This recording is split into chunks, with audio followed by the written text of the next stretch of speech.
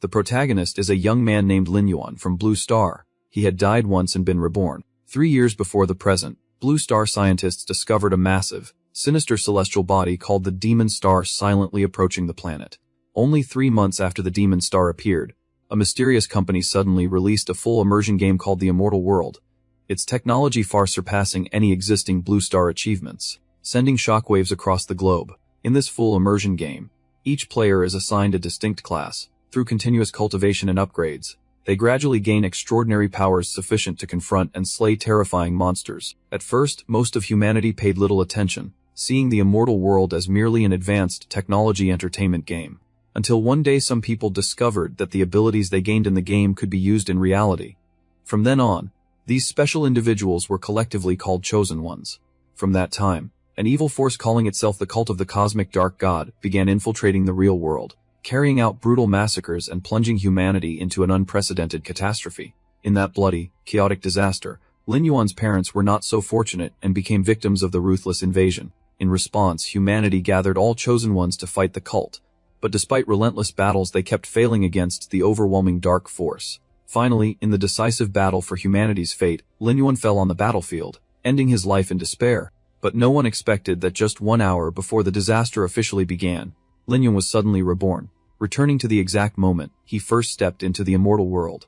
In this rebirth, the game system granted Lin Yuan an extremely rare and dangerous class, the Forbidden Profession, and he also possessed a divine, great item rated 3s, wildly anomalous. Carrying the tragic memories of his past life, Lin Yuan quietly vowed to stay one step ahead, level up as fast as possible, and protect his family and Blue Star from annihilation. Enough preface, the story officially begins here. The Immortal World at Black Sand Town lay deep within the shattered stone desert.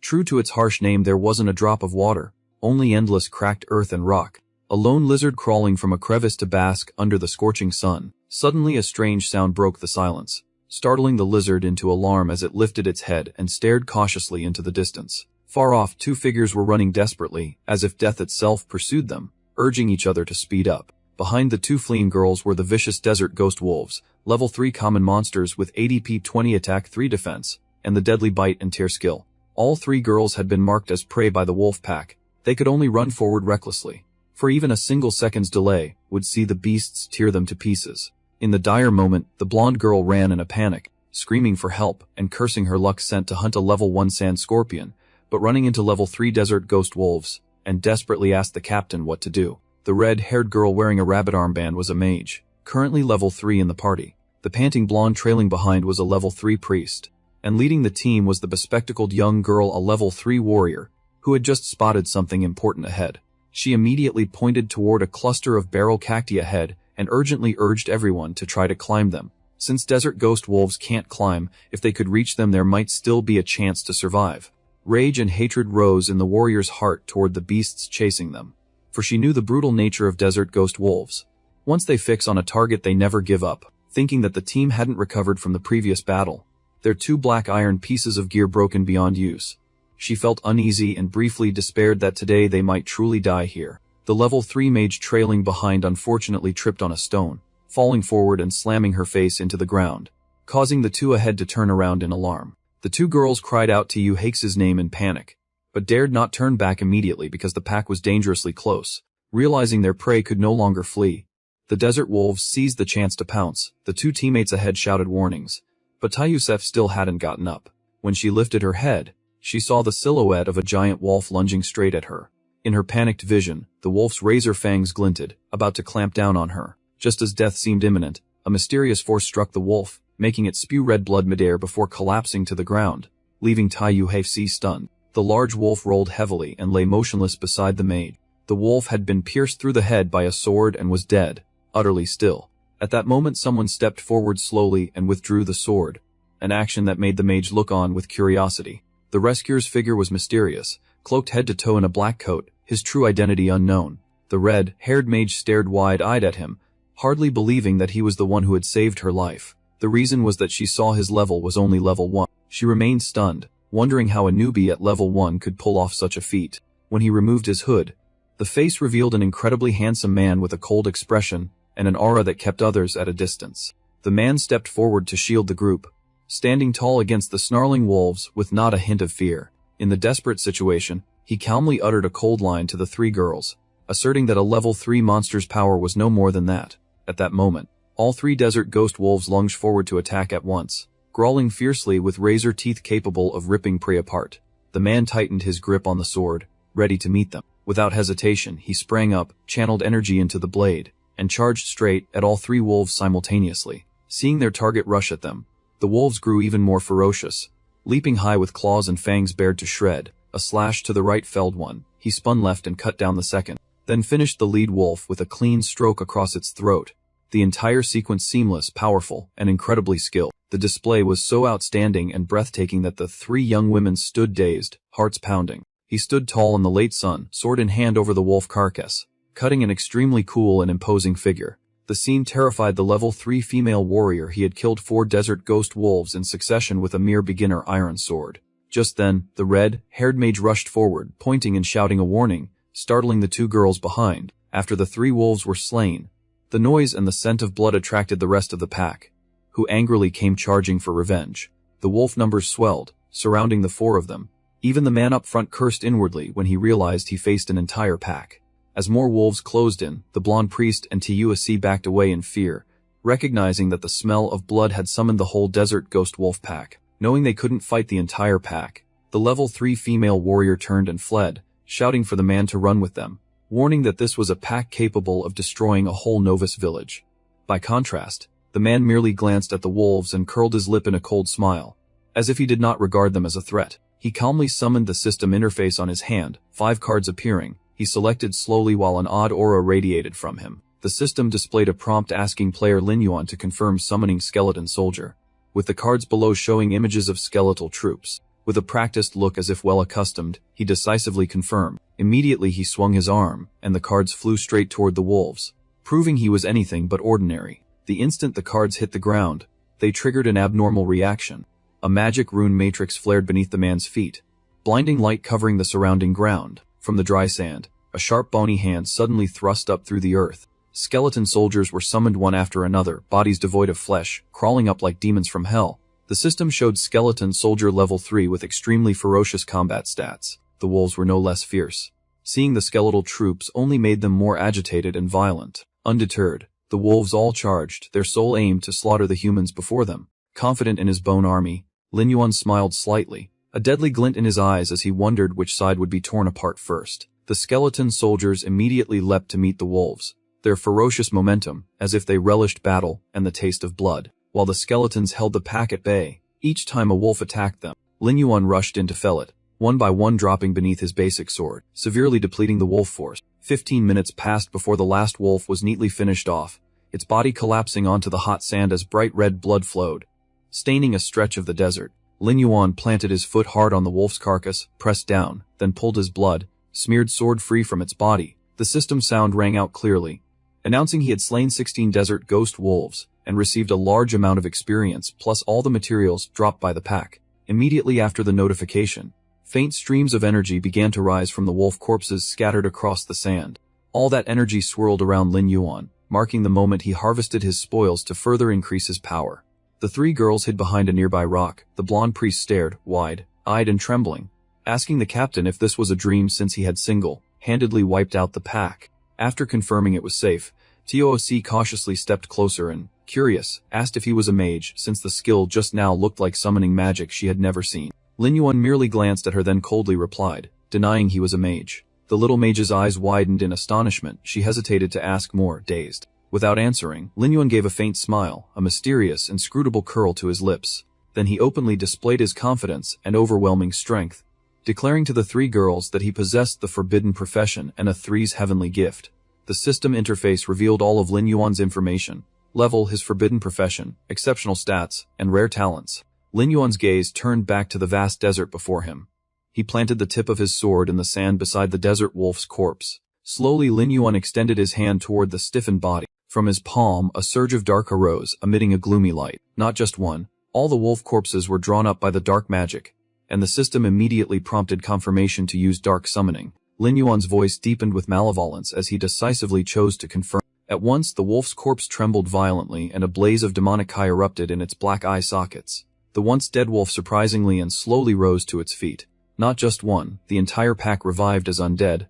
Lin Yuan coldly explained that his profession allowed him to turn monster corpses into combat zombies that retained their living strength. The system displayed full information for the ghost wolf zombie, with stats and skills intact but enhanced in their undead state. After reviewing the info, Lin Yuan raised his hand. A glowing talisman ring appeared as he calmly explained the soul-body skill. He continued, describing the gate to the Nether Heaven talent that can store summoned monsters by level. As the talisman ring expanded, the ground before the pack cracked violently and wild energy erupted. From the shattered earth emerged a gigantic, eerie gate centered on an enormous skull. Gale winds swirled in, prompting him to speak in a low voice. The mysterious gate slowly opened before everyone's eyes. The two doors swung fully outward, ethereal light poured forth, and the pack of wolves stepped inside in turn. Watching the wolves march in one after another, Lin Yuan thought silently that if he grew strong enough, he would possess an unbeatable spirit army. Seeing the whole scene, the female warrior couldn't hide her fear and asked in a trembling voice what kind of person he really was. Without answering, Lin Yuan looked up at the sky and said in a low voice that the moment had come, causing the three girls to unconsciously look up as well. A system announcement rang out in the sky, warning that the world boss, Great Dire Wolf of Death, was about to descend. Reading the warning, Lin Yuan smiled with excitement, energy surging as he declared it was time to hunt the boss. Across the desert, many other warriors noticed the abnormal sky. Heavy thunder made everyone uneasy. Then a massive rift tore open the deep red sky. The crack widened endlessly, and behind the darkness two blazing red eyes shone, leaving everyone speechless. On the ground, two young men trembled in fear. One nearly collapsed when he realized the Great Dire Wolf of Death had appeared. Everyone panicked and fled, knowing they couldn't withstand this terrible creature, running and screaming for help. No one dared stay to face it. Both men and women were utterly terrified of the impending monster. Suddenly, a terrifying wave of energy swept through, knocking the fleeing crowd aside and spraying fresh blood. The two youths hiding behind a rock witnessed it all, so frightened they couldn't even breathe hard. Finally, the giant monster manifested, with a doomed body clamped in its jaws. The beast, as large as a moving building, with long drooping fur and massive razor-sharp teeth, appeared and slaughtered many warriors. The system immediately displayed the world boss warlord's details. The two men with blonde and short hair froze behind the rock, eyes wide in fear as the blonde trembled, and asked if anyone in the world could kill that terrifying world boss. Suddenly one of them spotted a figure in the distance, hunched forward to watch and shouted, drawing both their gazes forward. Peeking from behind the rock, they saw Lin Yuan holding his sword, calmly walking toward the boss with not a hint of fear. His demeanor and every step were unnervingly cold and steady, as if the danger before him was unworthy of concern, creating an awe-inspiring figure. Lin Yuan stared straight at the monster. His icy gaze made others shudder to meet it. The blonde curiously stuck his head out and scoffed that he was only a novice. The other nervously added that before a level 6 warlord boss, even everyone together wouldn't be enough for it to worry. In the immortal world, monsters are clearly ranked from low to high: normal, elite, boss, warlord, king tier, overlord, and divinity, even as the lowest tier warlord among world bosses. To novices it still posed a lethal threat. At last Lin Yuan stopped, standing firm before the boss with unshaken momentum. His small frame faced the giant ghost wolf as it crawled, winding up to strike. Everyone around held their breath, paralyzed. Hiding in the back, the short-haired youth waved frantically and shouted for Lin Yuan to turn back, warning he was walking to his death. But Lin Yuan ignored him entirely. Before him stood a beast tens of times larger, a maw capable of swallowing a human, bristling with terrifying presence. Lin Yuan remained calm, tightened his grip on the sword, and coldly said that a level 6 world boss wasn't all that frightening on closer inspection. Those words enraged the ghost wolf. It felt humiliated that its might failed to intimidate the opponent. The wolf opened its jaws and unleashed a devastating torrent of magic like a raging dragon.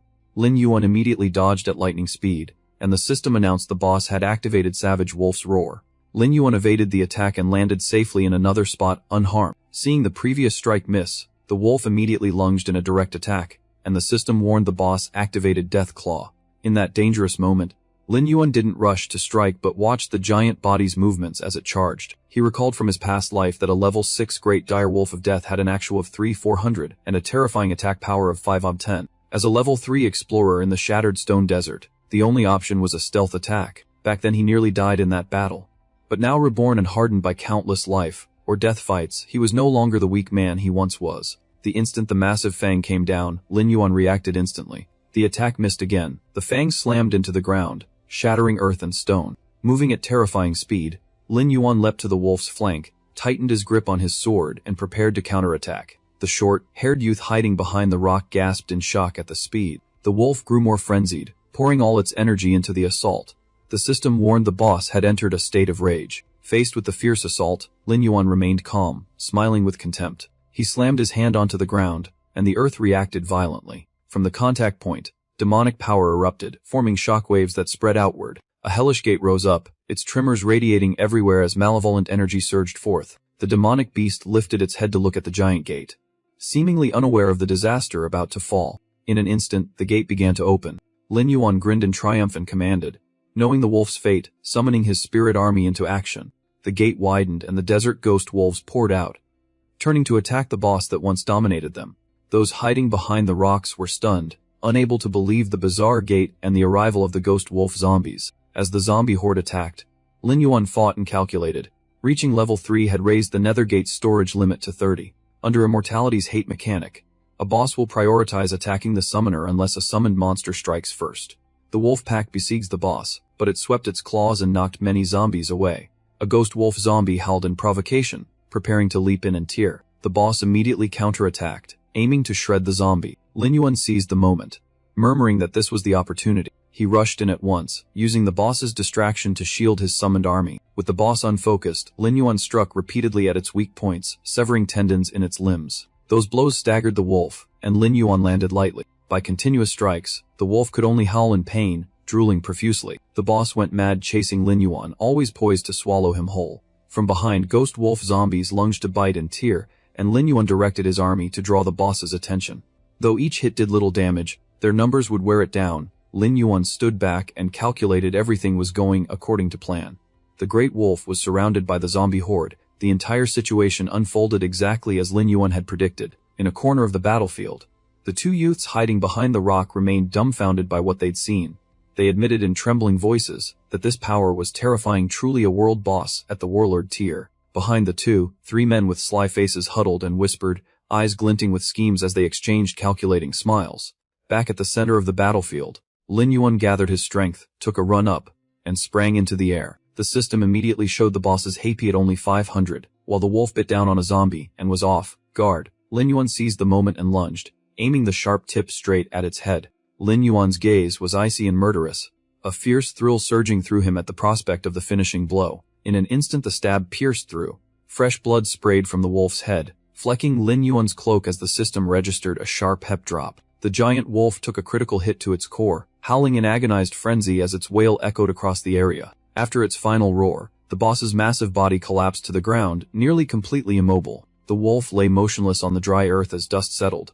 Lin Yuan approached with his sword like a haunting presence, the system showing the boss at only 10 HP and dying. Looking at the giant corpse, Lin Yuan felt a twinge of hesitation, but his eyes flashed with the intent to turn it into a powerful zombie warrior. Suddenly, from a hidden corner, a rapid series of footsteps thundered. It was the group that had been whispering. Its leader swung his blade and charged, shouting to kill Lin Yuan and steal the treasure.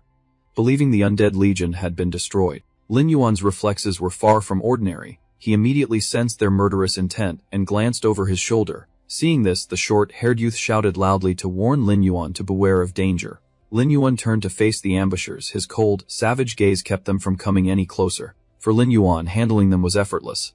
With a casual strike he sent them flying, denying them any chance to touch him. All 3 rushed in and were immediately knocked down, rolling on the ground while Lin Yuan's sword ran with blood.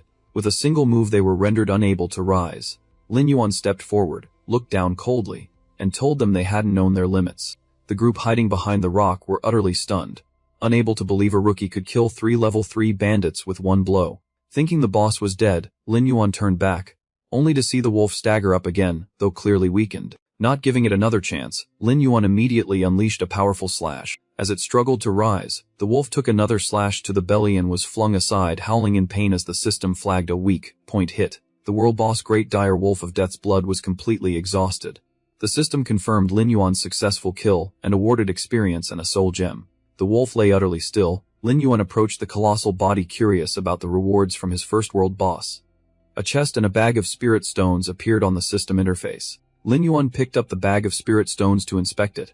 The system displayed it as a soul gem containing soul power. Once enough are accumulated, they can be taken to the Eternal Council to exchange for legendary equipment. Lin Yuan stared at the gem in his hand and murmured that such plans only mattered once he reached level 60. However, soul gems are the fastest path to acquiring legendary gear. In the immortal world, equipment is ranked across tiers from white up to mythic. New players usually only have white gear, while black equipment is extremely rare. From memories of his past life, Lin Yuan recalled using a warrior's bone to lure monsters and obtaining a bronze-grade robe. The system announced Lin Yuan had received the hunter title, boosting damage and critical chance. Lin Yuan pondered, then grew intrigued by the title mechanics in immortality. The hunter title offered extremely powerful enhancements. The system then displayed a silver chest reward, which surprised Lin Yuan greatly. Many items appeared, including the weapon Moonlight Cleaver, imbued with lunar energy attack and agility both significantly increased. A silver tier accessory greatly boosted spirit. The skill Corrosive Beam dealt massive erosion damage to targets. Recovery potions restored a pen up instantly. A skill scroll greatly increased mastery when used. Monster essences dropped from powerful foes. They could be used for alchemy or consumed directly. All items were quickly stored away in the inventory. After reviewing the rewards, Lin Yuan was overjoyed at the huge haul from his first world boss. The system updated his data. Lin Yuan was pleased to see his power rise noticeably. He quickly allocated attribute points according to his plan. The system displayed Lin Yuan's current status in full detail. After reading the info, Lin Yuan was quietly satisfied that his attributes ranked top in the region. A line about the Nether Gate caught his attention. Though regretting his fallen summons, he comforted himself that the summon limit had increased. Lin Yuan approached the corpse. Dark energy covered it and the system asked whether to use Dark Summon. Lin Yuan decisively chose to accept. Immediately the wolf rose again in zombie form. Its massive body slammed the ground and then stood upright. The zombie boss bowed to Lin Yuan. The system displaying the full profile of the undead great dire wolf with superior strength and skills. Lin Yuan stroked his chin and stepped closer to the monster, eyes evaluating just as he predicted. The world boss not only had wide area damage, but also terrifying crowd control capabilities. After turning into a zombie, besides the soul body skill, it awakened the rare immortal rage. With the support of the undead great dire wolf, filling the Nether Gate's ranks quickly would become much easier. Watching Lin Yuan's back, the group of soldiers gathered in fear and admiration, none daring to speak, for turning a world boss into a zombie and commanding the summoning gate was even more terrifying than the boss itself. Hearing a disturbance, Lin Yuan immediately turned, eyes filled with vigilance. The figures hiding behind the rock hastily cowered, unwilling to meet Lin Yuan's cold stare. A glance revealed someone trembling and hiding nearby, both amusing and awkward, and only then did Lin Yuan realize they still hadn't left. Lin Yuan glanced at the sword left by the three ambushers, judging that the black sword was excellent for low-level players, but he now had the stronger Moon Cleaver. He then stepped forward and bent to pick up the sword. Holding two swords, Lin Yuan slowly walked toward the group hiding behind the rock, sending them into utter panic with thoughts that he intended to kill and seize their gear. Lin Yuan stopped before the short-haired youth who had warned him and asked coldly to confirm. The short-haired youth trembled, sweat pouring from his face, stammering an answer in a pitiable state. Contrary to everyone's expectation, Lin Yuan did not strike. He directly handed the black sword to the youth, leaving him stunned with surprise. The youth looked up, bewildered and cautious, asking what the gesture meant. Lin Yuan waved his hand, turned his back, and left after a brief thanks and the message that the sword would be useful. Everyone expected Lin Yuan to slaughter them, but instead he generously gave away the black sword, causing an uproar. The short-haired youth watched his retreating figure with deep respect. 10 minutes later, under the scorching desert sun, Lin Yuan walked alone, the sword scraping the sand as his solitary silhouette stretched out. Suddenly a strange force spread out, giving Lin Yuan a premonition of danger. His body reacted automatically as he warily scanned his surroundings. Darkness fell over the space, sparks flashed, and Lin Yuan's vision was completely cut off. The scene shifted to the real world as the VR device on his head sent a red warning signal. In reality, Lin Yuan removed the device and discovered the battery had died, forcing him to be logged out. It turned out everything had been happening in the game. After the boss battle, his battery drained, so Lin Yuan had to pause to recharge. Taking off the headset, Lin Yuan sighed, thinking about needing money to upgrade his gear. On the computer screen the words Immortal World appeared, and Lin Yuan stared without blinking. The hyper-real VR game is divided into servers by country, each server containing multiple distinct regions. Lin Yuan's LPOD server consists of 4 major regions: the Western Ruins Kingdom, the Southern Kai Empire, the Northern Ming Empire, and the Tide Archipelago. The character creation screen opened to a selection interface, requiring the player to choose a birthplace among the 4 regions. Faced with the 4 options, Lin Yuan did not hesitate and chose the Western Ruins Kingdom again, as in his past life. Without a second thought, he confirmed the choice, since he had discovered an important secret in his previous life. Recalling his past life, the final days were overrun with mutated beasts, screams for help echoing everywhere. Back then Lin Yuan lay dying in a pit, his body buried, surrounded only by cries of despair. Through fading vision he saw a flap of cloth drifting toward him. Lin Yuan was shocked to realize his body had completely withered in those final moments. Before him appeared a cloaked man hovering in the air, under a blood-tinted sky. Countless others like him covered the world. The man in front caught Lin Yuan's eye with a strange insignia. On his cloak the yellow gem clearly marked the guild of the Western Ruins capital. The person regarded as the first follower of the cosmic evil god turned out to have an astonishing identity. He was another human player. In Lin Yuan's mind he felt a stream of corrupt power, the one leading the forces, plotting to seize the world. Alone in the silent room, Lin Yuan kept thinking about the coming apocalypse. He remembered clearly that this man was the key to summoning the evil god down to Blue Star. There were still exactly 3 years before that catastrophic moment would arrive. If he could kill the man early, the tragedy of his past life might never recur. The only clue now was that insignia, since only guilds in the Western Ruins capital possessed it. The command insignia in the capital is inlaid with a yellow gem. Entering there requires level 10. So to track down that lair he had to level up quickly. Thinking this over, Lin Yuan realized it was a tough problem. But at that moment an idea sparked and he exclaimed, "Got it." Immediately after, Lin Yuan quickly summoned the skeletal soldier card in his hand. Sitting in his chair, Lin Yuan seemed to have found the key. Eyes fixed on the card, amazed that he truly could summon power into the real world. When he squeezed the phantom card, it shattered instantly. Lin Yuan recalled that in immortal worlds some players could bring in game power into real life. They were called chosen ones, or children of heaven, each possessing a hidden class of immense power and luck far beyond ordinary people. These chosen ones would be the core force opposing the evil god in the future. In his last life, he only awakened his in-game power once the catastrophe erupted. This rebirth felt like a rare gift from heaven to Lin Yuan. He eagerly planned his next steps. Clearly the forbidden soul hunter profession was far from ordinary. Hearing a noise at the door, Lin Yuan reflexively turned to look, remaining vigilant even though he was inside the house. After calming himself, he went to check the door and suddenly remembered something. A while later in the dining room, Lin Yuan's parents sat before a table full of delicious dishes. His father even thought there was a big celebration. After rebirth, Lin Yuan had deliberately prepared a lavish meal for his parents. Knowing this peaceful future wouldn't last, this was his way of showing filial piety. His mother teased him happily. Rarely did their son cook, and his father nodded in agreement as he picked up his chopsticks. Watching his parents eat happily, Lin Yuan felt this was the happiest moment. After the losses of his past life, he understood that only by losing do people learn to cherish. He recalled his parents worrying when he spent all his time buried in the game, their reproaches mixed with love. Only when the disaster took everything did he painfully realize how shallow he had been. After losing his parents, Lin Yuan truly understood the value of family, then drifted through endless days of fighting and self-reproach.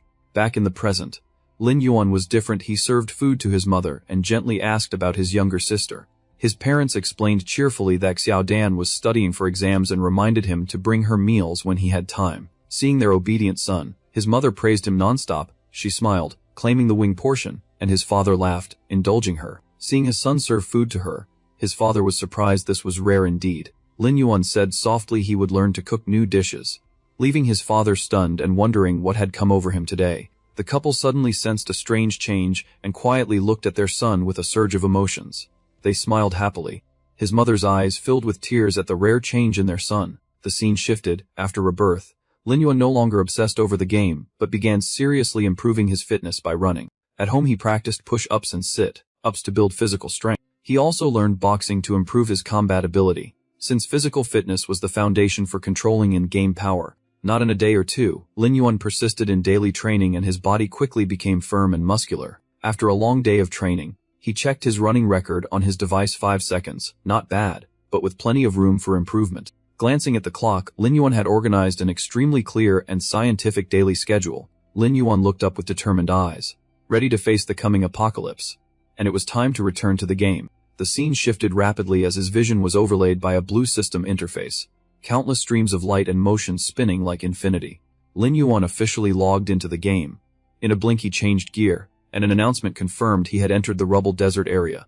As he set foot in the desert, Lin Yuan clearly felt a strange atmosphere. New challenges awaited, and strange cries of giant birds echoed from above. Lin Yuan looked up and saw the birds flying in dense flocks, their gigantic shadows blotting out the ground, many times larger than his body. Sensing danger, Lin Yuan narrowed his brow and scanned rapidly in all directions, his whole body entering a heightened state of alert. At that moment the giant birds dove straight down to attack. But thanks to long-term physical training, Lin Yuan was now full of strength and feared no enemy. A bird opened its fierce beak to reveal rows of sharp teeth and lunged at him. The system displayed the monster details for the common whaling bird and all its combat stats. The first monsters posed no threat to Lin Yuan. He sprang up onto a rock, swung his sword hard, sending feathers and fresh blood flying. The bird's head fell to the ground, and the system immediately confirmed the kill. Lin Yuan turned to look at the notification. A little surprised that the experience gained was so small, his gaze grew deeper as a new plan formed in his mind to find more efficient ways to increase experience. Some time later, in another part of the desert, more birds appeared. Shrouded in a gloomy aura, those were the zombie bird squad he'd sent to scout. Beneath the sand, a wolf footprint suddenly slammed down, signaling danger approaching. This area was the territory of a new pack of desert ghost wolves, more numerous than before and just as ferocious. Hidden behind a rock, Lin Yuan gripped his sword and slowly revealed himself, successfully drawing the entire pack forward. Without hesitation, he forcefully popped open the cap of the vial he carried. Facing the wolves closing in, Lin Yuan seized the moment before combat to drink the vial's contents. The system immediately announced a comprehensive stat boost. Monster essence erupted his power. He surged forward like the wind and shouted to continue the fight. Seeing his move, the pack went berserk, baring fangs and growling as they charged in mass. Against Lin Yuan's skill and speed, the wolves were helpless. Precise sword strikes killed enemies in an instant, and the system continuously logged his achievements. Two wolves on the edge of the formation, watching their packmates fall, suddenly counterattacked and lunged at Lin Yuan. Lin Yuan flipped aside nimbly. A lightning-fast riposte felled the two wolves, and the system instantly updated his kill count. He planted power into his legs, steadying his center to avoid being toppled in the encirclement. Despite being surrounded, Lin Yuan stood tall without fear, his demeanor cold. While the pack grew larger and more vicious, the wolves shifted to a circular siege tactic, tightening their ring step by step to make Lin Yuan the central target. Realizing the wolves' intent, Lin Yuan tightened his grip on the hilt and focused all his energy into the blade. He cast a cold glance and, in a low voice laced with contempt, addressed the pack's strategy. In an instant he darted like a lightning bolt. His silhouette flashed through and the wolves, unready to react, were cut to pieces as the system kept tallying kills. When the wolf kills reached 30, the remainder were quickly dispatched by his mastered sword techniques. Lin Yuan single-handedly wiped out the pack. The system officially recorded the achievement when the total wolves killed reached 40. Immediately after, a prominent notification appeared, congratulating Lin Yuan on leveling up to level 5. As usual, the entire pack transformed into zombies under Lin Yuan's control. Groups marched into the spirit gate, swelling his forces. The system refreshed his character information, clearly displaying Lin Yuan's name.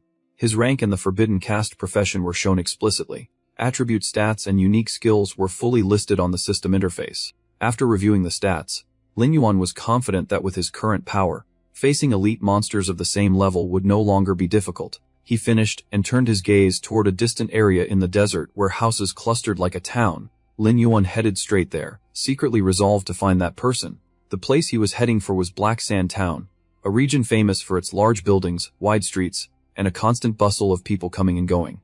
Once inside the town, Lin Yuan strolled along the main street, surrounded by lively trade, chatter, and everyday sounds that never ceased. After walking a bit further, his eyes stopped at an old house with peeling walls and a rotten wooden door that looked like it would shake at the slightest touch. Lin Yuan decided on that house. He slowly pushed the door open and stepped inside, daylight spilling in to reveal several large wine jars scattered about the room. Inside sat a portly man clutching a wine jar, his nose flushed from drink. He looked up and called out. This was Kong's master mage of Black Sand Town. Upon entering, Lin Yuan proactively stated his purpose to learn skills, but Kong Sai only glanced at him casually, showing no intention of rising as he continued hugging the jar. Lin Yuan thought to himself that in the immortal world most skills came from skill books, dropped by defeated monsters or found in treasure chests. Yet each profession also had a master responsible for teaching and passing down the foundational skills. The man before him was the old master who had once guided him when he was a mage in his previous life, Kong Sai. Seeing someone arrive, the fat man became instantly excited, thinking only of getting money to fund his drinking habit for the next half-month. Recalling his past life as a mage who battled monsters, Lin Yuan pondered that although Soul Hunter was a little-known forbidden caste, its combat nature was still magical, so before mastering its unique skills he could learn common mage abilities. Lin Yuan produced a heavy purse and placed it before Kong Sai, his voice cold and decisive as he directly demanded to learn 3 skills: Soulfire Magic, Healing Art, and Stealth Technique. The moment the purse hit the table, the old wine lover's eyes lit up, and he answered excitedly without hesitation. Money solved everything. Inside the purse glittered countless coins, which further thrilled the old man. He couldn't take his eyes off the money. Kongxi immediately raised his hand and formed a radiant orb of mana in his palm. His expression grew unusually solemn as he spoke encouragingly with great ceremony. The mana orb expanded rapidly, a powerful energy stream pouring directly into Lin Yuan's body. He stood absorbing it fully, making sure not to waste a cent, and the system promptly notified that he had learned soul fire magic at Black Iron rank. At the same time, healing art at Black Iron rank was activated, allowing basic EP recovery very useful in prolonged fights. Finally came stealth technique, an important survival support skill that let Lin Yuan temporarily vanish from enemy sight. Studying the skill panel, Lin Yuan propped his chin and considered. Each skill had clear uses but remained at a basic level, insufficient against greater dangers. To go further, he understood he needed to gather more resources to unlock advanced skills. After a moment's hesitation, Lin Yuan decided to continue the grind for levels, feeling a mix of worry and excitement.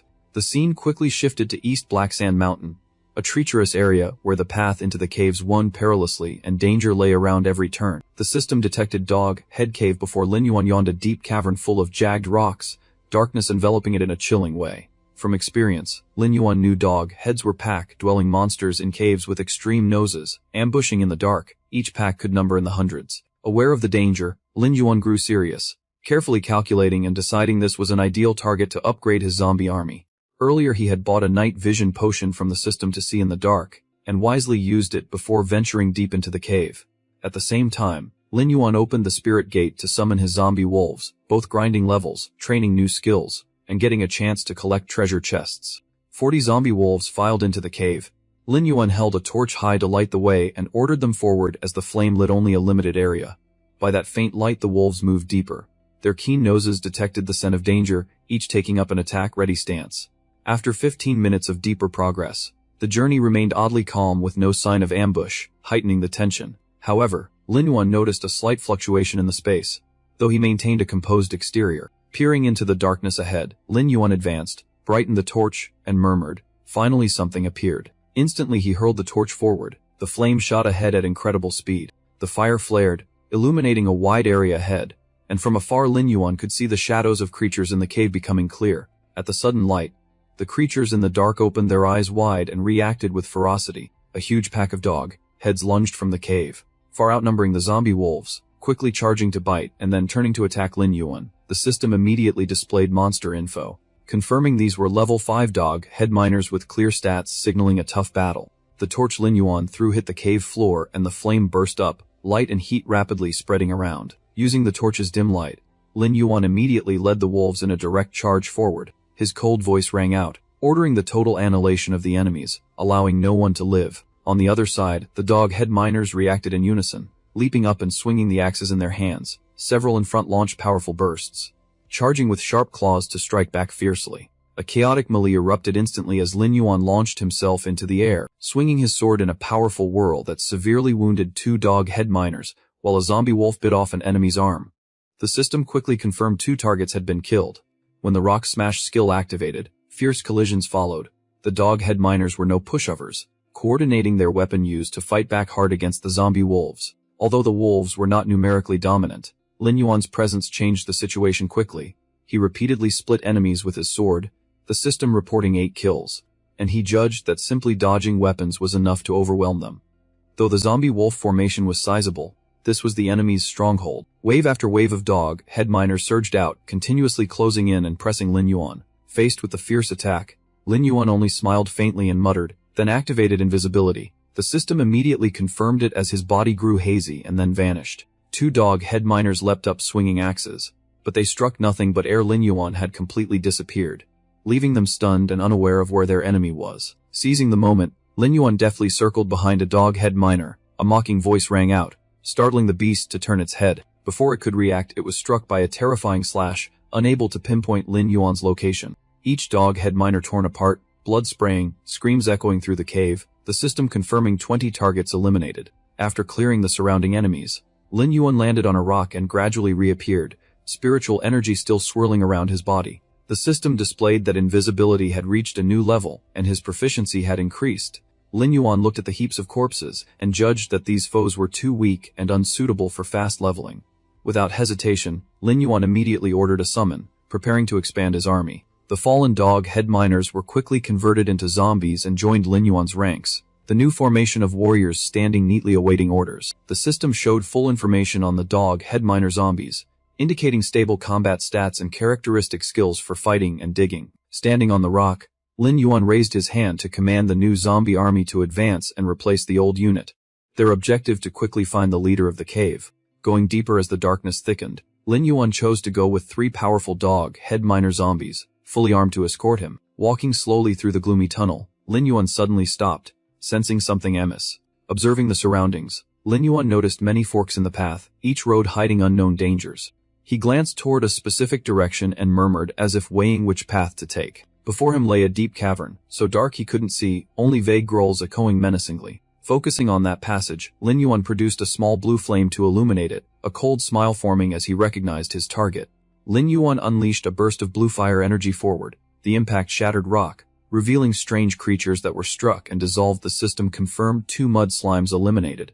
Just behind, another cavern appeared. From the darkness 2 points of light like staring eyes emerged, accompanied by threatening growls.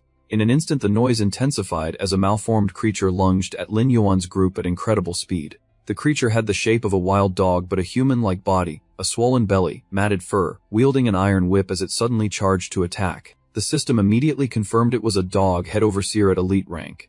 Having endured countless lives and deaths in his previous life, Lin Yuan understood the world's brutal laws, where predators could become victims. Danger was ever present, hiding in every shadow and corner, unpredictable. Thus Lin Yuan grasped the nature of survival. Conquering and controlling such creatures was inevitable. The dog head overseer behind proved utterly superior. It lashed the whip down with such force the ground exploded and dust and debris blinded everyone, obscuring the scale of the casualties. Lin Yuan's eyes narrowed, his focus locked on the monster before him. The decisive life or death moment had arrived. Through the choking dust, Lin Yuan gripped the barbed whip still stained with blood. His face was grim and cold. His whole presence exuded a ghastly, death-like aura. Clenching the whip's handle, Lin Yuan bowed his head, his expression terrifyingly expressionless. His low voice sounded like a verdict. Declaring the prey was in his hands, Lin Yuan vaulted into the air, swinging his arm hard so the whip skimmed the ground before locking the whip's head. Using the enemy's own weapon, he yanked the overseer dog head along his arc. The overseer's massive body was slammed flat onto the stone floor, the ground shaking and cracking. Lin Yuan didn't stop, driving his weight down to add force to the impact. Struck with a fatal blow to its back, the overseer dog head staggered to its feet, its whole body rigid as it roared in rage and pain. At that moment, a shadow flashed before its eyes, leaving the monster stunned, its pupils contracting too late to react. Lin Yuan appeared like lightning, delivering a horizontal slash at an indistinguishable speed. By the time the overseer realized, its life had been cut short and the system immediately confirmed the kill. The blade carried pure killing intent, and the overseer dog head's enormous body collapsed as blood gushed out, bringing the battle to a complete end. A clawed arm fell motionless. In the distance Lin Yuan stood silently, his cold, resolute presence seeming to freeze the air. Lin Yuan quickly scanned behind him, his vigilance heightened. A rumble echoed through the cave. The fight had clearly alerted the other monsters inside. Groups surged out en masse to surround Lin Yuan. Ahead, ranks of dog head miners poured out like a flood. Behind them 2 overseers cracked their whips to incite them, the formation plunging into a berserk state with speed and attack power surging. Howls reverberating through the caverns. Counting the enemies and reading the notifications, Lin Yuan curled a lip, secretly calculating that despite their numbers, his side was by no means outmatched. Lin Yuan immediately activated his power. A shout burst out as green aura flared. A summoning gate opened and the first wolf silhouette appeared. Soon after, the entire legion of desert phantom wolves filed out in succession. Lin Yuan raised his hand to command, each wolf stepping forward with overwhelming momentum. Seeing the formidable formation before him, Lin Yuan smiled calmly and coldly declared the massacre begun. Lin Yuan pointed straight at the enemies and ordered the attack. The lead wolf howled and charged first, its teeth bared in bloodthirst. The wolf pack surged forward together. The 2 sides collided head-on, impacts and screams erupting into chaos, neither giving ground. The wolves under Lin Yuan's command attacked ferociously, each pounce, biting and tearing, spraying blood across the battlefield. A phantom wolf stood amid the fray, its aura steadily rising. The phantom wolf crouched and howled. A shockwave blasted out, tossing dog head miners aside, leaving many stunned and severely wounded. One dog head miner lost its footing and fell face first, its head slamming into the ground. The system marked the target as critically injured. Seizing the moment, Lin Yuan loudly signaled the counterattack. In the midst of the overwhelming formation, he swung his sword and shouted the order. The wolves erupted in assault. giving the enemy no chance to retaliate. A barrage of notifications rang out as the system confirmed Lin Yuan had successfully leveled up. When the battle ended, a cold aura radiated from Lin Yuan. Around him piled the lifeless bodies of dog-head miners. The system confirmed the successful recruitment of an elite zombie corps, expanding Lin Yuan's forces with a powerful, utterly loyal battalion. Although most had been subdued, a few survivors tried to sneak away through other passages, but Lin Yuan had already noticed. He sprang up to block them, and his shout terrified the two into petrified fear. Lin Yuan moved in a flash, delivering several sword strikes that tore the enemy apart. Black blood sprayed as his cold declaration echoed. As he landed, a blazing object bearing violent light hurtled toward him, freezing Lin Yuan for a moment. The system warned in time. Lin Yuan immediately stepped back to dodge, narrowly escaping danger. From deep within the cave the final leader emerged, swinging a massive hammer filled with killing intent. The system instantly displayed high-level boss information. The boss immediately launched an extremely fierce attack, bringing the giant hammer down on Lin Yuan. His reflexes were razor-sharp. He dropped his body to evade, causing the heavy hammer to smash into the cave wall, sending stone and debris flying. From the force of the strike, the boss's enormous hammer embedded itself deep in the rock wall, unable to be pulled free for the moment. The dog-head boss, having overexerted itself, found its weapon stuck and struggled to wrench it out, while Lin Yuan stood not far off, coldly watching its clumsy movements. Seizing the rare opportunity, Lin Yuan wasted no time. He clenched his sword, leapt high, quickly converged energy into the blade, murmuring the familiar phrase that signaled the decisive moment. While the boss was still fumbling with its weapon, Lin Yuan lunged in and swung his sword hard across its chest, knocking the dog head back with a look of terror in its eyes. Not giving it time to recover, Lin Yuan repeatedly struck the boss's chest, but to his surprise, despite taking many blows, it was nearly uninjured. Finally, the boss abandoned the hammer and faced Lin Yuan directly, its whole body tensing as it bared fangs and growled threateningly. Lin Yuan stepped aside calmly, noting that the leader's defense was indeed formidable. His attacks could not pierce it. After a struggle, the boss at last freed its weapon and immediately repeated the old move, swinging the hammer with such force that boulders cracked and shards flew everywhere, the impact sparking like an explosion. Witnessing that terrifying power, Lin Yuan flinched and reassessed the true might of the boss before him. The boss, seemingly long pent up with rage, suddenly leaped into the air and unleashed a full force strike that generated successive shockwaves as the hammer hurtled toward Lin Yuan in an instant. The hammer slammed into the ground, cracking the stone and violently shaking the whole cavern. Fortunately, Lin Yuan reacted in time, leaping aside one beat slower, and he would have been crushed. After evading the killing blow, Lin Yuan stopped quickly to adjust his position and combat stance. Lin Yuan deliberately stretched the distance, observing and analyzing. He realized the leader's fighting style far surpassed that of an elite monster. The overall strength was at least 2 to 3 times greater. With that in mind, Lin Yuan silently channeled hellfire energy to the tips of his fingers, his eyes flashing with calculation as he decided to prioritize keeping distance and continuously suppressing the opponent. Lin Yuan then ordered all dog-head troops to encircle and attack. Shouts rang out, the system sent constant notifications, guard beasts howled, and all forces swarmed toward the lone boss in the battlefield. A large wolf charged forward to attack, but the dog-head leader instantly swung the hammer in counterattack. Light flared as it cleaved down on the wolf's head. The system reported a heavy hit with a critical, the unleashed energy raging like a violent vortex in the cavern. From behind, Lin Yuan decisively pointed ahead and loudly ordered the troops to press on. Immediately the desert wild wolves behind surged forward in mass, swarming the boss like ants, biting and restraining until it was pinned in the formation. Under pressure, the boss frantically unleashed its power. Sparks flew thickly, its eyes blazing red as it roared and activated the Undying's rage, increasing attack and critical hit rate. Another desert wolf lunged up and bit the boss's bicep, unleashing a violent thunderous force. The system signaled rage skill activation, causing the dog head to scream in pain. The boss's entire body was wrapped in stormfire.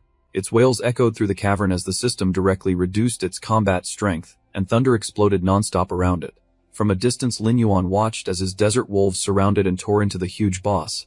Despite its massive frame, the overwhelming numbers clearly put it at a disadvantage. The system immediately announced Soulfire skill activation.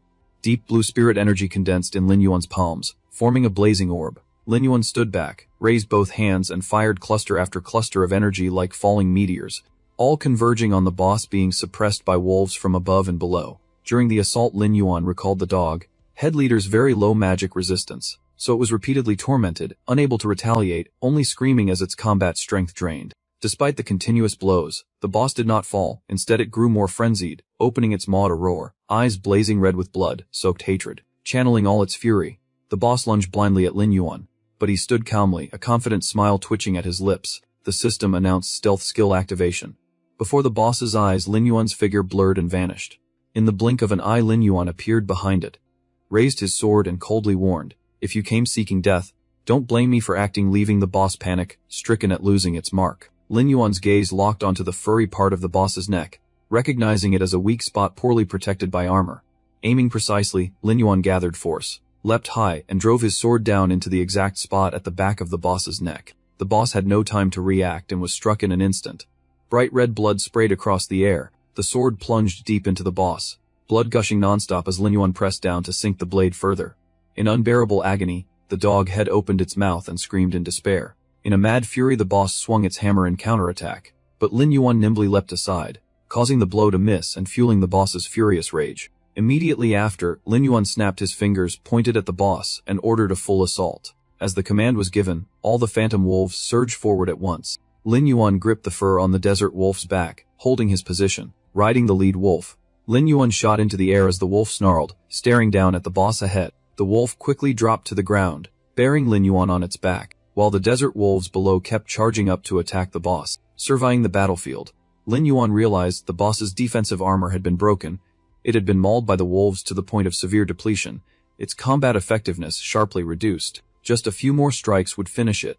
Lin Yuan steadied himself on the lead wolf's back, began gathering swirling energy, and lowered his voice to announce the next move. Lin Yuan commanded annihilation, repeatedly launching massive energy blasts straight at the boss, creating violent explosions that steadily drained its combat strength. At this point, the boss was engulfed by Lin Yuan's hellfire, suffering continuous layers of pain and only able to scream in despair. Though many had been slain, the number of dog-head miners in the cave remained terrifyingly large. Groups kept pouring out from within, running and snarling, the area erupting with chaotic beast cries. Lin Yuan narrowed his brow at the scene, his face cold. He sneered that they were only thrashing uselessly before death. The system kept popping notifications, recording that Lin Yuan had slaughtered dozens of dog heads and their jailers, the kill count rising from 20 to 30 and then past 35. The desert wolves under his command surged like a furious tide, wiping out each group of dog head miners. While in stark contrast, the dog head boss in the distance panicked and turned to flee for his life. No one expected that the next moment Lin Yuan, cloaked head to toe, would suddenly block the fleeing dog head, appearing directly in its path. Lin Yuan gripped his sword, still radiating intense heat, slowly withdrew the blade, stared icily at the enemy, and asked with pressure, planning to run. He coldly issued a brief command to spare its life, his hand tightening on the hilt, as he prepared to deliver the finishing blow. Then Lin Yuan used that force to propel himself up and delivered a heavy kick that stunned the dog head, while channeling a wave of hellfire energy into its body. What seemed like an ordinary strike became clear in an instant. The dog head's head was cut clean off, blood spraying violently from its neck, marking the moment Lin Yuan utterly finished his foe. The massive body collapsed to the ground, blood pooling everywhere. The system immediately notified a successful kill and awarded 50 experience points, while Lin Yuan turned and left at once without a backward glance. Decisive.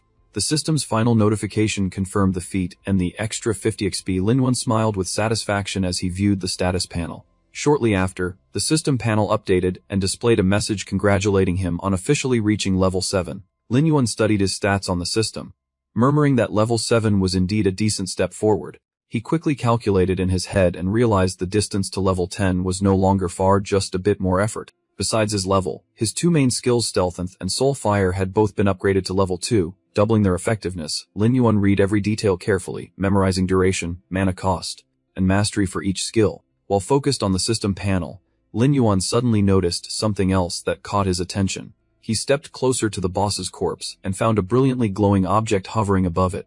On closer inspection, he recognized it as a bronze chest, prompting an astonished exclamation. Lin Yuan reached out and opened the chest. The moment it swung open, a blinding light burst forth like a floodlight, making him pulse with anticipation for the contents. The system immediately began displaying notifications, recording that he had received several items, including a leather pouch, an eternal candle, and the Obsessed Fist set. Shortly after, the system added that he had also received 20 gold coins. Holding the glittering pouch of coins, Lin Yuan pondered that soon major banks worldwide would open channels to exchange in-game currency for real-world money. The system continued to display item details. The Eternal Candle can illuminate a 3-meter radius with no time limit, and the Skull Mask, when equipped, reduces physical damage while significantly boosting physique and strength. Lin Yuan eagerly picked up the glowing glove, unable to hide his delight as he exclaimed that its appearance was truly eye-catching. The system instantly provided details. This was the Obsessed Fist Gloves, silver white grade, a weapon that significantly enhances both defense and attack. Lin Yuan raised the glove to inspect it with satisfaction, marveling at his luck in getting a silver, white grade weapon from the bronze chest. Not far away, a man wielding a heavy weapon stood amid the sprawled desert wolves. The system immediately identified him as guild leader of Blood Shade, Huang Fai Long, profession fighter, level 8. He stood on high, pointed his weapon, and loudly proclaimed the results of the training, claiming to have slain 30 wolves in a minute. Beside him, a blonde teammate brandishing twin swords responded enthusiastically. The system identified him as Deputy Captain Huang Fai Hu. The members behind them burst into praise, lauding the skill of the guild leader and deputy leader, even boasting that they could wipe out Guild Lei Ming without issue. The blonde deputy captain was visibly displeased, insisting that if Lin Yuan hadn't shown up they would have already secured the world boss kill and faced no competition. A system announcement rang across the entire server, confirming the colossal beast had been slain by Lin Yuan. All players inside the instance were stunned. An image of Lin Yuan standing atop them, the massive boss's corpse, was displayed clearly on the system for everyone to see. Deputy Fai Hu continued to hurl threats, while Leader Fai Long sternly warned him against acting rashly. Fai Long looked into the distance, his voice steadier, saying Lin Yuan was not someone easy to deal with, and it would be better to recruit him to their side. After speaking, Fai Long hoisted his spear over his shoulder and moved forward, telling the team to rest and await orders while he went to confirm the target. The deputy captain seethed inwardly, growing angrier at being scolded repeatedly because of Lin Yuan. In his fury he wildly pointed and shouted, vowing to teach Lin Yuan a lesson one day in front of the boss. A bald man suddenly spoke up to dissuade him, pointing ahead to draw attention. Fai Hu immediately turned his head, frowning as he asked. He vaguely saw the silhouette of a woman approaching from afar and stood dumbstruck, unable to speak. Before him appeared a beautiful female mage, a perfect figure with smooth pale skin, looking solitary and somewhat lost. The guild members immediately leered lasciviously. Fai Hu laughed loudly with relish while those behind covered their mouths and snickered with lustful eyes. The scene cut back to Lin Yuan. After completely clearing the dog head cave, he quietly left alone, walking under the blazing golden sunset, his tall figure radiating a full, oddly solitary air. As he walked, Lin Yuan checked the system panel and reviewed the level 7 Doghead Undead's attack, defense, and its powerful heavy stroke skill. He calculated that he had gained another leader, rank Undead. Boosting his combat strength, the total number of beasts in his domain reached 70, and maintaining this pace would be enough.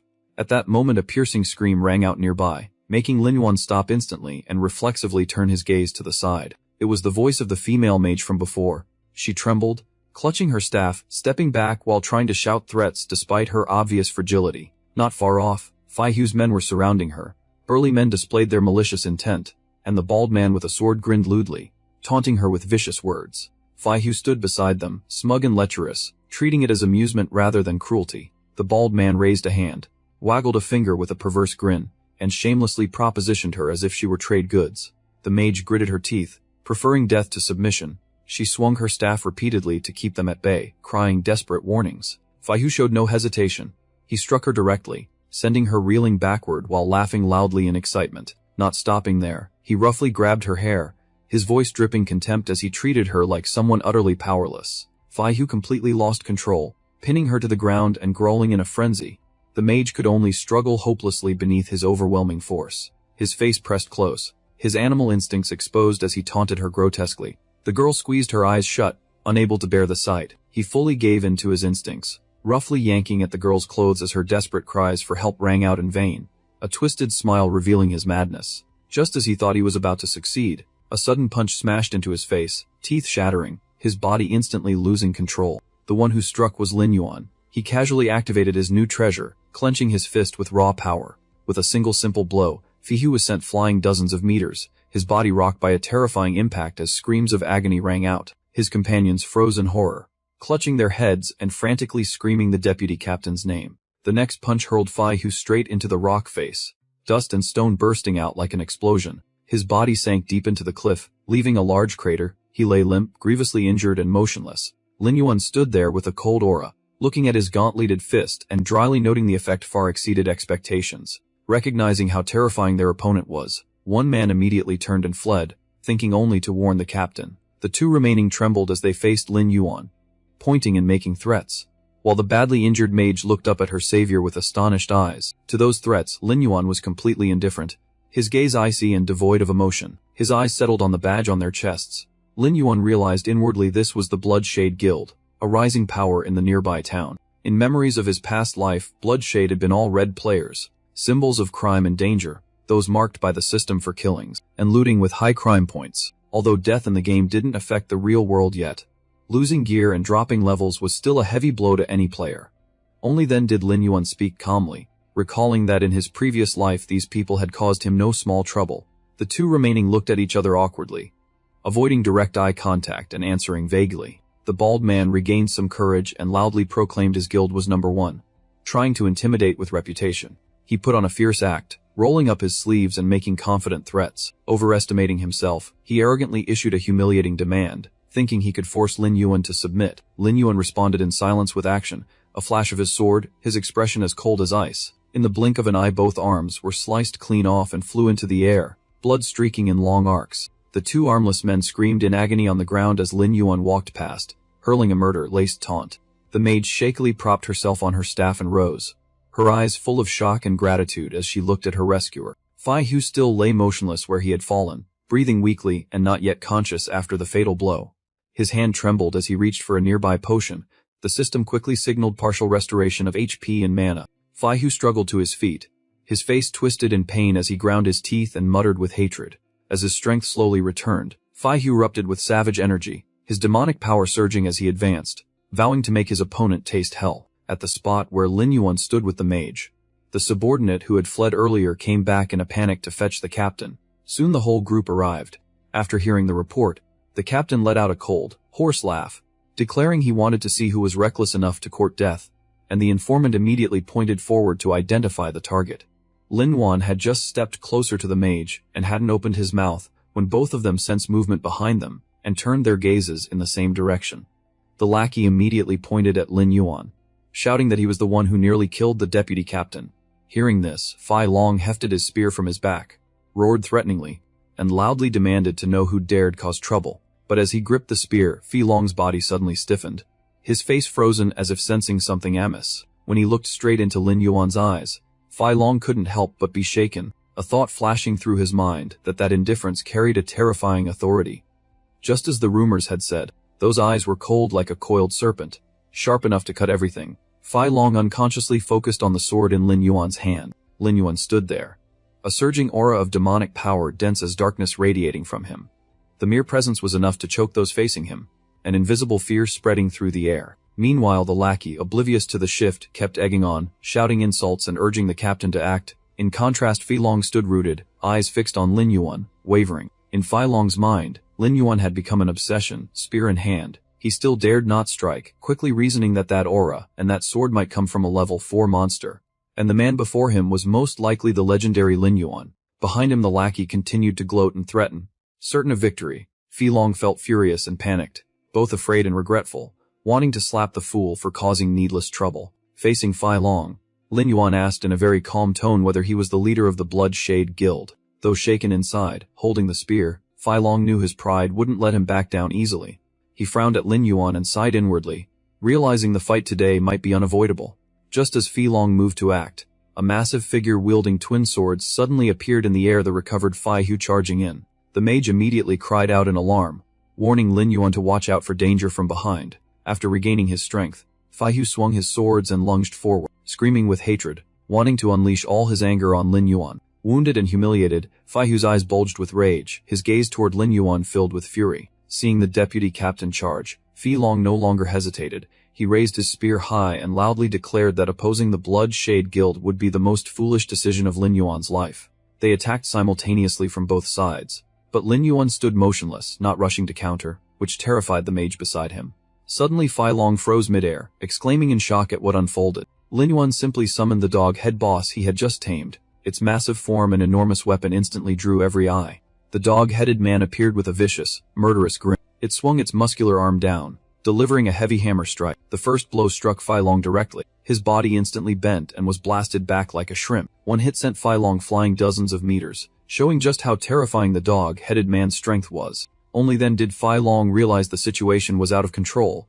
His heart filled with dread, Lin Yuan calmly regarded his opponent, and in a cold voice, announced that he would be the next target. Fi Long completely lost his confidence, his face drained, knowing he could not stand against Lin Yuan. Lin Yuan made a slight move. With a single simple strike, Lin Yuan sent Fi Long flying flat to the ground. In just a few simple blows, both the captain and the deputy captain were disastrously defeated, while Lin Yuan stood in the dusk light, imposing and dignified. Lin Yuan sneered coldly. Moments later the system warned him for killing a human player. The crime points increased by 2, which made him flinch slightly. He smiled faintly, reassuring himself that as long as he didn't commit any more offenses for a week, the crime points would automatically clear. The sorceress looked toward the distance and saw people fleeing through the smoke and dust, hurriedly asking Lin Yuan whether they should pursue them.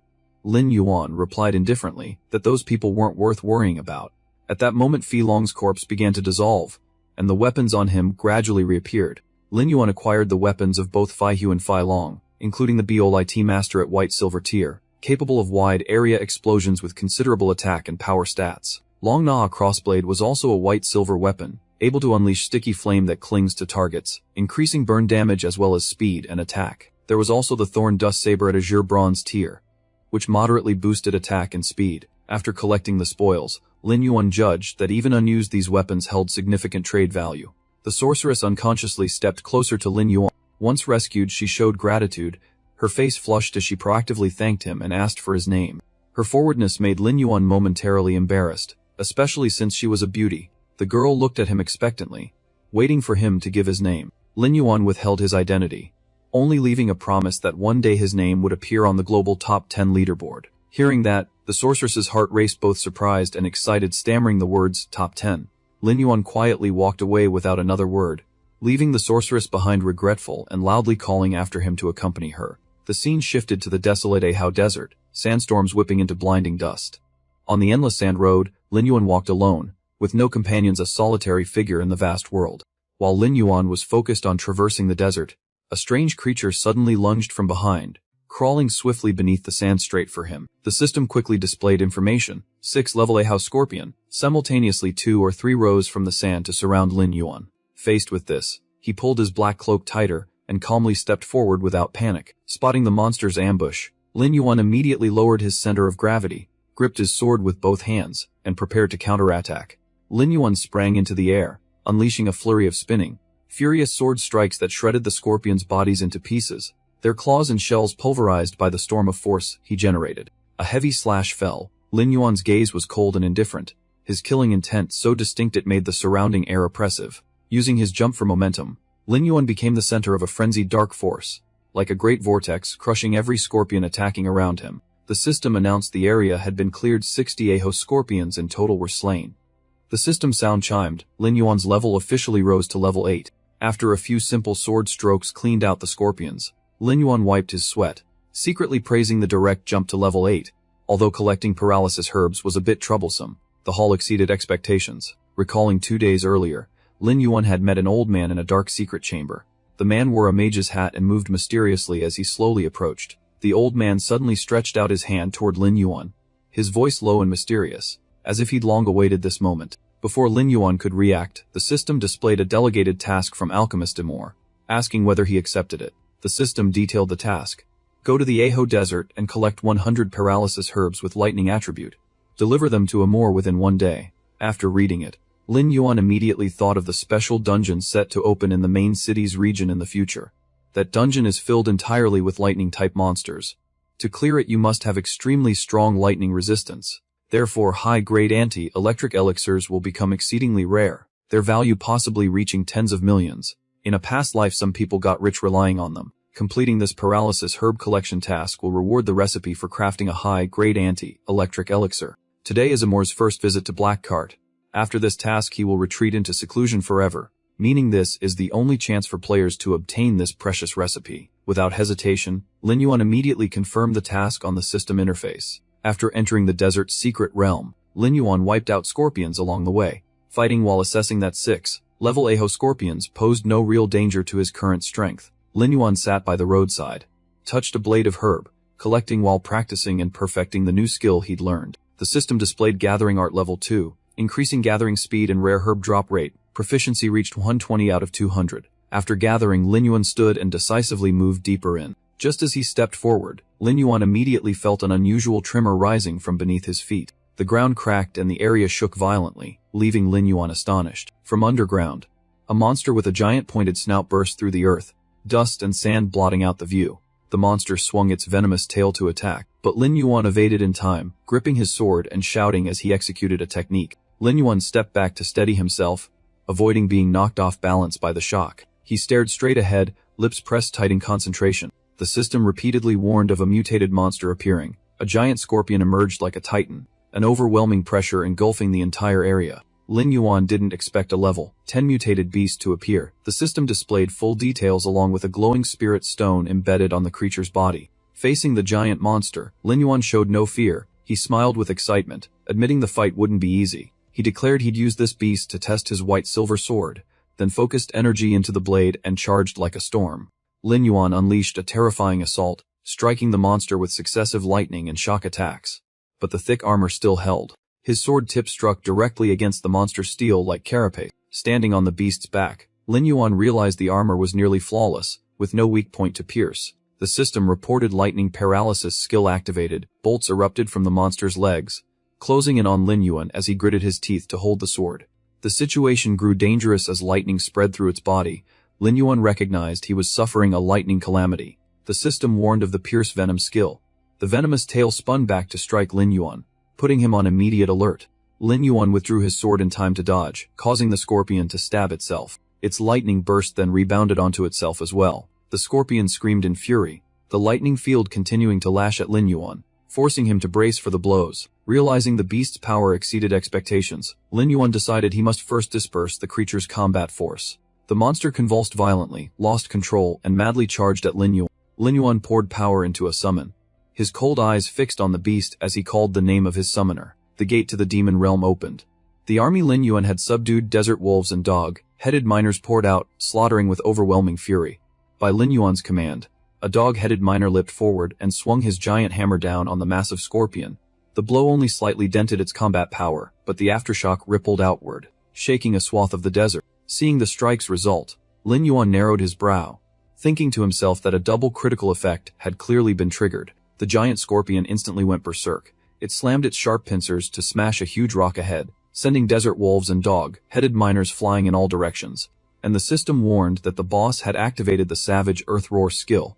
A frenzied surge of energy burst from Lin Yuan toward the battlefield, the counterattack move he had deliberately unleashed for a direct confrontation. Watching his subordinates flung aside, Lin Yuan immediately changed attack direction, concentrating all killing intent on the scorpion's tail, making it howl in pain as he shouted to see if it could withstand his enhanced fire technique. Allowing no breathing room, Lin Yuan continuously intensified his assault. Successive surges of energy hammered the monster, severely depleting its combat power as he resolved to finish it in this fight. With his usual cold expression, Lin Yuan slowly raised his hand, a faint curl at his mouth, as if taunting the enemy to hand over its life. Suddenly ropes shot in from multiple directions, wrapping tightly around the scorpion's giant pincers and immobilizing it. Below the battlefield, the dog-headed miners coordinated flawlessly, throwing ropes and tightening them again and again, forcing the scorpion into frenzied thrashing and fierce screams. With the scorpion restrained, a dog-headed miner hoisted a great hammer and, gathering all his strength, leapt up to strike the target.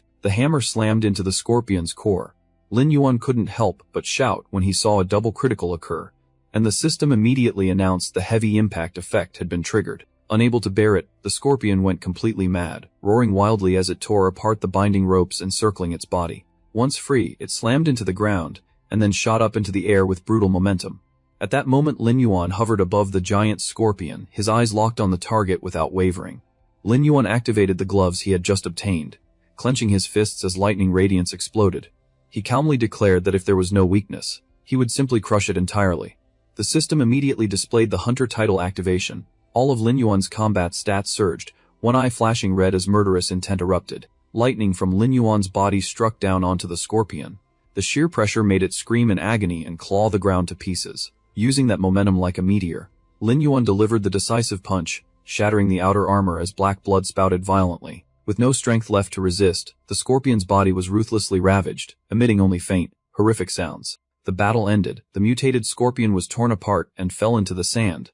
and Lin Yuan landed with full vigor as the system announced the boss's defeat. The system immediately displayed all details, the scorpion's full information, skills, and rewards. From afar came the sound of movement. Dozens of other scorpions were converging, putting Lin Yuan on alert. Having turned the boss into a subordinate, Lin Yuan faced the advancing swarm alone, confronting the entire horde by himself. The scorpion army closed in, a ferocious momentum swallowing the battlefield. Lin Yuan gave a low order. The timing is perfect. Lin Yuan leapt into the air and ordered his pet to activate the lightning crystal skill. A volley of lightning crystals shot straight into the scorpion swarm. Suppressed by the lightning force, each scorpion was blasted away and their combat power quickly dropped. Seizing the chaotic moment, Lin Yuan charged into the fray, swinging his sword ready to slaughter. He kept striking their weak points, spinning, kicking, slashing without pause, causing the scorpions to fall one by one. A decisive sword stroke pierced the last scorpion's body. In the end, the entire vast horde was wiped out, and Lin Yuan's level rose again.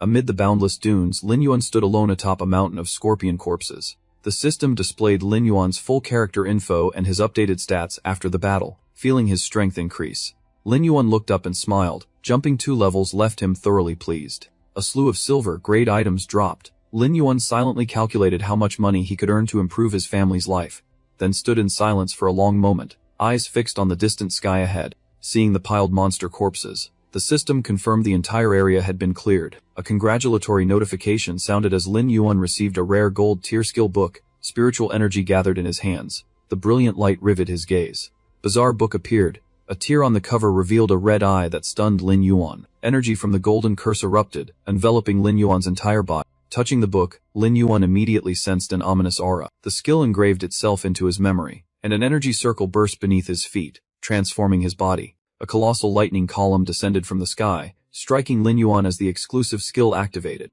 Gray-green smoke and countless skulls whirled about as the system detailed the level 1 dark curse skill.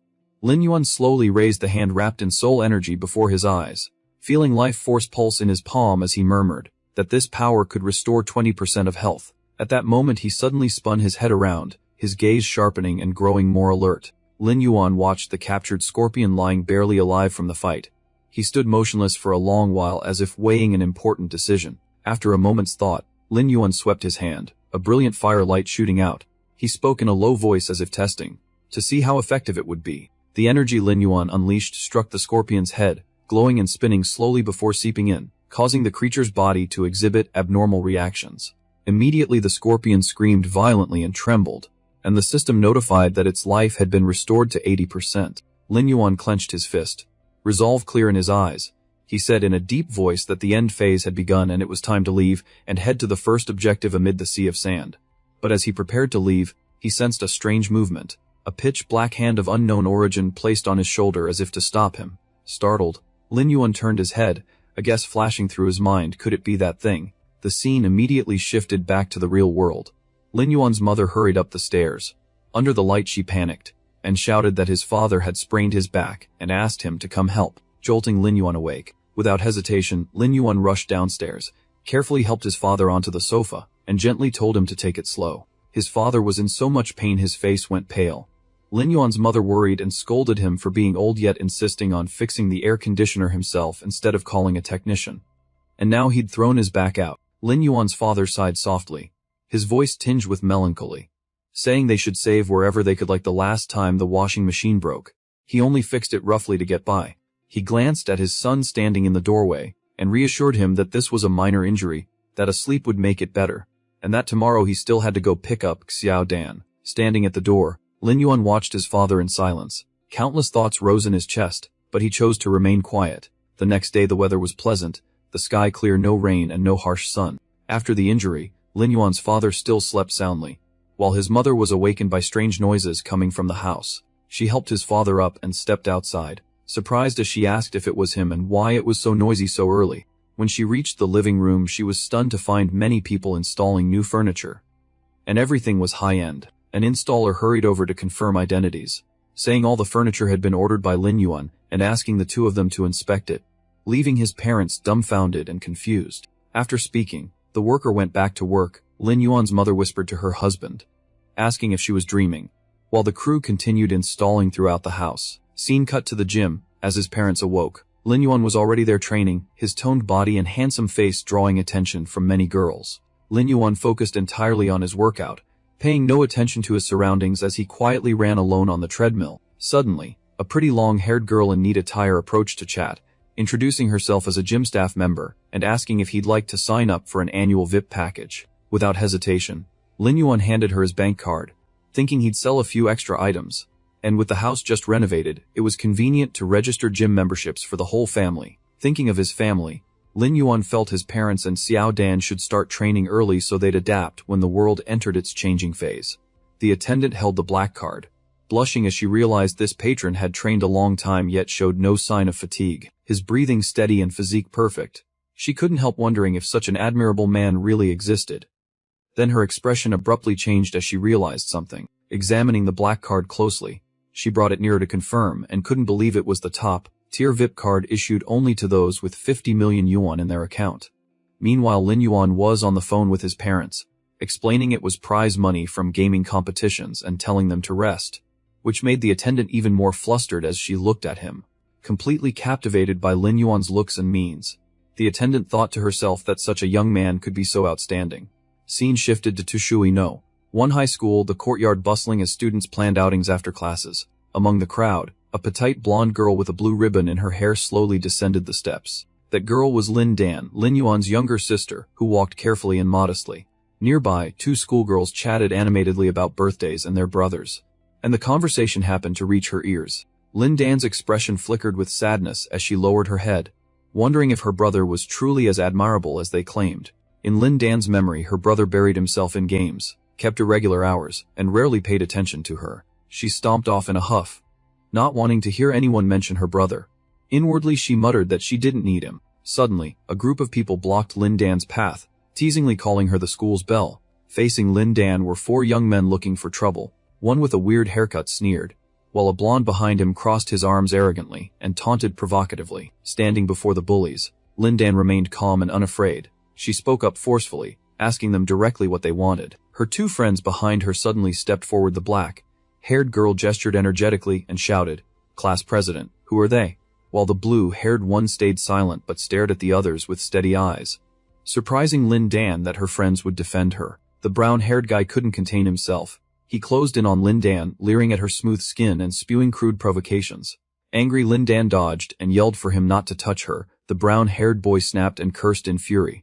Bravely, Lin Dan pointed straight at the ringleader and warned that she'd call the police if they kept following her, which infuriated the boys at being defied by a girl. Provoked, the brown-haired boy turned violent, swinging a hard punch with curses, catching Lin Dan off guard and striking her. The boy's superior strength knocked Lin Dan to the ground. She cried out in pain while her two friends panicked and called her name, stunned at the cruel attack. He didn't stop, continuing to threaten with an arrogant tone, claiming touching her was because he had set his sights on her and mocking her resistance. Unable to fight back, Lin Dan curled up and covered her face, shrinking back in desperation with no one to turn to. Suddenly, a powerful hand appeared and seized the arm that was swinging. Lin Dan thought she was done for, but when the blows stopped, she cautiously opened her hands and looked around. Before her stood her brother Lin Yuan, radiating a terrifying cold presence. With one hand he had the brown-haired boy bent and controlled, his voice icy as he demanded who allowed them to bully his sister. Realizing the man before her was her brother, Lin Dan froze, unable to believe it as she blurted out. Lin Yuan glanced at his sister for a moment without saying a word, his face still cold as he turned to the troublemaker. Though restrained by one hand, the thug wildly thrashed and tried to fight back, cursing Lin Yuan arrogantly. Three henchmen immediately rushed to attack Lin Yuan, shouting threats, some cursing, others urging each other to be ruthless. They were no match. Lin Yuan felled two of them with a single punch, leaving them vomiting in pain and crying out miserably. Right after, Lin Yuan delivered a fierce kick to the red-haired boy so violently he felt as if his back would break. Not stopping there, Lin Yuan followed with a direct kick to the brown-haired one, sending him sprawling while the others lay scattered on the ground. Finally, Lin Yuan stomped his foot onto the brown-haired boy's face, blood immediately spreading over a face once considered handsome. Lin Yuan acted ruthlessly. Anyone who dared lay a hand on his sister would not end well. He used his foot to forcefully grind the boy's head against the ground. In an instant, the four troublemakers lay motionless like dried fish. Lin Yuan stood proudly at the scene, drawing admiring glances from onlookers. To his sister, Lin Yuan appeared both strong and magnetic. He calmly told her to leave, and Lin Dan stood stunned by everything that had happened. On the way home, Lin Dan curiously asked why he had come to pick her up today. Wondering since he usually stuck to gaming.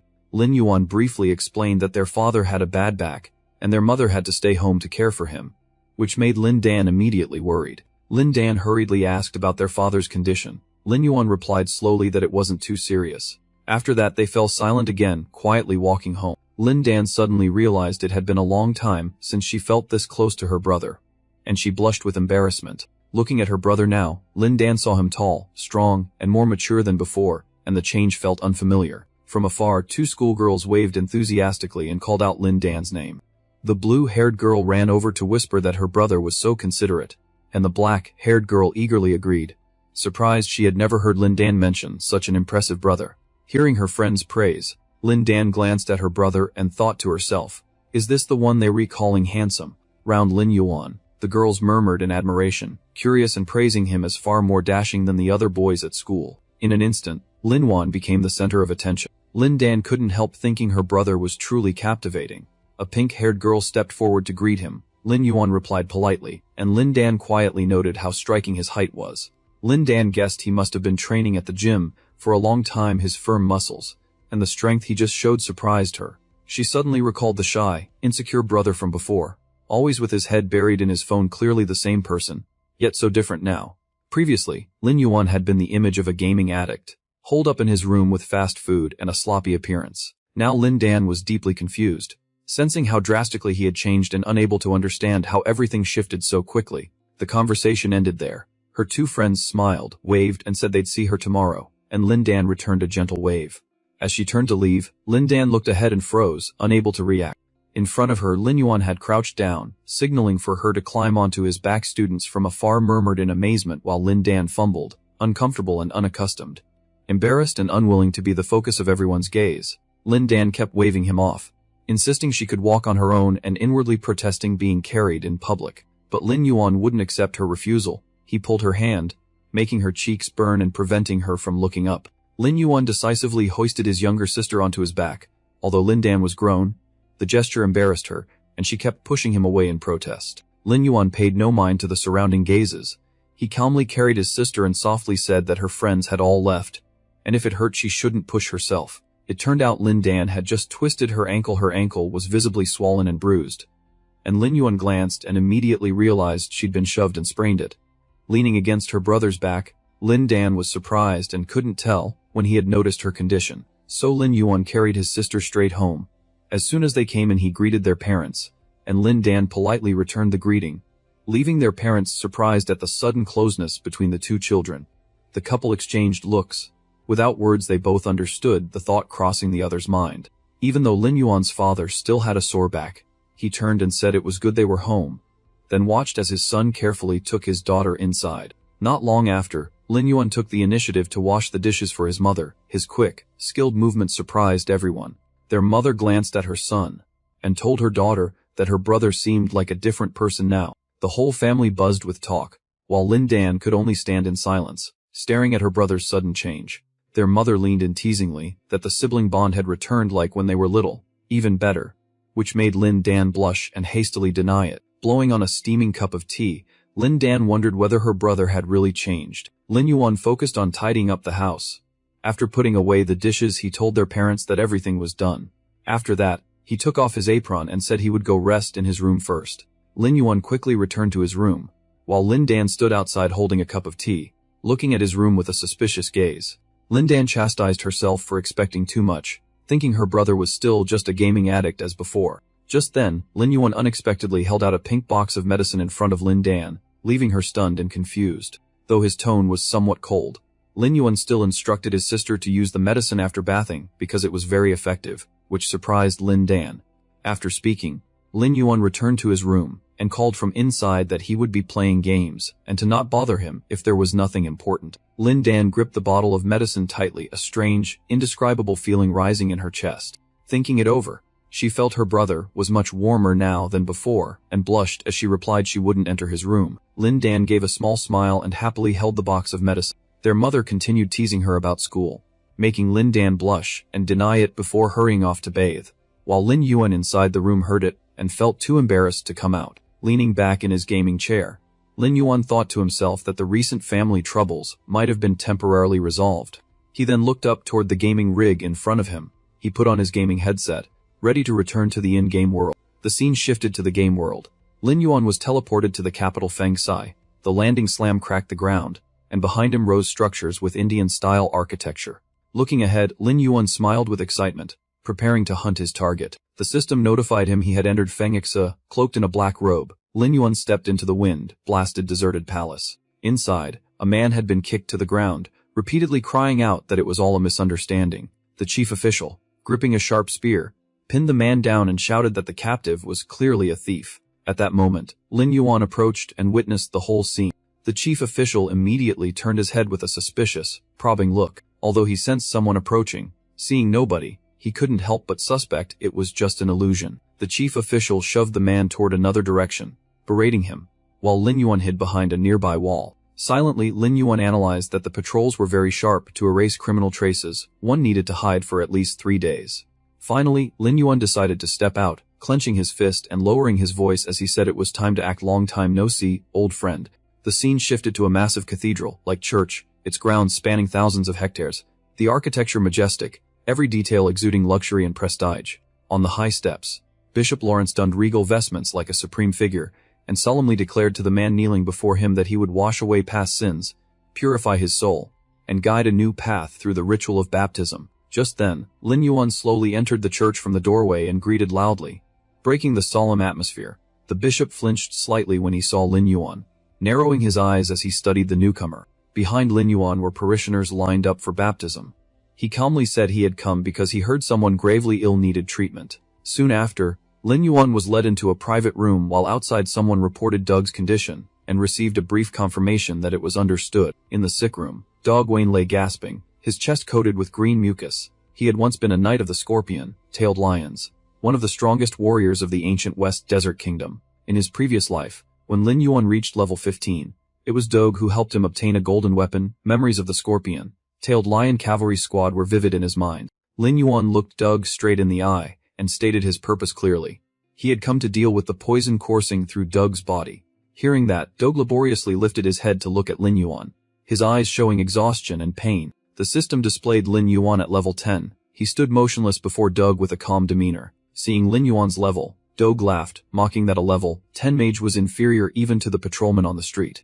No sooner had he spoken than Doug coughed violently, spitting black, full blood. His body was pale and veins bulging, clear signs the toxin had spread. Lin Yuan looked at the black blood and said sternly that the toxin had invaded his organs, and that Doug had no choice but to accept his treatment. Lin Yuan confidently asserted that if Doug refused, he wouldn't live more than a month, causing the priest to worry while Doug fell into deep thought. Understanding his condition, Doug retorted that detox required 1,000 ram of rotten mana fat, daring Lin Yuan to go to the Gobi Muds to fetch it.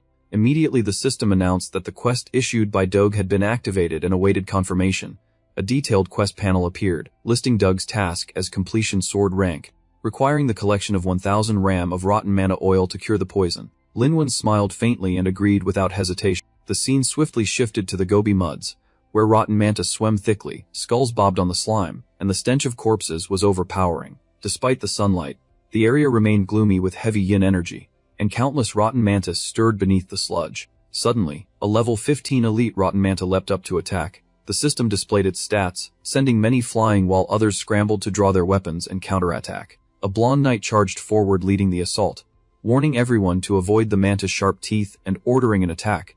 But the vanguard were immediately struck hard, screaming in agony. A rotten manta whipped its tail and struck a man, flinging him away like a struck ball. The powerful tail strike even terrified the blonde knight, and a number of people were sent tumbling into the mud. Those who fell into the sludge were immediately swarmed by rotten mantas, cries for help rising into chaotic clamor. The rotten manta reared up and thrashed its tail violently.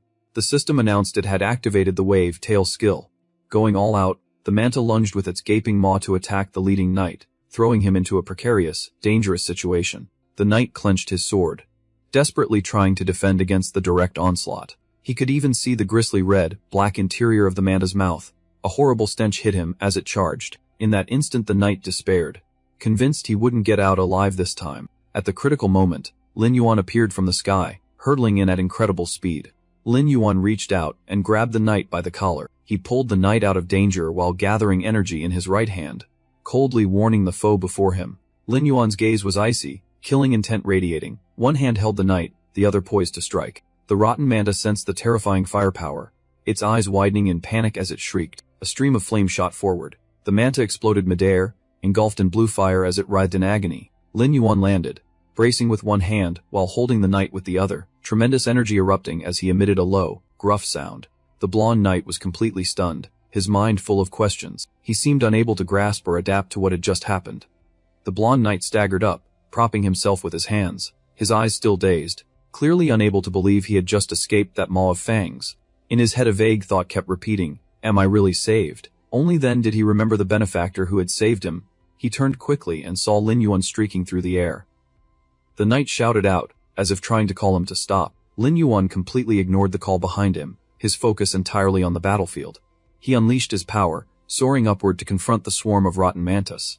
Watching him, the knight could only exclaim in terror that this was the great figure from before. Suspended in midair, Lin Yuan spun his arm, and terrifying streams of energy rapidly converged, condensing into a radiant blue sphere that flashed with blinding light. Without hesitation, Lin Yuan swung and hurled the energy sphere downward. A barrage of beams rained out, piercing the rotten mantis in the swamp, continuously sapping their combat strength as their screams shook the area. One rotten manta finally succumbed to the pressure, thrashing its giant tail and launching into the air, flinging mud everywhere and creating utter chaos. The mantis went berserk, all driving power into their tails as they lunged at Lin Yuan, aiming to overwhelm him with sheer numbers and tear him apart. Seeing the danger, the blonde knight couldn't help but shout a warning, his voice full of worry, urging Lin Yuan to be careful. Many mantis leapt up to bite and tear, but each time they struck, Lin Yuan had already dodged, vanishing in an instant. They only tore into the sludge. He slid past coldly, his words taunting their helplessness. In a flash Lin Yuan landed firmly, one hand bracing on the ground, his gaze lifting to face the surrounding monsters. Lin Yuan crouched slightly, channeling all his strength into his legs, preparing for the next counterattack. A flash of light, and his familiar weapon instantly materialized in Lin Yuan's hand, its aura sharp and chilling. Lin Yuan held his sword horizontally before him, his eyes ice cold and murderous, his voice dripping contempt as he declared that even in a swarm they would not escape being crushed. No sooner had he finished than Lin Yuan surged forward like a fierce wind, his figure constantly shifting directions, leaping over each manta as his sweeping strikes kept them colliding into one another in chaos. Watching from afar, the blonde knight was utterly floored, astonished by such overwhelming power. The group had nearly been wiped out moments ago. Yet this one man felled many in an instant still. He thought it would be hard for a single person to clear the entire swarm. But no sooner had that thought surfaced than the blonde knight froze, his face drained of color at the sight before him. Before his eyes, the entire swarm was cloaked in blue electric sparks. Lin Yuan's aura filled the air, making each creature ferocious yet unsteady. Lin Yuan continued to diffuse the blue aura, forcing it to spread across the battlefield, creating an invisible pressure that enveloped everything. He narrowed his eyes as he watched ahead, the corner of his mouth curling slightly as he let out a cold murmur. Centered on Lin Yuan, a fierce tide of evil energy erupted like a storm. The system immediately notified that an area skill had been activated, throwing all enemies within range into chaos and sensory disarray. A sigil quickly formed above his fingertip, exuding a chilling, terrifying aura.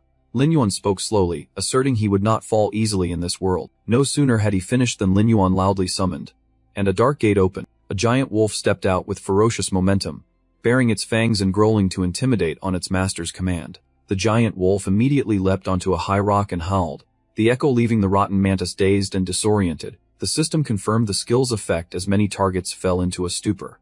Lin Yuan quickly raised his hand to his face, activated the system interface, and a low voice sounded to signal the next step. The system interface displayed an item, a single-use gas mask that maintains alertness. Moments later the mask materialized on Lin Yuan's face. He bowed slightly, tightened his grip on his sword, and prepared to dive into the next fight. Beneath the cold mask, Lin Yuan's eyes flashed with clear excitement, as if the battle had only just begun. Behind him the giant wolf stamped and growled menacingly. Lin Yuan launched forward from before it, charging straight at the enemies. As he surged, Lin Yuan's aura exploded, his speed spiking, and his battle cry rang out like a death sentence for the monsters. One by one the mantis were struck at vital points, their mouths gaping in agony. Lin Yuan hovered like a hawk in midair, his blade tracing continuous arc, cleaving through every target, the system chiming rapidly to confirm fatal strikes. At last, Lin Yuan ended the large manta with a killing stroke, blood spattered like lava, screams tore through the air. And he had done it all alone. Lin Yuan stood atop the piled carcasses, solitary and imposing as he advanced. The surviving mantis panicked and fled, fully aware of the power gap. Lin Yuan clenched his fist, his low voice edged with killing intent as he mocked the slow, weak creatures who only knew how to hide in the sludge. Heved, Lin Yuan hurled his sword. The blade streaked like lightning as storm energy erupted along its flight path. The sword locked onto a fleeing target. A blinding burst of light exploded, and the fetid swamp shook with a thunderous detonation. Thanks to the gas mask, Lin Yuan maintained clarity and a surge in combat prowess, each strike precisely hitting enemy weak points. Seeing the continuous skill chain, Han Cheng couldn't hide his amazement and voiced admiration, though the staff-wielding mage remained grave, warning that complacency now would still be very dangerous. Having killed only a few, vast schools of mutant catfish suddenly converged from afar. Their numbers so great the sand surface trembled. Realizing the dire situation, everyone panicked and shouted, pointing ahead as the swarm advanced. At the sight, Lin Yuan showed no panic and instead coldly sneered that the more there were, the easier to deal with. He then ordered his undead army to begin deployment. The boss-level scorpion officially entered the battle, raising its razor tail as twin purple beams converged to activate the powerful skill crystal Thunder Fury. The crystal on the scorpion's head flared violently as energy peaked, firing countless sharp crystal shards at supersonic speed in all directions.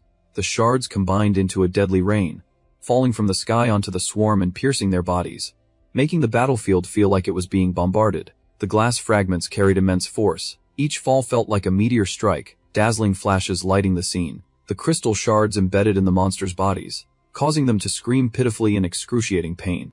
This should have been a moment to cheer. But the knight panicked, clutching his head and shouting that the situation remained grim. The disparity in levels and numbers was too great to wipe out the entire swarm in one wave. Lin Yuan stomped hard on a manta's head, using the force to spring upward. That fish had been finished off by Lin Yuan. Its body went limp and slowly sank beneath the sand. In the blink of an eye, Lin Yuan dashed to the cliff, turned to the others with confidence, and coldly asked who had said they couldn't wipe out these monsters. He quickly donned the gas mask again, every motion completed neatly in an instant. At the same time, Han Cheng stood frozen, then suddenly noticed something amiss. He urgently pointed and shouted that the scorpion seemed to always aim straight for the female fish's belly. A thick fluid oozed from the corpses, and Han Cheng immediately warned everyone to be alert. He spotted male fish beginning to appear, and in the distance a school of dark spheres with glowing red eyes was approaching. Unease spread quickly. Han Cheng could only guess the fish were about to launch an all-out attack. The male fish lunged at the carcasses, ripping and tearing wildly. When a female dies or gives birth, she releases large amounts of pheromones, driving the males into a frenzy to guard the eggs and attack indiscriminately. Amid that chaos, Lin Yuan calmly explained that he was simply exploiting the school's instincts, letting them slaughter each other. Just when it seemed everything was under control, another fish suddenly lunged in at blinding speed. The fish burst up from beneath the sand, its jaws wide with razor teeth, prompting everyone to shout warnings to Lin Yuan. Its body convulsed violently as it shot straight for the ledge where Lin Yuan stood. The force of its charge raised a sandstorm that blew into the group, causing panic, especially the knight, who cried out in horror, suspecting this female fish might be nearly the size of the males. Contrary to everyone's fear, Lin Yuan looked strangely excited, thinking to himself that it had appeared at the perfect moment. Knowing he still had several aces to play, Lin Yuan raised his hand and ordered the undead wolf pack to strike. The wolves sprang from the ground, biting deep into the prey with razor jaws and rotating positions to maximize damage. The giant fish was quickly surrounded, its body covered in wolf bites worthy of an elite level 15 monster with terrifying resilience. The fish was nearly torn apart by the attacks, but despite taking significant damage, the situation remained tense for Lin Yuan. Even with many undead wolves deployed, they couldn't land a killing blow. The fish still thrashed and screamed. Yet Lin Yuan remained perfectly calm, drawing his sword and asserting that once the creature was restrained, everything would become simple. As the wolf pack continued its assault, Lin Yuan unleashed greenish bolts of lightning aimed at a new target, the elite gillfish. At the right moment, Lin Yuan delivered a horizontal slash across the fish's belly, causing all the eggs inside to spill out. He then bent down and scooped up a handful of the fish eggs. He gently observed, and checked the number of eggs in his hand. That odd action left everyone there bewildered, unsure what Lin Yuan was calculating. Suddenly Lin Yuan turned and loudly ordered everyone to move to the central rock. At his command, the undead wolves immediately sprang into action. They moved nimbly from ledge to ledge, carrying in their mouths the heads of egg-filled fish and heading precisely to the designated spot. Unexpectedly, a wolf dropped a fish head to the ground and let out a ferocious roar. The smell of fish eggs quickly spread through the surrounding air. That scent immediately drew the attention of other schools hiding below. They surged forward without hesitation, pouring straight at Lin Yuan's group. At that moment, Lin Yuan growled loudly, taunting them all to charge. In their frenzy, each fish recklessly hurled itself against the cliff without hesitation. Those with him were stunned by the perfect trap as the school fell completely into a daze. Han Cheng suddenly remembered that fish eggs have a special attraction for males and realized this was how Lin Yuan continuously generated pheromones to sow chaos. Hearing this, Lin Yuan only replied that it still wasn't enough, then immediately cast the next summoning. He declared it the perfect moment, and a wave of massive monsters were summoned, hoisting picks and roaring across the battlefield. In a single short onslaught, the entire group of Gilmans was left gasping, their huge bodies strewn along the cliff, motionless or weakly thrashing. Before them stood Lin Yuan's monster knights, towering figures radiating emerald light, picks in hand like a wall of steel. The beastmen were ecstatic, rough faces breaking into satisfied smiles as they tore into the fish, eyes blazing. They struck without hesitation, slashing mercilessly. A syrupy green fluid suddenly gushed from a carcass, causing the knight to gape in shock. It was the green venom sac formed inside the male fish. Drawing on experience from a past life, Lin Yuan immediately explained the mechanism. The green venom sac in the male acts like capsaicin, and when released it produces a toxic gas that forces surviving fish to recognize danger and flee. As the dark green fluid spread, no aggressive counterattacks occurred as expected. Instead, only sporadic cries of panic rang out. All the guild demons immediately turned and fled, distancing themselves from the slaughtered kin and keeping at least 5 meters away. They dared not stop, for they were not fully immune to the toxin themselves once affected. They could only abandon themselves to fate. Seeing the situation stabilize, Han Cheng couldn't contain his excitement and leaped up, cheering loudly. The school had truly retreated, no fish dared remain. Before them lay a field of dead fish mixed in tangled green mud, yielding massive experience. Lin Yuan gently rose into the air, knowing the battle was over and only loot collection remained. The archer still couldn't believe what he'd witnessed, stepping forward with his mouth agape. One lone man clearing an entire nest of monsters was beyond imagination. To Han Cheng, Lin Yuan was like an idol, eyes shining with worship, and even wanting to follow him unerringly. After the somewhat over-the-top reaction, attention returned to the matter at hand. Lin Yuan wielded his weapon, each cold slash striking the guild demons' bodies, with such force that bones shattered into fragments and the corpses were cleaved into pieces, ending them cleanly. He landed on the ground with powerful presence, leaving the surrounding soldiers stunned by his authority. At that moment, a system notification appeared before his eyes, confirming Lin Yuan gained 12,000 experience points and officially leveled up to level 11. Standing at the pit's edge amid mud and piled carcasses, Lin Yuan felt quiet joy. Thanks to extensive experience from a past life with this dungeon, he had progressed so swiftly. When Lin Yuan touched the support item, it slowly dissolved into the air as if its mission were complete. That mask had clearly played a major role in the battle. Holding the collection vial aloft, Lin Yuan couldn't help but sigh. Spending 5 gold for a single-use item felt a bit steep, but the effectiveness made it worthwhile. The rotten gill head weighed 1,000 grams, refined from the fatty gland of the rotten gills in the Gobi Marsh, and was an important ingredient in advanced DC-2 treatments. It had special effects on poisoned or necrotic wounds, helping dead tissue regenerate into healthy flesh nearly forgotten by Lin Yuan. Suddenly Lin Yuan gasped, remembering another important item and inwardly scolding himself for nearly forgetting it. He immediately opened his inventory, summoned the item, and placed it neatly in his palm. The rogue wave's nose is a silver, tear gadget made from rotten gill skin. It looks like an elastic spherical nose that emits a strange sound, vibrates slightly, and glows when squeezed. Its primary effect is to disperse the rotten gill pheromones, creating a fear effect on small to medium aquatic creatures. Although the item's effect wasn't bad, one glance at Lin Yuan's expression showed he utterly disliked it. His look was pure exasperation. Just imagining himself wearing it on his face sent a chill down Lin Yuan's spine. He'd look like a clown. He suspected the bizarre item stemmed either from an overly generous quest reward or the game's designer's weird tastes. While Lin Yuan was still unsure what to do with it, Han Cheng stepped forward, face flushed with excitement, whispering that it was so cool and even glowed. Clearly Han Cheng adored the item. His eyes widened and sparkled, and he nearly shouted with excitement when he discovered it could vibrate. Seeing that reaction, Lin Yuan held the item up. The nose vibrated gently, reflecting a shimmering light, and he tilted his head, asking if the boy really liked it that much. Hearing this, Han Cheng's eyes went wide in astonishment. Then he leaped for joy like he'd won the lottery, eagerly asking if the great hero could sell it to him. Price entirely up to him. Seeing Han Cheng so overexcited, the knight could only awkwardly apologize, saying the boy was always like that. To Lin Yuan, the item had no practical use, so he turned and tossed it away, effectively gifting it to Han Cheng. Han Cheng hastily caught it with both hands and tried to offer to pay, but Lin Yuan waved him off coldly, firmly refusing. In Han Cheng's eyes, Lin Yuan seemed bathed in golden light, wings of white at his back, truly an angelic existence. Such a small gesture nearly moved Han Cheng to tears, leaving the knight and teammates staring in puzzled silence, unable to believe someone would pay for that item. The scene quickly shifted to another place, inside the cathedral, where robed priests stood guard at the entrance.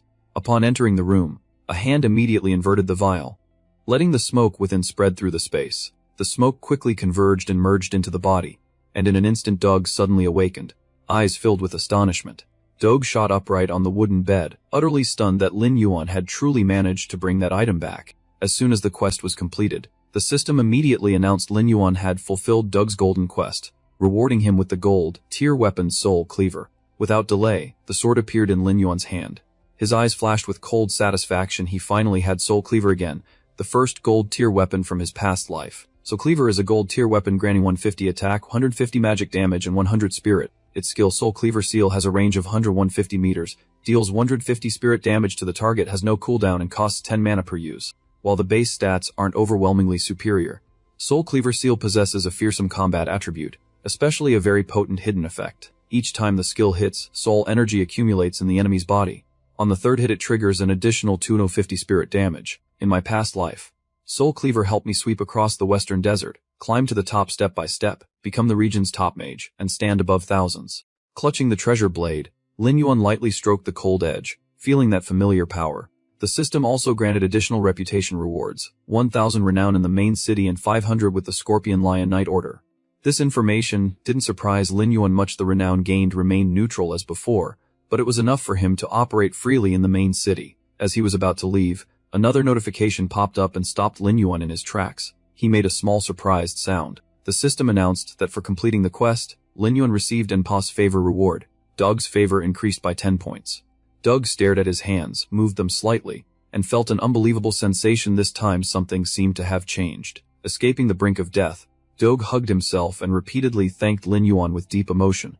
He admitted that without him he'd likely have died in a few months, and Lin Yuan only smiled, saying that was his duty. Overcome with gratitude, Doug immediately decided to grant Lin Yuan a special welfare benefit, and solemnly said there was one thing he must warn him about. This left Lin Yuan slightly puzzled. Could those 10 favor points have triggered some hidden event? Doug warned sternly that if Lin Yuan ever met someone named Quincy, he must stay far away. The man was like a blood wizard, possessing extremely dangerous crimson blood magic. Hearing such a grave warning from Doug, Lin Yuan was stunned and confused. Quincy was clearly his mentor, so why was he described as a danger? If Lin Yuan's shock was level 1, Doug's was certainly tenfold. He couldn't hide his astonishment and blurted out in panic, "What, he's your mentor?" Doug braced himself on the bed, sighed, and decided to tell the truth. Although Lin Yuan had carefully concealed his profession, there had still been a slip. Doug suddenly sprang up, his gaze unusually serious, and bluntly asked to confirm, "You are a death hunter, aren't you?" Exposed, Lin Yuan immediately raised his guard, eyes cold and hostile. He ground out each word. "How do you know I'm a death hunter? After I hide my info, even Quincy can't recognize my identity." To prevent further misunderstanding, Doug quickly explained his own background. He had once been a Scorpion Knight serving the king, carrying out covert missions including hunting death hunters, and had thus learned a special skill called dark sensing. Hearing that, Lin Yuan paused and repeated skeptically, "Dark sensing." Doug went on to explain in detail that dark sensing was an exclusive skill of the Scorpion Knights. Whenever a death hunter appeared within a certain range, the senses would react automatically. The closer the distance, the stronger the sensation, like a direct to the consciousness. Hearing this, Lin Yuan immediately realized Doug had long since detected his identity. He was shaken. He hadn't expected a skill specifically designed to counter death hunters to exist. Doug shook his head, looked at his hands, and explained that because he had been severely poisoned earlier his awareness was dulled, and he hadn't noticed. But now that the poison was cleared, the special aura bearing the mark of the Dark Lord on Lin Yuan could no longer be concealed. Doug's words mentioned a name that caught Lin Yuan's attention, the Dark Lord. So Doug decided to recount the whole story, and to understand it one had to start from a very ancient age. Doug said that popular legend held there were 5 supreme gods, but in fact from the very beginning there was a 6th deity, the Dark Lord. He was also called the King of the Undying and was the strongest existence among all 6 gods. Becoming too powerful, the Dark Lord grew arrogant and acted without restraint. He bestowed dark power upon his loyal followers, turning them into death hunters to carry out his divine will, spreading plagues and death across tens of millions of lives. Not stopping there, He even turned souls into reanimated corpses, unleashing disaster across the continent. Faced with the threat of extinction, the nations allied and struck back, destroying his temple, burning all records, and issuing immediate death sentences for any death hunter found. From then on, death hunters were classified as a forbidden profession, becoming objects of universal hatred and pursuit. Doug tugged at the right hem of his robe, revealing his painful past. Years ago he'd been poisoned by a death hunter in battle, plagued by illness for 10 years, and resigned to die until Lin Yuan appeared. That blood-soaked history was something people preferred not to speak of, so Lin Yuan only had a vague sense of it. In his past life he'd merely been a mage. He hadn't expected such a brutal secret behind the legends, nor that death hunters would be taboo. Luckily, he'd remained hidden. Despite his efforts to hide, misfortune seemed to follow him, thoughts racing. Lin Yuan's face tensed as things began to spiral beyond his control, contrary to his plan to quietly investigate the metal in the main city. Now he realized that unless he found a way to conceal the Dark Lord's aura soon, his identity as a death hunter could be exposed at any moment. Facing this dilemma, Lin Yuan had to ask Doug whether there was any way to evade the Scorpion Knight's dark sensing. Doug clenched his fist and said the solution seemed close but was extremely dangerous. Only if Quincy agreed to help was there hope. But if Quincy learned Lin Yuan's true identity, he would certainly kill him. Doug explained the reason. Years ago a death hunter had slain the woman Quincy loved most, leaving him with an unquenchable hatred. For that reason Doug advised Lin Yuan to stay far from Quincy. Hearing the warning, Lin Yuan was silent, his eyes glowing a dangerous red and making the air feel threatening. Lin Yuan resumed his journey across the shattered stone desert, cloaked and walking beneath the blistering sun. Entering the new area, a notification confirmed he had arrived at the shattered stone desert. 10 minutes earlier Doug had yelled to stop him, calling him mad to seek out Quincy, who hated death hunters enough to tear them apart. Despite understanding the danger, Lin Yuan had no other path and simply replied he had no choice.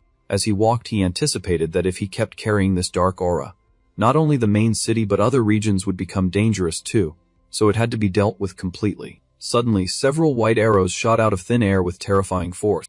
Thanks to his honed senses, Lin Yuan immediately noticed something was off with a single glance.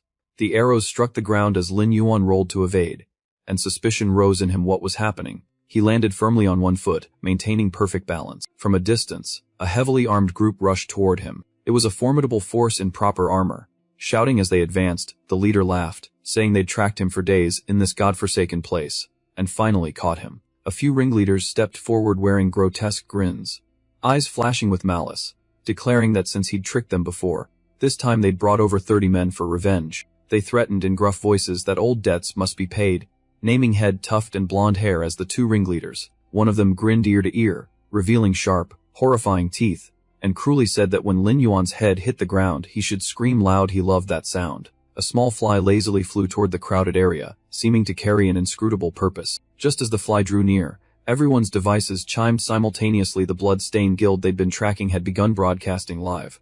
Almost everyone on the submarine was watching the live broadcast. The audience felt incredibly lucky to witness the scene.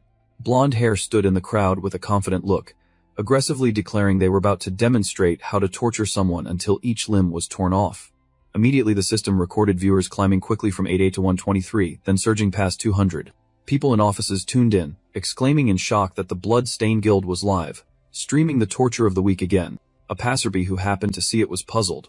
Over 30 people beating one man. What had the unlucky victim ever done to this gang? On closer look, they began to watch intently. The face seemed familiar and not bad looking. A pity that he was about to die. Lin Yuan manifested now, his voice extremely calm. 2 rabid dogs aren't even enough to get started if they offer their lives. He wouldn't mind taking another.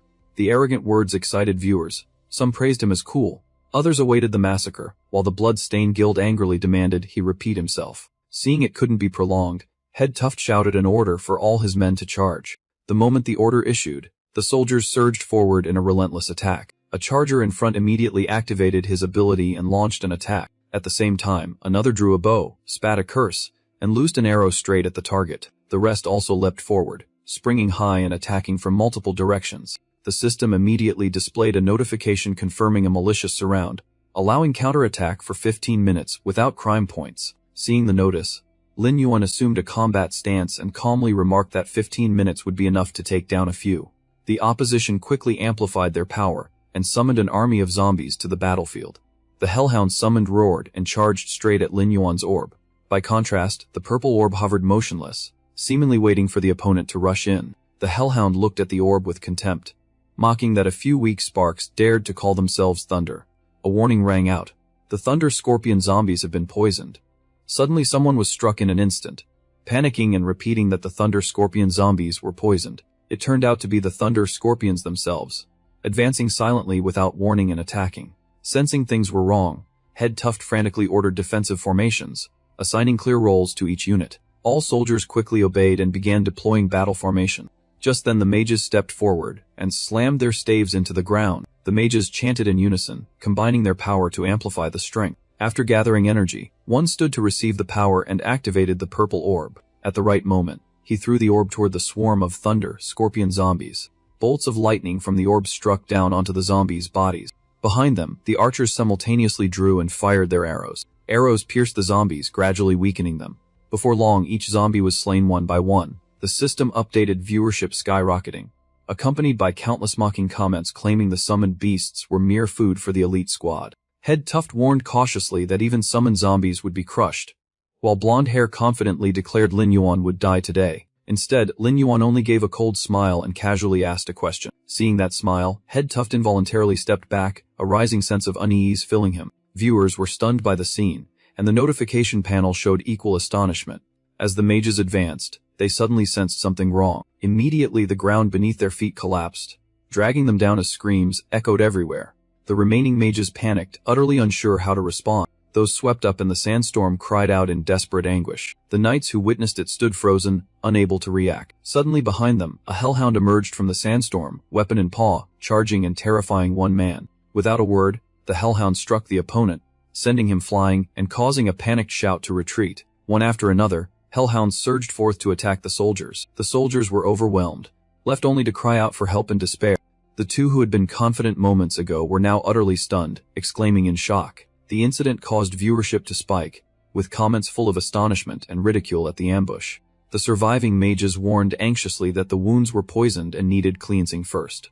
Before they could finish, they were struck by an unknown force, only managing to cry out in pain. Onlookers fell into utter chaos as events unfolded one after another. It turned out the attacker was Lin Yuan, who calmly stood observing from a distance. Alone, facing an overwhelming force and blistering sun that seared flesh, he remained unmoved. Lin Yuan continued to summon the Soul Chai token, concentrating emerald mana to prepare his next strike. When an enemy thug lunged close, before he could understand what was happening, Lin Yuan pierced him through in an instant.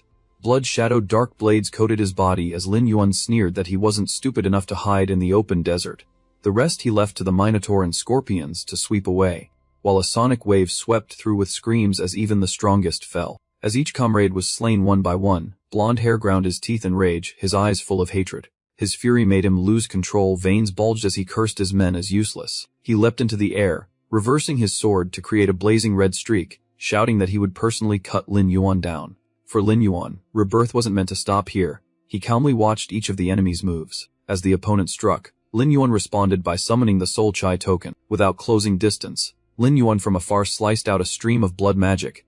Countless skulls hovered, and when they neared they became gaping skulls, activating the Soul Chai token seal. The technique descended, causing Blonde Hair to gape in terror, a feeling as if countless skulls surrounded him on all sides. Once aggressive and threatening to kill, he now trembled like a coward, eyes rolling white with fear. Just as he tried to turn and flee, Lin Yuan lunged, a single slash grazing across his body. It was the moment Blonde Hair's foot landed after his dodge. Mana exploded as Lin Yuan descended to the ground steadily after the strike. The two stood back to back, cloaks billowing in the wind, forming a scene like a duel in a Western film. Lin Yuan bowed his head and coldly began the countdown. In an instant, the enemy's ferocity vanished, a deep-seated fear awoke, making him break out in a cold sweat. When the final number sounded, a horrific explosion erupted, burning Huangtu to black charcoal and shattering the surrounding earth and rock. Lin Yuan slammed his sword into the ground, gripping the hilt tightly, privately admitting that an old weapon still felt the most familiar. The system kept flashing notices as viewership surged, and the chat erupted with stunned and mocking comments at the one who threatened, now lying dead. Watching their forces slaughtered one after another amid pitiful screams, fear blanketed the entire battlefield. Takcham's face went pale, his eyes trembling in panic, unable to believe what he saw. After only a few days apart, the one once despised now stood like a devil incarnate, cloak billowing, eyes like thunder overwhelming all. Takcham was consumed by utter terror, feeling as if he stood before a hellish demon holding the life and death of countless corpses beneath its feet. By contrast, Lin Yuan merely glanced back indifferently. That single look was enough to make him kneel and beg for his life. "If you dared hunt me, don't expect to survive," Lin Yuan said coldly as he drew out the soul chi token. As he closed in, Lin Yuan uttered one cold word. He sent the sword flying with mana, a violent force piercing straight through Tok Chom's head. The strike was terrifyingly precise, sending the enemy flipping back and spitting blood on the spot. Hand still holding its stance, Lin Yuan declared it over as a blue explosion flared. For a moment, a flicker of displeasure crossed Lin Yuan's eyes. The wasp camera still swooped in for close-ups without fear. Seeing it, Lin Yuan suddenly remembered something and swiped his hand to the side. The mana touch exploded into a veil of jade green smoke. Having dealt with the last nuisance, the space finally fell quiet once more. At a high-rise villa on Blue Star, night fell and someone shouted angrily because their livestream had been destroyed. In a luxurious office, people buzzed about the identity of the elder who once killed Luvong Kulang. Everyone was curious about the elder's whereabouts. Rumors said the mercenary guild had sent an S-rank invitation. In the dark, a mysterious figure sipped wine and slowly spoke Lin Yuan's name. New storms seemed imminent as in Black Sand Town Quincy slept slumped against a wine barrel. The door cracked open, and Lin Yuan's silhouette appeared in the light. The sound made Quincy open his eyes, recognizing Lin Yuan's arrival. Drunk stiff, Quincy lazily refused to train, saying he didn't want to lift a finger today. Entering, Lin Yuan dispelled his hidden profession and bluntly said he wanted to talk. An information panel appeared, displaying Lin Yuan's full rank, forbidden profession, and outstanding stats. As warned, the wine bottle in Quincy's hand slipped and smashed to the floor. Quincy's eyes burned red with agitation as he ground out confirmation of Lin Yuan's identity as a necro hunter. Lin Yuan and Quincy faced each other. Between them, countless splinters of shattered wood still suspended in the air, not yet fallen. Quincy clenched his teeth, his voice low and full of hatred compressed over many years. Green emerald bolts of lightning began to gather in Quincy's hand, the aura of a necro hunter slowly spreading. He frowned and roared in anger. The air in the room shifted to a cold green, and the wood splinters were instantly propelled by an invisible force straight at Lin Yuan. In the blink of an eye, Lin Yuan vanished from his original position, leaving the wooden fragments driven deep into the empty floor. Quincy stared in astonishment, unable to help exclaim at the sheer speed. At that moment, a shadow streaked past Quincy so fast he couldn't react. In an instant, Lin Yuan's blade was pressed to Quincy's face. The razor-sharp edge was only a few centimeters from Quincy's eye, revealing his panic. Lin Yuan slightly narrowed his brow, his voice calm but heavy with pressure as he asked if they could now speak properly. Quincy clenched his fists and asked in a low tone what Lin Yuan's true purpose was. Dogue suddenly appeared behind them, sighed helplessly, and said that if Lin Yuan insisted on leaving, he would consider this clue repayment enough. Years ago, when the immortal world was shrouded by the darkness of the Lord of Night, Quincy and his wife rose up for justice to fight against the necro hunters, loyal servants of the Shadow Force. After the disastrous battle, the necro hunter was killed, but Quincy's wife, saving her husband, was struck by a death curse, her soul consumed by darkness, memory erased, forever unredeemable, leaving him collapsed in despair. To break the curse and save his wife, the only way was to personally destroy the corrupted soul. Yet Quincy was so badly wounded after the battle that he could no longer hold a sword, leading everyone to assume he would spend the rest of his days in drink until the mysterious mission was announced. The mission promised to save his wife, and would award all the treasure to the righteous, while the necro hunter would receive the method of release and an attunement to the darkness, a relic Quincy had taken from an old foe. Quincy intended to use the spoils as bait, hoping both to rescue his wife and lure the remaining necro hunters to their deaths, but of the 1 in 58 who accepted the mission, not one has returned alive to date. After hearing this, Lin Yuan still held his sword before Quincy and calmly asked him to explain the mission. Quincy squeezed his eyes shut, his nose flushed, and sneered that Lin Yuan came to him of his own accord, just when Quincy lacked someone to play with his wife. A system window popped up showing the mission Quincy commissioned: to free his wife's soul within 10 days, silver rank. After reading it carefully, Lin Yuan decisively confirmed he would accept the mission. Lin Yuan turned and left. Behind him, Quincy called out a wish of good luck, fending anticipation of the outcome. Quincy curled a vicious smile, thinking to himself that the prerequisite was Lin Yuan returning alive. To the north of Black Sand Town, the memorial sanctuary rose like a solitary castle at night, surrounded by mountains, forest, and river. Lin Yuan walked slowly down the long corridor, his cloak stirring gently with each step. The system activated night vision. Lin Yuan's eyes shifted to a faint red. He continued forward, accompanied by a giant blue scorpion at his side. Ahead walked 2 wolves bearing torches, and in the distance coffins flickered into view. Lin Yuan surveyed the surroundings as information appeared in his mind. The sanctuary had 5 levels, the burial place of all dead Nimsees in Black Sand. Suddenly, a Jiangshi with blue eyes, a purplish body, and nearly all its teeth gone, burst out of its coffin, growling ferociously. Before Lin Yuan could act, the scorpion casually pierced the Jiangxi's body with its tail. Seeing that, Lin Yuan realized that spectral monsters would occasionally appear here. Monster levels rose with each floor, from low-level Jiangxi on the first floor, to corpse-eating fiends on the fourth. A two-horned beast with a spiked back and a long green tail stood towering atop a mound of corpses. It grinned, a grim smile stretching to its ears. Its aura marked it as a level 10 monster. Blue Gate appeared, drawing an intrigued exhale from Lin Yuan. Lin Yuan took a deep breath, preparing to push through the first 4 floors in one go. The building lay shrouded in thick darkness, a biting chill filling the air. This was the 4th floor of the mortuary, a place heavy with oppressive gloom. Lin Yuan stood still, his expression somber, eyes deep in thought. Before him, dozens of red eyes flashed in the dark, making him hesitate as vague sounds echoed. A blue-skinned worm with a muscular body, sharp claws, and a ferocious face crawled toward him slowly. Not just one, dozens of worms appeared, all wearing sly grins as they stared at Lin Yuan. They were corpse eaters, adept in dangerous skills like venomous tearing, wall climbing, and hanging upside down to attack. Each monster crawled forward, closing in on Lin Yuan step by step. A hoarse voice ordered them on, urging the beasts to charge. Instantly, the pack activated their ground clamp skill, their tails glowing jade green as they surged forward. One of them whipped its curved, sharp tail, lightning flashing as it thundered ahead. Lin Yuan gripped his sword, leaped into the air, and swung hard. Blue light flashed in an instant. A series of slashes knocked the worms back, sending their pained howls through the air. The battle immediately grew fierce and intense. One by one the corpse eaters were felled and collapsed, yet one survived, its vicious gaze locked on Lin Yuan. Lin Yuan turned his head, coldly saying he nearly spared it. With that he stomped hard, sending the beast crashing to the floor. When it was over, Lin Yuan left, leaving countless monster corpses scattered across the floor. He mentally noted that his progress was far faster than initially expected. He regretted that the dark Jiangxi control art could only command Jiangxi and was useless against large, ferocious spectral beasts. Without hesitation, Lin Yuan left the place indifferently. Sensing something amiss, he immediately turned his head in surprise. From afar, an intense beam of purple light suddenly shot straight toward him. Lin Yuan looked up and couldn't help but exclaim in astonishment. In an instant, his body was lifted up, hovering in midair and enveloped by the purple light. The scene shifted to an empty, frigid corridor. Lin Yuan fell to the ground, then steadied himself. He quickly surveyed the surroundings. Above, someone was imprisoned in a glass cage, bound with thick iron chains, making Lin Yuan realize he had been transported to a different area. Inside the glass cage, the dungeon lord stood motionless, eyes half closed and unmoving. A burst of gleeful laughter echoed through the space.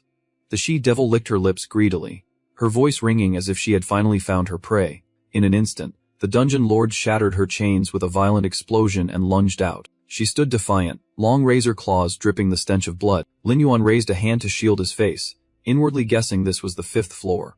The she-devil opened her maw and roared, rushing forward with threats of tearing Lin Yuan apart. Lin Yuan immediately drew the greatsword in his hand, ready to meet her. The dungeon lord activated the Dead Blossom skill. Countless massive tentacles swept in to annihilate everything, forcing Lin Yuan to leap aside.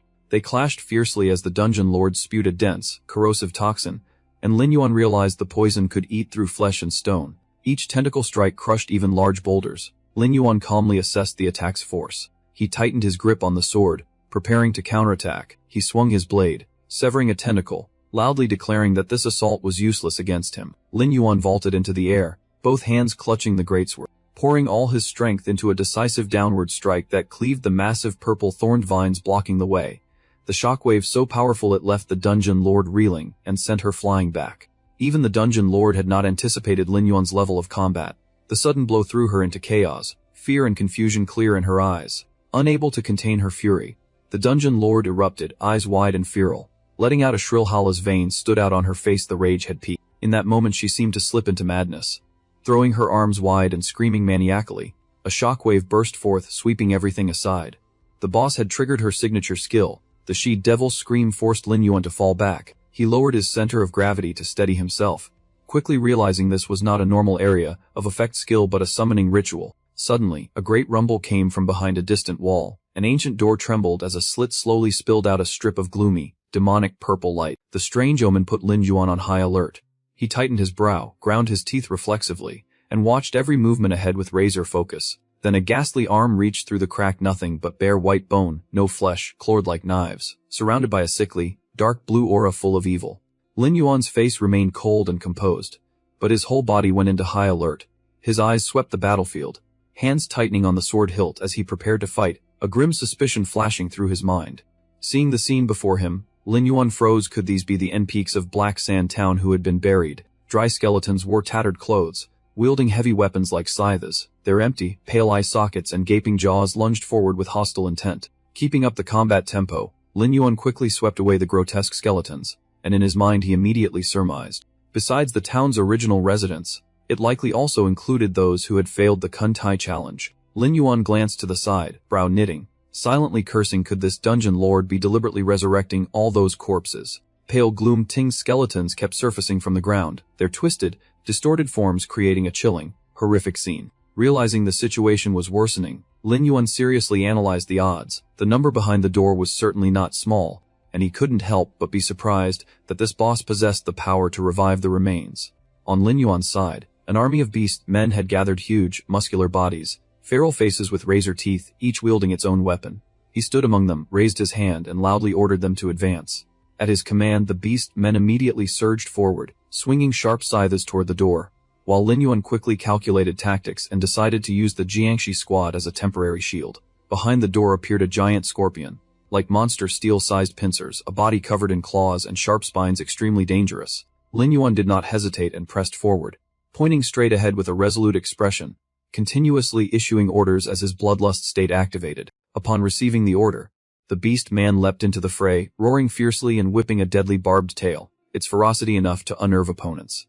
All the beast men charged eagerly, launching a barrage of attacks at the giant scorpion. With bloodlust triggered, their combat power surged noticeably. Their eyes shifted from the original green to a deep red, a violent aura spreading as they seemed on the verge of losing control, their aggression escalating.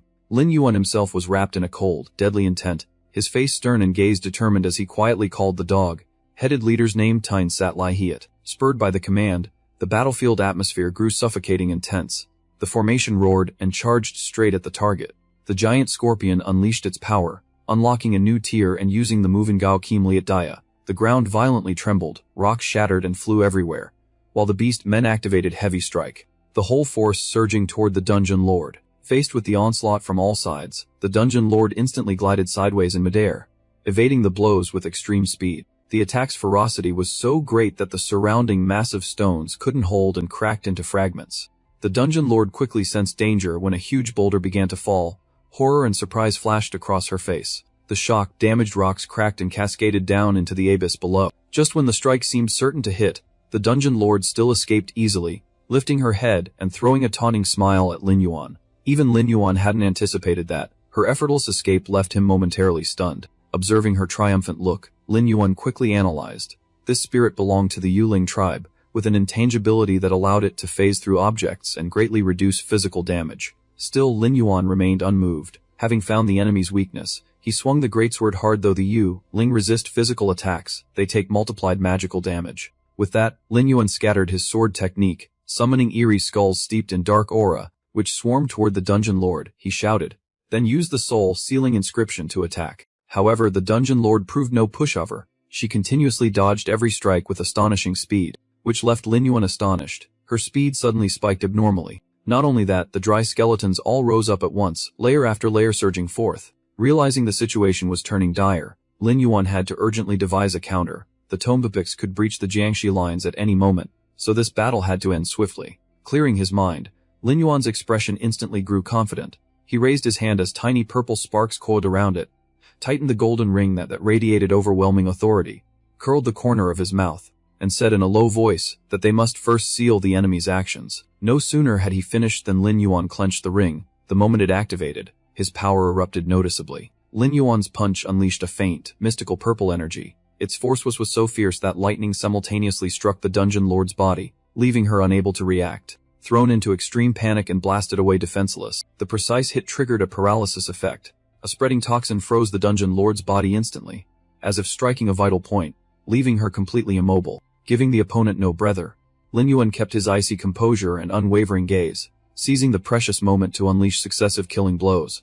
His voice rang with authority. This fight is not over. The eerie skulls kept appearing, all homing in on the dungeon lord. The relentless barrage overwhelmed her, leaving her to weakly raise her hands in desperate defense. Struck by a fatal blow, the dungeon lord's body was sent crashing into the rock behind her, The impact was so tremendous the boulder exploded into fragments. Not far away, Lin Yuan landed decisively, his cold stare fixed on the foe, tracking the dungeon lord's slightest movements. At this point the dungeon lord was utterly exhausted. Her body fell uncontrollably to the ground with a heavy sound that echoed through the space. Lin Yuan watched silently, calm-faced but sharp-eyed, frowning slightly as he assessed the situation and inwardly judged his luck to be not bad. As expected, after being hit by the soul-sealing inscription, the dungeon lord's speed dropped noticeably. Wasting no time, Lin Yuan activated the Savage Wolf Hall's skill, gestured an order, and a colossal shaggy beast with towering horns, fierce blue eyes, and razor teeth appeared behind him, roaring. A brand new power was unleashed as the giant wolf howled, the sound reverberating through the space with a majestic force that chilled onlookers. While the dungeon lord was completely drained, stunned, and a sinister blue formation shimmered beneath her. Lin Yuan glanced down at the sword in his hand and quickly calculated strategy. Though the stun lasted only a few brief seconds, that was more than enough for him. Immediately, Lin Yuan poured all his strength into a string of brutal killing strikes, his voice oppressive as he challenged. Let's see how many hits you can withstand. Still stunned, the dungeon lord could not dodge and could only weakly raise her hands to block, her defense pitifully fragile. Abruptly, the dungeon lord's expression twisted violently, her teeth ground, her mouth tore, and blue veins snaked across her face. She screamed in agony as her body convulsed, throat bulging with a piercing howl, and a strange purple, black energy flared around her. Seeing this, Lin Yuan instantly went on high alert. His face hardened as a thought flashed through his mind: the enemy was activating Death Surge. The energy within the dungeon lord suddenly detonated, sending a shockwave that hurled everything aside and filled the air with dust and smoke. Purple lightning shot straight into the ranks of monsters. The pitiful screams that rose showed just how devastating this counterattack's power truly was. After a long moment, the aftershocks gradually faded, leaving the battlefield littered with ruins and choking dust. Thanks to the monster army shielding him, Lin Yuan avoided serious injury from the violent explosion. Lin Yuan planted his sword into the ground to steady himself, bracing with one hand, and quickly realized the enemy had detonated all the Jiangxi Nessis to annihilate the Tom.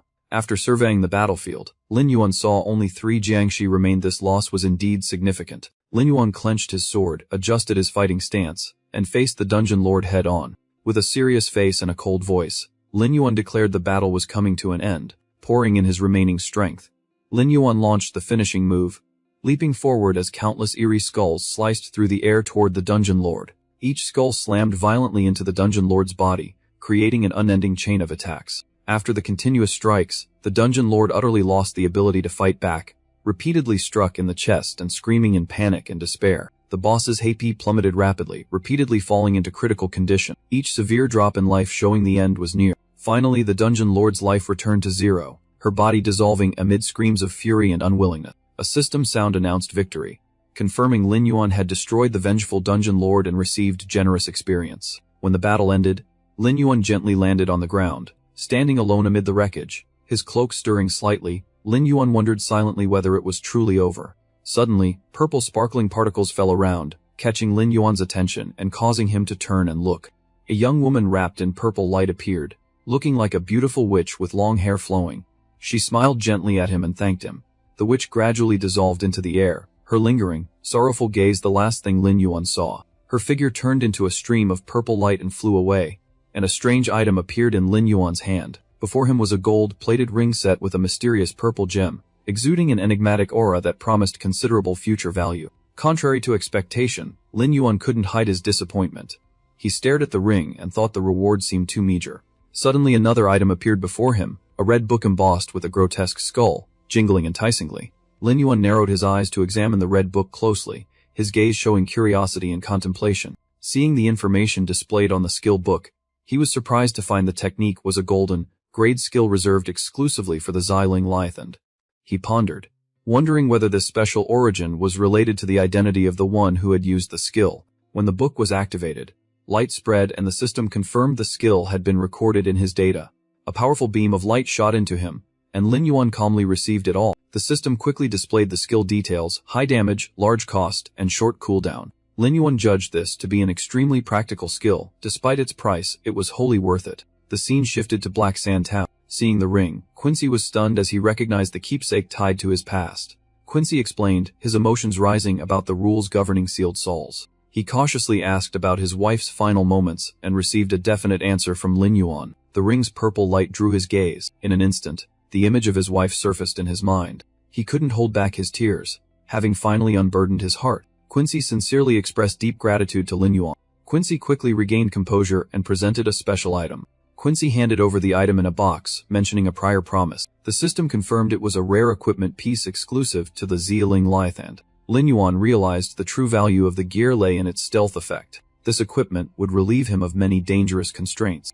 A prompt to choose the equipment appeared before him, and he didn't hesitate to decide. The magic activated immediately. The equipment fused with him, making him believe he had taken a significant step forward. The scene shifted to a bustling but gloomy city. He observed the situation and assessed the guild balance within the city. The ranking system showed the 10 strongest guilds dominating Feng Sai-san. He began to suspect his target was hiding among the major powers. He realized his current standing was still far too low. He chose to observe for the time being rather than act. An unusual sound put him on alert. His combat reflexes kicked in immediately. The metallic sound rang out clearly. Han Cheng was irritated at losing the target's trail. In an instant, he fell into a dangerous situation. A cold sound rang out from behind.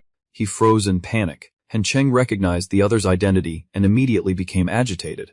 Han Cheng's lunge ended in a miserable fall. He recognized an old acquaintance. He was overjoyed despite struggling to get up. He doubted Han Cheng's information source. He recounted how he discovered Lin Yuan. Han Cheng boasted about his own persistence. He casually mentioned how much money he spent to verify it. He couldn't hide his suspicion. He accidentally revealed his powerful family background. He fell into hesitation upon realizing Han Cheng's dangerous status. Han Cheng grew extremely enthusiastic and excitedly proposed that Lin Yuan team up with him for the upcoming S-rank hunt. Lost in his story, Han Cheng failed to notice an obstacle and accidentally tripped. Han Cheng fell flat with a yelp, leaving Lin Yuan to stand silently and watch. Not wanting to be entangled, Lin Yuan bluntly walked away, deciding not to continue arguing with Han Cheng. Despite being rejected, Han Cheng didn't forget to flatter Lin Yuan's superior ability. Han Cheng revealed additional important information about the Black Tree Guild's involvement in the hunt. Lin Yuan ignored it and continued to study the data the system provided. Han Cheng resigned himself to acting alone. Just as Han Cheng grew despondent, Lin Yuan suddenly spoke up with a question. The unexpected question immediately snapped Han Cheng's attention. Lin Yuan pressed for the exact time. Han Cheng hastily gave the departure time to keep Lin Yuan from leaving. He told Han Cheng to speak normally and stop idolizing him. Lin Yuan reminded him there were still matters to attend to before the trip. Han Cheng was left speechless, only looking at him in puzzlement. The scene shifted to the Vulture Bandits' base. The raid began with a violent explosion. Lin Yuan observed the battlefield and guessed the leader's location. Lin Yuan adjusted his stance, ready to fight. Detailed data on the monsters quickly appeared on the system panel. Facing overwhelming numbers, Lin Yuan took the initiative to provoke them. Lin Yuan spotted the leader watching from the rear. The monsters revealed clear killing intent, adopting a threatening posture. The leader issued the order for a full assault. He gave a terse command and launched the counterattack. Man erupted, quickly subduing the target. The remaining monsters retaliated with long-range skills. He remained unshaken by the strike. Lin Yuan precisely dodged at the final moment. The dodge took the opponent by surprise. Lin Yuan arrogantly finished off the monsters. Achievement notifications kept appearing. The number of defeated monsters rapidly climbed. The battle ended in an overwhelming victory. He began to sense something was off. The leader was no longer in his original position. Data on the chieftain updated in time. The chieftain suddenly ambushed from behind. A dangerous surprise attack was launched. He remained completely calm. He prepared to unleash a decisive skill. Lin Yuan struck decisively. The final motion completed the cast. The destructive explosion ended the entire battle. The Vulture Bandit showed obvious excitement, laughing with arrogant pride. Without hesitation, Lin Yuan surged straight at the opponent. His charge was so fast the Vulture Bandit was stunned in shock. In the next instant, Lin Yuan delivered a decisive blow and the system immediately confirmed the Shadow Fist set had been activated.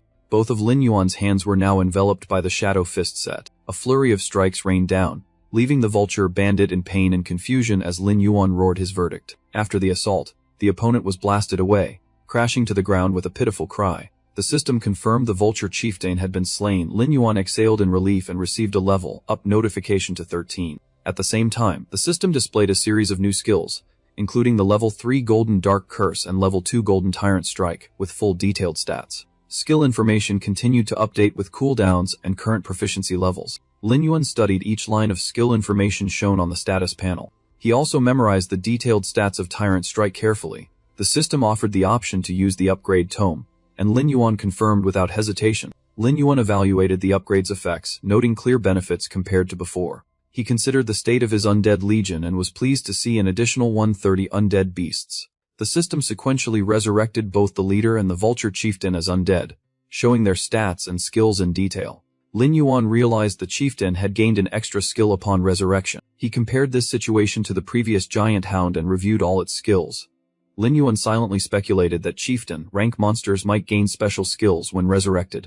The system announced the hunt would start in 2 hours. Hearing the news, Lin Yuan smiled with satisfaction. Filled with excitement, he loudly declared he was setting off. Lin Yuan immediately headed toward the Blood Forest cave. Upon arrival, he hesitated at the sight before him. Seeing Han Cheng in a strange pose, Lin Yuan couldn't help teasing him. Han Cheng excitedly showed off his expensive golden armor and promised he wouldn't bring trouble. No sooner had the words left his mouth than Han Cheng's belt suddenly snapped. His pants suddenly slipped down, leaving Lin Yuan staring in astonishment. Han Cheng froze in embarrassment, and Lin Yuan was too shy to say anything. Afterward, Lin Yuan deliberately praised him to ease the awkwardness. Despite his fluster, Han Cheng still tried to explain that it was the latest armor model. Seconds later, another armor piece slid down and blocked his view. Blind and panicking, Han Cheng cried for help, leaving Lin Yuan awkward and unsure how to react.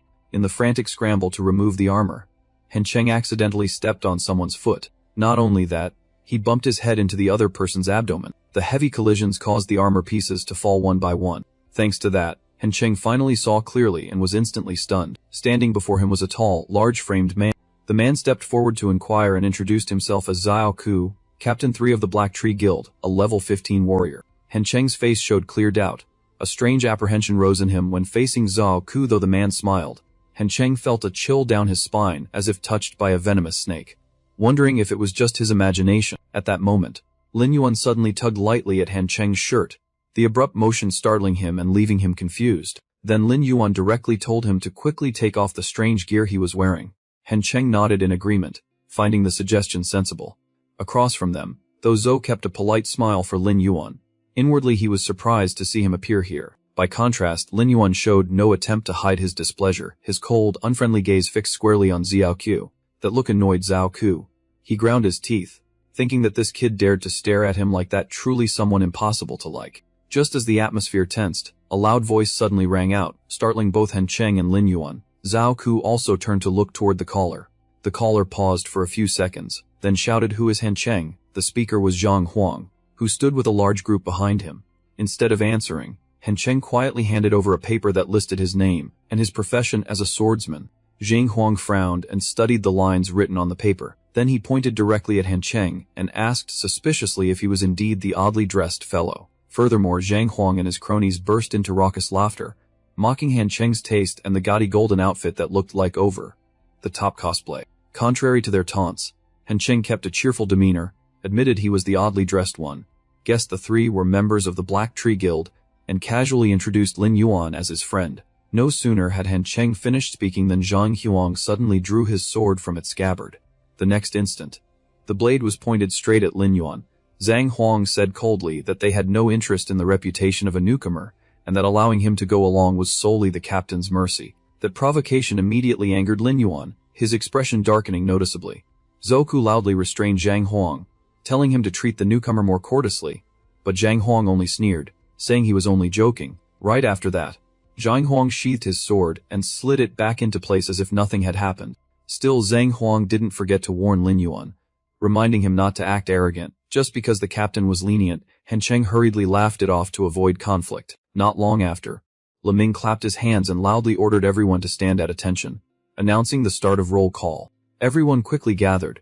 Han Cheng muttered nervously as he removed his armor, while Lin Yuan quietly observed the members around them, and Zhang Huang continued fretting about gear. After a glance, Lin Yuan judged that most present were newcomers who had just arrived in the main city area. Zhao Ku led the way into the cave entrance and ordered that once everyone had assembled they should prepare to depart immediately.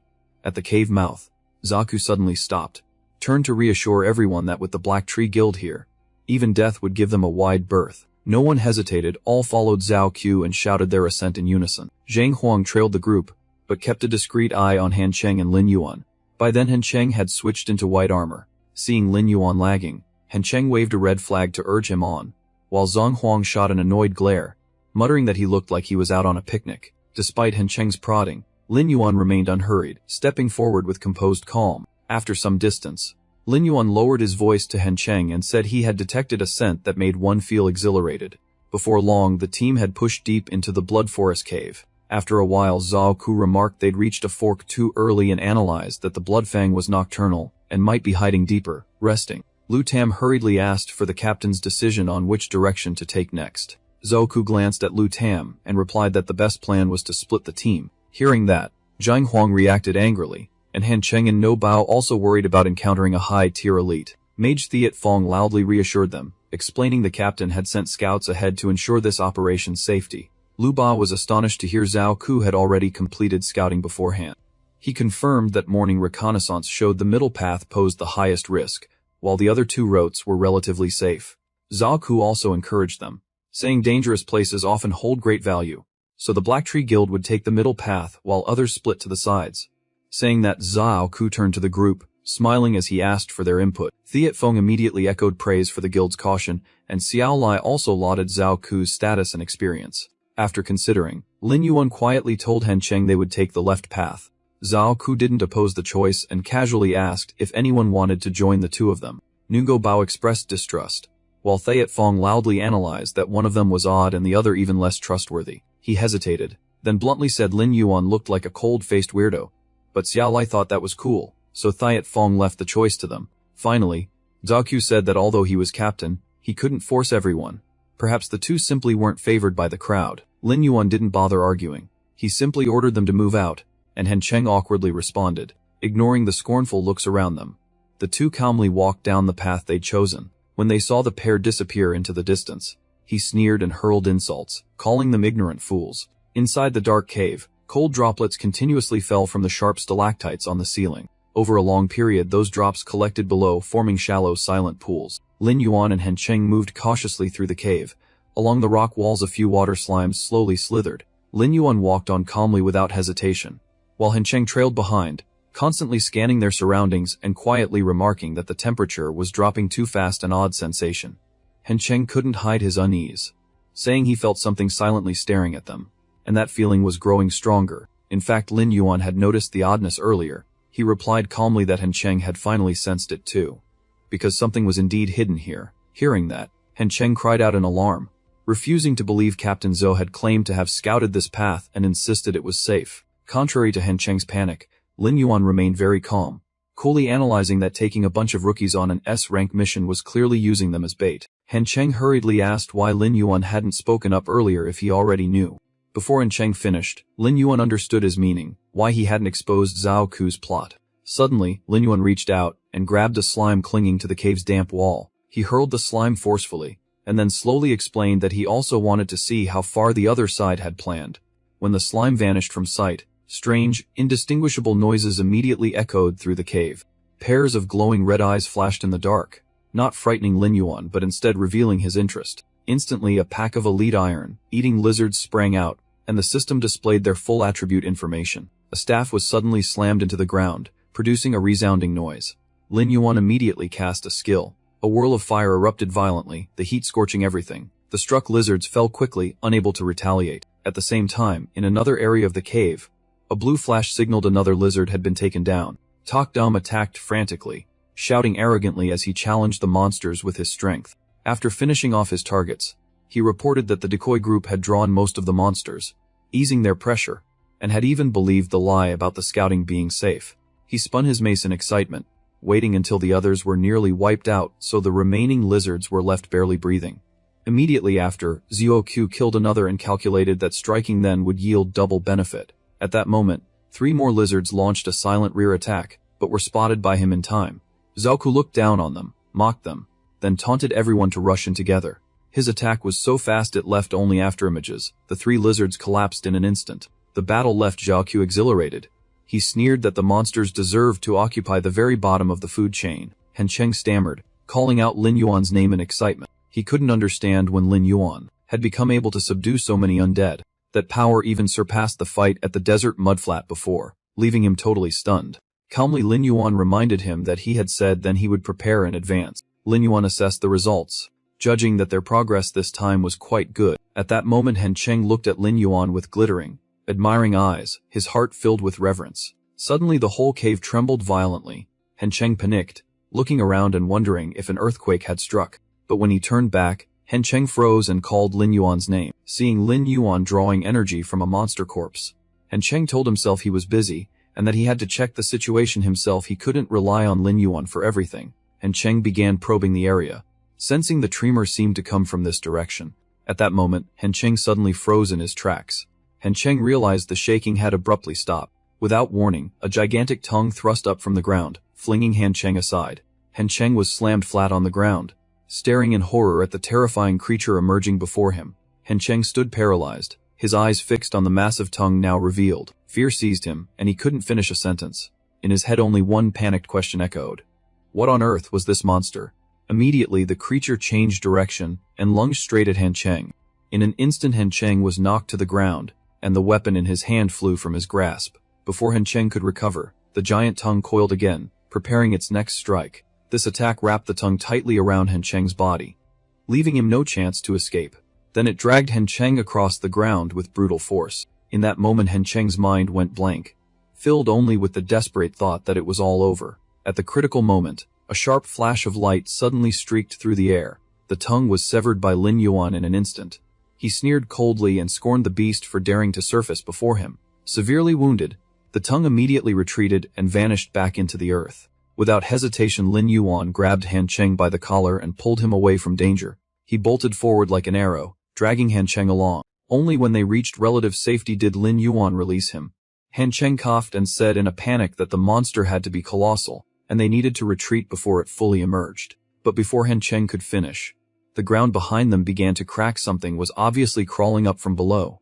Realizing the situation was dire, Han Cheng urgently shouted a warning that it was already too late. A giant bloodfang burst from the earth, its entire body coated in a terrifying green hue. Seeing the monster clearly, Han Cheng trembled all over. The mission data had only listed elite bloodfangs here, but this one was clearly reached the Lord rank. Terrified as he was, Han Cheng stepped forward to shield Lin Yuan, blaming himself and offering to stay and hold the beast off so Lin Yuan could retreat. Lin Yuan only curled his lips in a cold smile, repeating the words terror beast with contempt. Lin Yuan showed interest, judging this bloodfang worthy as prey, leaving Han Cheng stunned and unable to believe his ears. At that moment, the monster roared and charged straight at the two of them. Lin Yuan drew his sword and rushed forward to confront it, declaring he would try to take it down, leaving Han Cheng no time to stop him. The undead monsters launched simultaneously at Lin Yuan's command. The vulture leader immediately hurled its blade. 3 razor-sharp blades shot straight toward the creature. The bloodfang didn't stand still to be struck. It quickly activated its iron tail counterattack skill. The blades bounced back the moment they hit its hardened scales, while the beast defended forward. Lin Yuan swiftly circled to its rear. Lin Yuan unleashed a move. Countless skulls materialized in the air and lunged forward under the Azure Soul Seal. When the skulls struck the creature's body, they all detonated, inflicting massive damage. After the strike, Lin Yuan landed calmly on the ground. Recognizing Lin Yuan as the attacker, the monster turned to him with eyes full of hatred. The fresh wounds only intensified its pain. Lin Yuan inspected the damage he caused and realized they were only minor burns with limited effect. The bloodfang roared furiously in anger. Immediately after the roar, it spat a stream of blue energy from its mouth, the toxic spit skill. In a flash, a powerful explosion erupted right where Lin Yuan stood. Seeing that, Han Cheng grew extremely worried and shouted for Lin Yuan to be careful. A violent impact sound suddenly reverberated through the space. It turned out to be a vicious lizard monster racing forward. Watching the attack stream from its mouth, Lin Yuan immediately recognized it as a highly concentrated, corrosive strike. Lin Yuan narrowed his eyes at the creature in displeasure, admitting the situation was tougher than he'd anticipated. Then its massive tail swept fiercely toward where Lin Yuan stood. The heavy lash forced Lin Yuan to leap aside, but the danger only stoked his fighting blood. Lin Yuan backed a few steps and taunted, calling the lordly brute out. Right then, an eagle-headed monster wielding swords suddenly lunged in for a sneak attack from behind. The two weapons collided violently with a sharp, ringing clash. The lizard immediately used its own tail to sweep and block the eagle-headed monster's strike. Startled, Han Cheng covered his face, astonished to realize the undead Lin Yuan had summoned had become his new subordinate. Unable to hide his admiration, Han Cheng blurted that the scene looked incredibly cool. The eagle-headed monster used its speed to quickly slip around behind the lizard. As it raised its twin blades to stab down, the system promptly notified that the overstrike skill had been activated. The twin blades glowed and pierced the creature's body, and at that moment the boss triggered its unreal accumulation, sharply boosting defense for 10 seconds. Its colossal tail immediately swept back with extreme speed. Standing nearby, Lin Yuan shouted a warning for caution. With a single powerful swipe, The lizard sent the eagle-headed monster flying and knocked it out. Han Cheng's face turned pale. He stammered in fear. The creature's reaction speed was so fast.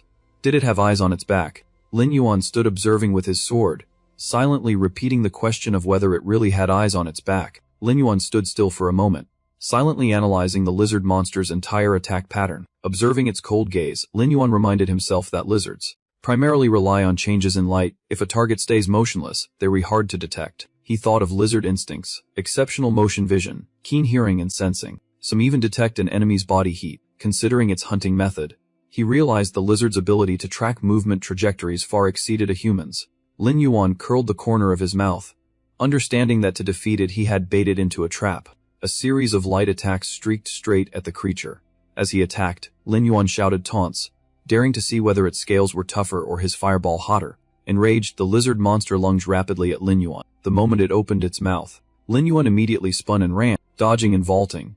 He calculated that he had to keep the creature's full attention on him. Standing nearby, Han Cheng hurriedly raised his hand and shouted a warning that Lin Yuan was in danger. Han Cheng worried that the Lord Grade Bloodfang's defense was too high, his fireball nearly ineffective. Lin Yuan's actions were extremely risky. Suddenly Han Cheng seemed to think of something and froze. Seeing Lin Yuan run straight toward the group of monsters, Han Cheng blurted out two words, Jiangxi. Without hesitation, Lin Yuan threw himself into the midst of the armed undead. The corner of his mouth lifted into a cold smile. The opportunity he'd waited for had finally come. Suddenly Lin Yuan dug his foot into the ground and spun his body in an instant. Seeing Lin Yuan abruptly change direction, the lizard immediately showed clear signs of panic. Unable to stop in time, the lizard charged straight into the midst of the Jiangxi. Lin Yuan glanced with contempt, inwardly mocking the big-headed brute for being too stupid even to stop. The lizard opened its enormous mouth wide and let out a furious roar. Lin Yuan quickly condensed a blue orb of light in his hand and hurled it at the beast with a sneer. Immediately the system announced the activation of the demolition art skill. The impact exploded violently on contact, producing a massive shockwave. Lin Yuan smiled subtly, confirming that the enemy's defenses had been breached. From the wreckage the creature rose up, howling madly. Something sharp suddenly pierced straight into the creature's hardened scales. Lin Yuan dove down from above, swung his sword hard at the monster, and shouted an order for the vulture lord to attack the left. One of Lin Yuan's feet planted firmly on the creature's back to steady himself. At the same time, another sharp foot descended fiercely onto the monster's body. The bird-headed monster waited for the command, for Lin Yuan knew the lizard's weakness was that its vision couldn't lock onto targets on both sides simultaneously. Following the order, the bird beast immediately drew its bow and aimed an arrow at the lizard. The lizard opened its mouth wide and rapidly began condensing a sphere of energy inside. Standing atop the monster, Lin Yuan kept swinging his sword down without mercy. He drove the tip of his sword straight into the beast's head, thrusting with all his strength to finish it. As the pitiful howl rose, the system immediately confirmed a hit to the weak point. After the creature was slain, the system issued successive level-up notifications. Standing on the corpse, Lin Yuan clearly heard the congratulations announcing he had reached level 14. 5 minutes passed as the monsters were bathed in an eerie jade blue light. The system reported their ape had recovered 85. While Lin Yuan collected loot, the system displayed details for the Dark Curse skill at level 3, including all effects and stats. Lin Yuan watched cautiously, realizing that with an extra scroll the skill could upgrade immediately. Facing the giant lizard, Lin Yuan weighed the pros and cons. Though it meant losses among the Jiangxi, the rewards were worthy, and the system instantly showed the monster's full stats. Studying each stat, Lin Yuan grew intrigued and secretly decided to make it a long-term training target. Han Cheng ran over, clutching the loot pile, shouting excitedly at the sight of so much treasure for the first time. Lin Yuan crossed his arms and replied coldly, believing there were still enemies left to deal with.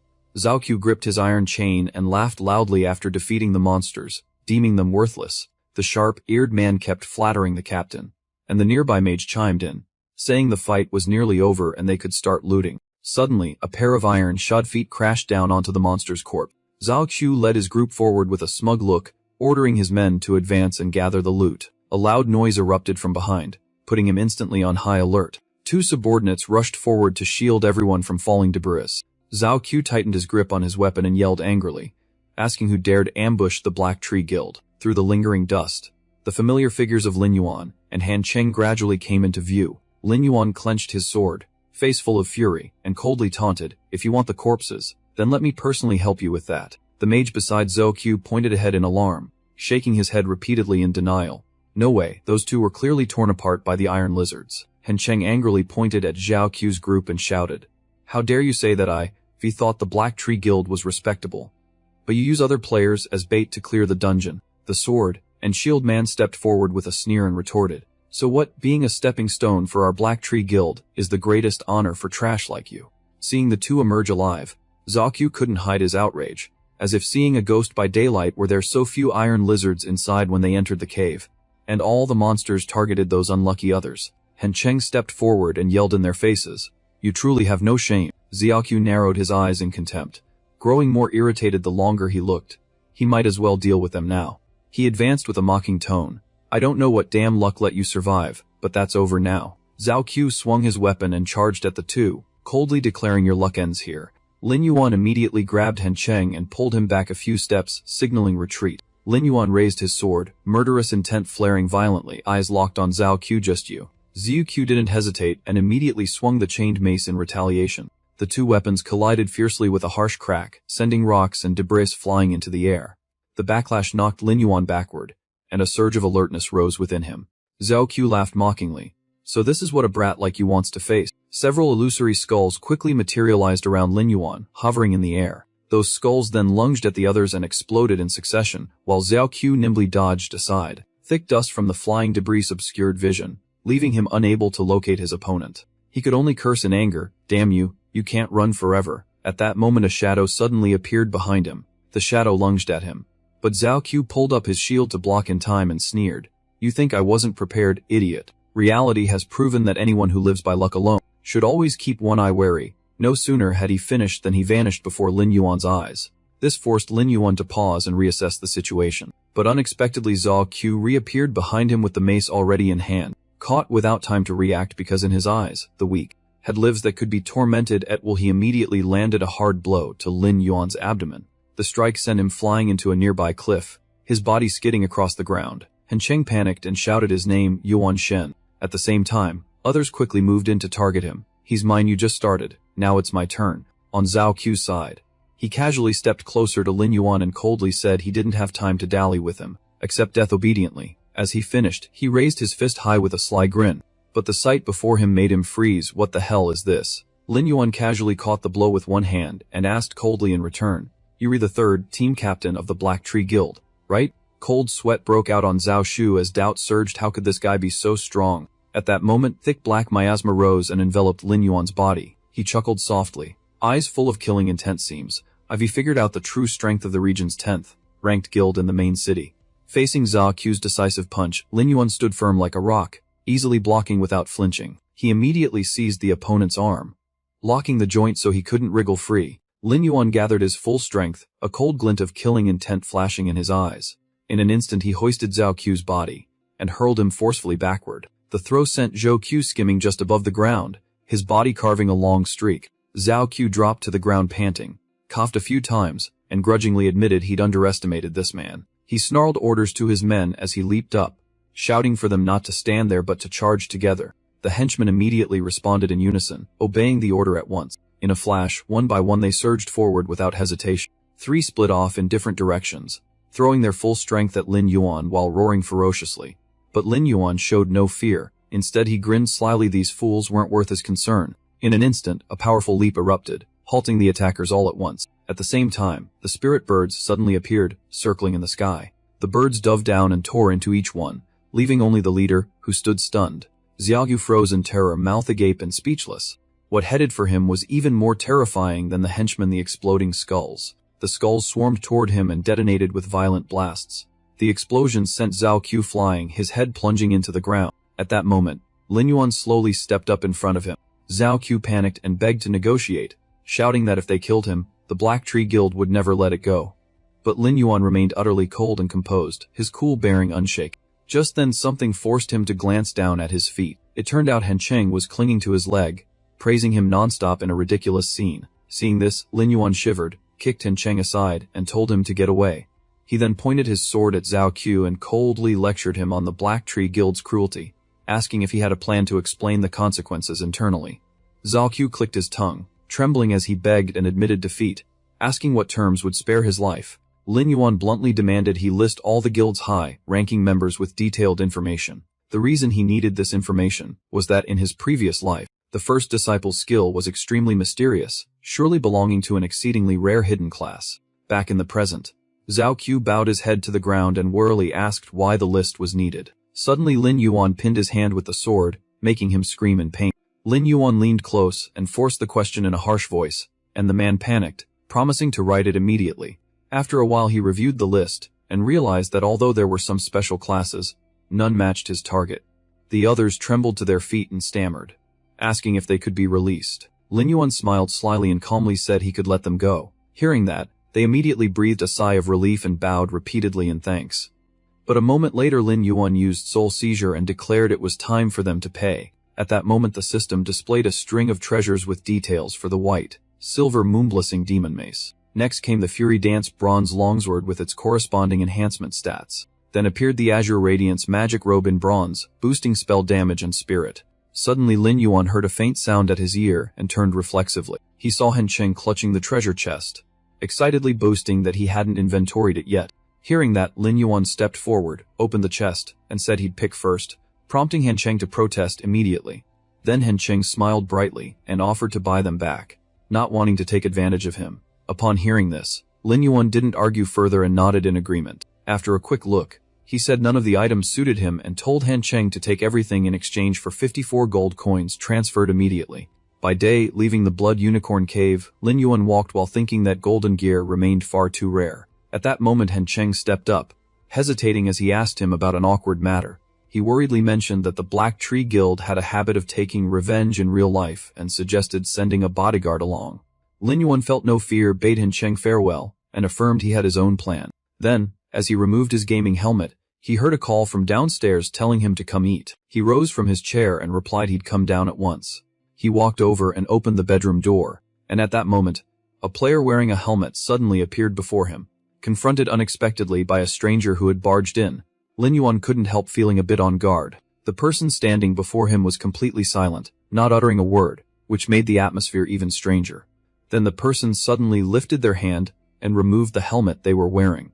The face revealed stunned him it was his mischievous father, who smiled and asked if the helmet was his gaming gear. Hearing that, Lin Yuan stepped closer to check and said the helmet still worked, while wondering why his father had bought gaming gear. His father then hesitantly explained, making Lin Yuan half laugh, half cry when he learned the helmet had been found by his mother while cleaning Xiao Dan's room. Looking at the helmet, Lin Yuan froze, remembering that in his previous life, it was at this very time that Lam Dan had awakened in hidden vocation.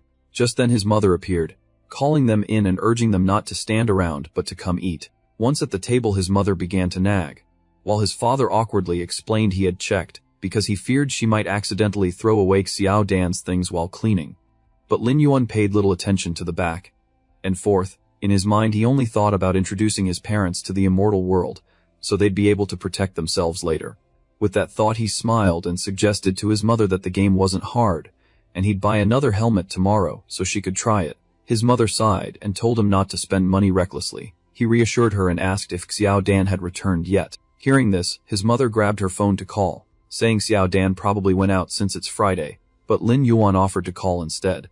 But seconds later the phone rang with a message saying the number was temporarily unreachable. This made Lin Yuan suspicious, since even if Xiao Dan didn't pick up he would usually send a message back, not fall silent like this. His mother advised him to eat first, assuming Xiao Dan had probably eaten out and they didn't need to wait. Suddenly Lin Yuan stood up and asked to go out to buy something. Though his mother worried about the food getting cold, his father sighed and told them to let him go. Watching their son leave, his father recalled how close the two brothers once were, and his mother agreed that Lin Yuan just wasn't good at expressing himself, but was still the elder brother. The stairwell light suddenly turned on, illuminating the quiet space. As he stepped down the stairs, Lin Yuan couldn't help but recall events from his previous life. The image of Lam Dan's bruised body, still smeared with syrup and wearing a strained expression, flashed through his mind. When she entered the house, she caught Lin Yuan secretly making late-night noodles. Seeing this, Lam Dan slipped by silently as if nothing happened, leaving Lin Yuan to call after her in worried tones. Lam Dan showed clear displeasure, shouting as she walked away that he mustn't call the police or tell their parents. Having said that, she slammed her bedroom door shut in front of Lin Yuan. The late-night bowl of noodles in his hand suddenly tasted bland and hard to swallow. Thinking of that, He recalled his past life when Lam Dan awakened her hidden vocation after playing the immortal world, and was drawn into the Order organization. The Order was a mysterious society founded by 9 chosen by heaven. Only the chosen were eligible to join. Within the organization there was a prophet who could sense those chosen in real life, and send people to invite them to join. Before anyone noticed, the Order's power had become terrifyingly strong inside the game. Not only in-game, their influence in the real world also grew mysterious, unpredictable, and maintaining social order. After joining, Xiao Dan frequently undertook dangerous missions but never told her family. Lin Yuan could only hope this time it had nothing to do with them. As he neared the house, Lin Yuan couldn't hold back a murderous intent as he thought more deeply about the situation. But even if it really was them, this time he wouldn't hesitate. He vowed silently that he would never let Xiao Dan be swept into this blindly again. While casually strolling back and forth along the familiar street, Lin Yuan suddenly noticed something unusual. Inside a tea shop not far from his current position, the moment he saw that familiar figure in the shop, he reflexively slipped to the side to avoid being seen. He thought to himself that his guess was right, Xiao Dan had met that group. But since he stood too far away to hear clearly, he couldn't act rashly yet. He looked down at his palm, unused for so long it felt odd, so he focused and activated his stealth skill. In an instant, Lin Yuan's body was wrapped in an invisible layer. He calmly entered the shop, calculating that his stealth was now level 3 and lasted 5 minutes. After moving closer to the shop's preparation area, he stopped immediately, thinking to himself that this distance was just right. In front of him was a table where Lam Dan sat with 2 unfamiliar men. At that moment Hak Sam spoke sternly, saying he'd said all that needed saying, and that Lam Dan should judge truth from falsehood herself. Joining wasn't just for the organization but because 3 years after the disaster she would be like them. Hak Sam's threatening tone when mentioning standing up for the world made Lam Dan feel frightened. Lam Dan remained silent, inner turmoil and hesitation over her decision. Those words reached Lin Yuan's ears, causing him to frown tightly and feel a rising unease. Just then Xiao Fan teased, telling Hak Sam he'd scared the girl and to tone down his frightening presence. But Hak Sam immediately retorted loudly that he was discussing important matters and everything was for Lam Dan's benefit in the current situation. After all, this matter was related and had far-reaching consequences. Yet when he turned his face, he suddenly noticed a vague, indistinct figure appearing before him. Hak Sam's gaze fixed on Lin Yuan's position, making him instantly raise his vigilance to the maximum. At that moment Hak Sam reached for the ring on his finger and activated the dispelling skill. Immediately, a hazy wave spread through the air, causing the surroundings to gradually come into focus. The dispelling caused the stealth effect to be removed and began a 3-second countdown. Hak Sam's gaze remained fixed on that blur, not moving an inch. But after only a few short seconds, that figure had vanished completely without a trace. He then turned and called to the barista, demanding to buy a cup of iced tea to go, and the owner smiled warmly, saying it would be ready right away. When it was ready, the shopkeeper brought the drink to the table and set it down before them. Fortunately, Lin Yuan had hidden behind the kitchen area before stealth fully faded. He figured the ring's dispelling had a 3-second delay. Hak Sam leisurely sipped his tea. Then he handed the card to Lam Dan, urging her to consider joining and stressing that those with righteousness wouldn't stand aside when disaster struck. Lam Dan quickly took the card and gave a brief, one-word agreement. After they finished, the group left, but Xiao Fan glanced back with a smiling goodbye and told her she had to come. Immediately after, Lin Yuan activated stealth once more. He then silently slipped past the shopkeeper without making a sound. He quietly followed them outside, but soon lost their trail entirely. While scanning the area, the cup of coffee from earlier was suddenly hurled down right at his feet. The throw startled Lin Yuan, and he immediately turned his head to look. It turned out they had anticipated him from the start. Deliberately tossing the coffee to mark his presence, indeed something was off. Combined with the emitted interference, the system instantly notified him that stealth was about to end. Before them, Lin Yuan's form began to materialize bit by bit. However, in a fleeting moment the figure that had appeared completely dissolved, leaving no trace. On the street, only the 2 of them stood motionless, the surroundings feeling strangely empty. Hak Sam bent his head staring at the coffee at his feet, blaming himself for overthinking, and thinking he'd been too paranoid lately. Nothing had happened after all. Xiao Fan stood nearby smirking, teasing him for being tense, then suddenly remembered earlier and curiously asked whether the girl would join them. Hak Sam calmly replied that, according to the prophecy, the girl would appear sooner or later, which reassured Xiao Fan since the prophecy had never been wrong. Still, his mind wandered, wondering which girl he'd stand beside in the future. Hearing that, Hak Sam couldn't hide his annoyance at Xiao Fan's childishness and warned coldly whether he could survive the coming catastrophe. Xiao Fan only smiled and said it was too early to worry. Meanwhile, perched on a high branch nearby, after the two had left the area, Lin Yuan finally allowed himself a sigh of relief, inwardly judging that the group was more dangerous and unpredictable than he had first thought. Getting too close could easily expose his forbidden secret. He no longer had a safe place in this immortal world, so he had to act more cautiously, and it was time to move to a new residence to avoid trouble. At the same time, elsewhere on Lam Dan's side, Lam Dan walked on without taking her eyes off the card in her hand, lost in thought. Suddenly a familiar voice called out ahead, startling her. She asked in surprise why he was here. Lin Yuan appeared before Lam Dan as if nothing had happened, saying he had just stepped out to buy some things and asking if she hadn't eaten yet. At that, Lam Dan only answered one curt word, indicating it was fine. But Lin Yuan didn't let it go. He held the bag of food out to her, advising that it was late and not to make her mother worry. He'd already bought food, and she could pick whatever she wanted at home. That left Lam Dan musing. This person who could barely manage himself still cared for others, while Lin Yuan turned away and said a short sentence. Then he turned back to add, telling her to go home, leaving Lam Dan half believing, half doubtful of his attitude and actions. In the end, Lam Dan followed him home. As soon as she stepped in, she greeted them, and her mother, scolding yet concerned, asked about food, but Lam Dan showed irritation, refused, and said she'd go to her room first. After seeing his daughter leave, the mother turned to Lin Yuan and asked kindly, guessing he hadn't eaten either and offering to prepare more food for them both. As for Lin Tan, she slammed the door as soon as she entered, clearly showing her irritation. She stood there, took a deep breath, and tried to steady her chaotic emotions. Then she went to the bed, lay down, and kept wondering how everything had been unfolding lately. Since joining that game, a string of strange and unusual events had kept appearing in her life. Memories of fierce battles with monsters in the game world surfaced in her mind. The purple-haired girl, seeing the disadvantage, shouted for Lin Tan to run first, because she was faster, and said she would stay to hold the monsters back. A sharp blade from a mantis, like demon rose, dripping with killing intent. The monster lunged forward at incredible speed, grabbed her so she couldn't run, and then tripped over a rock and fell to the ground. Seeing that, Lin Tan immediately tensed and shouted for the teammate to retreat while she stayed to block the monsters. She rushed forward, stood between her friend with a determined stance, insisting that as the front line, she couldn't abandon the rear, and that she'd take care of this place. While the purple-haired girl seized the chance to escape, Lin Tan charged alone, took the initiative, and destroyed the remaining monsters. The first attack came unexpectedly from a mantis. It swung its sharp claws down, but Lin Tan managed to block the killing blow with her sword. From behind, another mantis demon appeared and launched a sneak attack. The monster poured all its strength into slashing her back, causing Lin Tan severe pain in her hips. At that moment, the system notification suddenly popped up, announcing the player had successfully activated a hidden profession.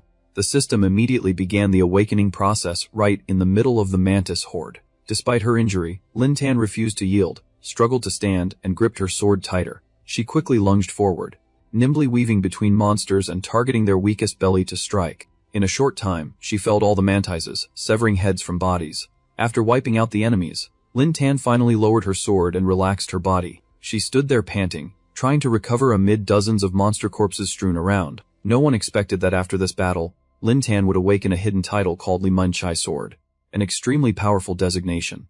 Even now, Lin Dan still couldn't get used to it. She lay with her hands over her forehead, deep in thought. The sensation was so real that even in reality she could feel her form changing. If the catastrophe he warned about really happens, can I protect everyone? Do I truly have the ability to do that? If even this kind of power can't withstand the disaster, then the others won't have any chance of survival. Then she sprang up and went to the nearby drawer, regardless of whether she would join them or not. I must quickly increase my strength. I have to protect them. At the same time, Lin Yuan sat cross-legged, fingering a family photo. Moving house shouldn't waste time. My effort should focus on the game.